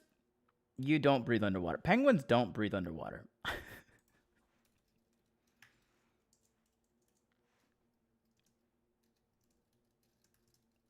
you can add that as a thing if you want. It's being able to breathe underwater is not gonna break any part of this character or this creature by any means.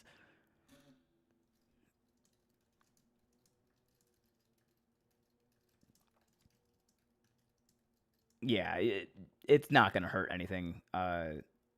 Either just give the ocean one full amphibiousness, or maybe more of like a turtle thing. Yeah, the lizard folk can hold their breath for 15 minutes. Uh, Turtles, I believe, can also do something similar. Um, Yeah, and maybe make that part of like the whole like both of them can do it, but it's not. It's a ribbon feature. It's really not going to affect much. So you can have fun with that one for sure. You can use a reaction to propel yourself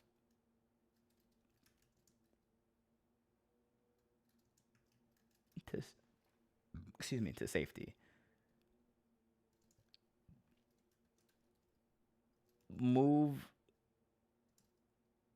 a number of feet up to your swim speed in a straight line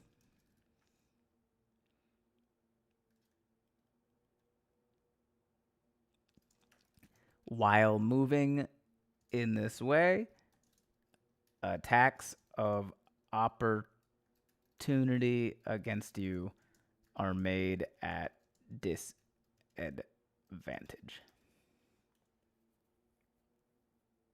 Currently playing a lizard folk barb rager in a game. Quite a fun character. How many people have you bitten? How many people have you bitten? What do you miss about the military the most? The camaraderie. Does this use up movement speed?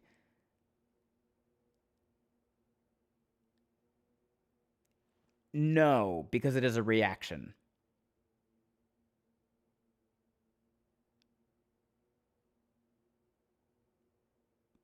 And a reaction is something that doesn't necessarily take place on your turn.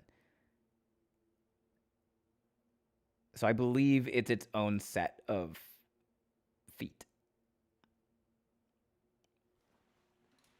That is a really good question, though. No nickname found. And it's probably a question in which, if I was your DM and you asked it, I would simply let you move. I wouldn't want to look it up.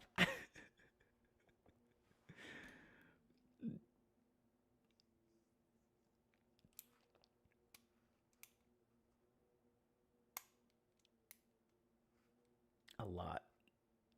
F Red Wizards. Okay, Slippery as a Seal. Hey, that's donezo. Um,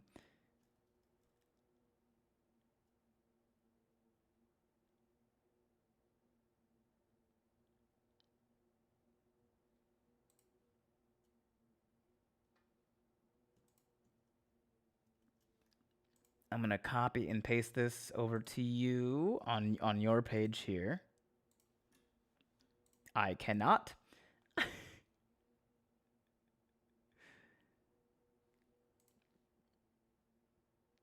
I don't have edit access on your page, Ignis, so I cannot paste this over to yours.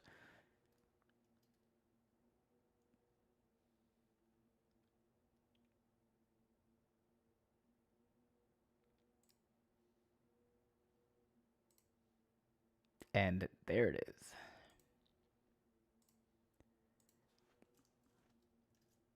Bang.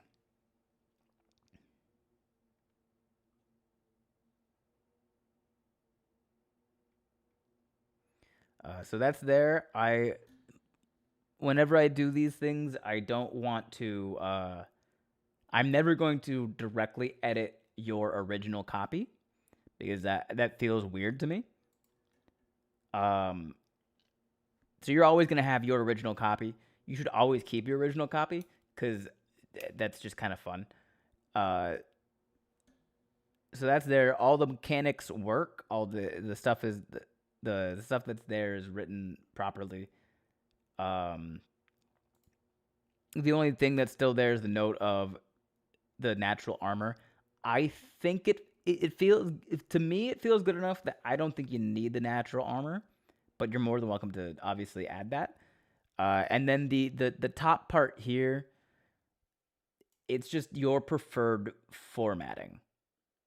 You know, if you want to format it in the same sort of categories and paragraph styles that the 2014 edition does, by all means go for it. Otherwise, this is kind of like your narrative, your storyline. Have fun with it, word it in, however you'd like. Um, Also, the fact that their native tongue is Newt, great, very fun. And Ben, thank you. Feel free to use this if you ever want to play a Pinguino. I know some people that would love to play a Pinguino.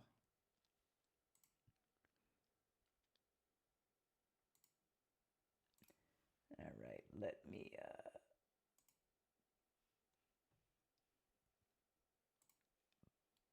pop on over to just chatting. Stopping into lurk before trying to sleep through Snowpocalypse 2026. Good luck in Snowpocalypse. Um, I don't handle cold well, so I don't know how to help much, but good luck. I hope you make it through. I hope you'll be alright.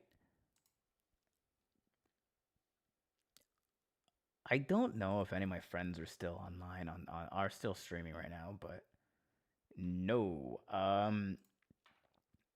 Well, I got one person on that's still streaming, but I don't know him personally, so we are still gonna raid.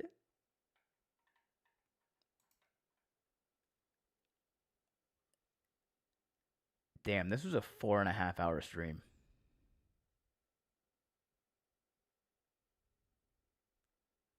Wow.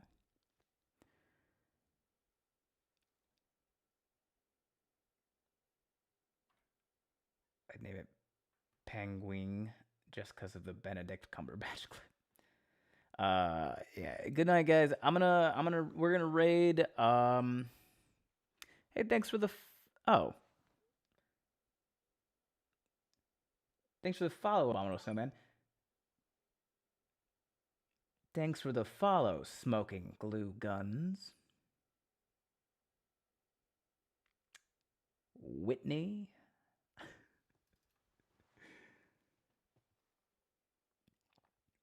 You came in just as I was about to raid out.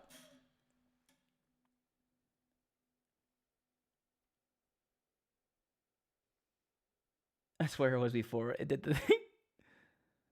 Not the government.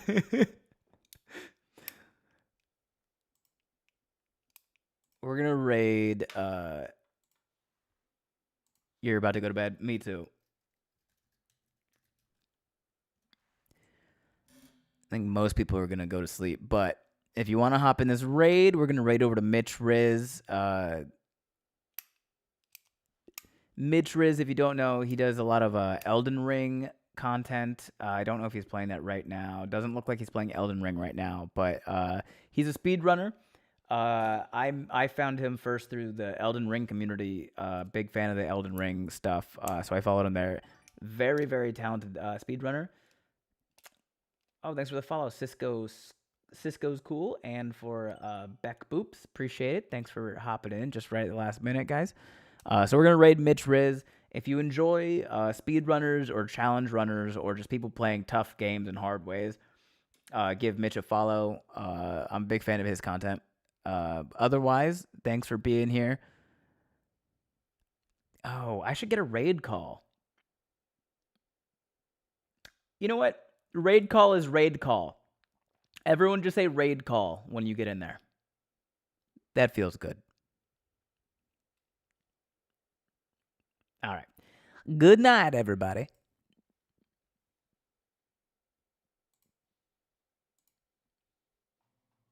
We push the robots to their limits. We give them the bug testing.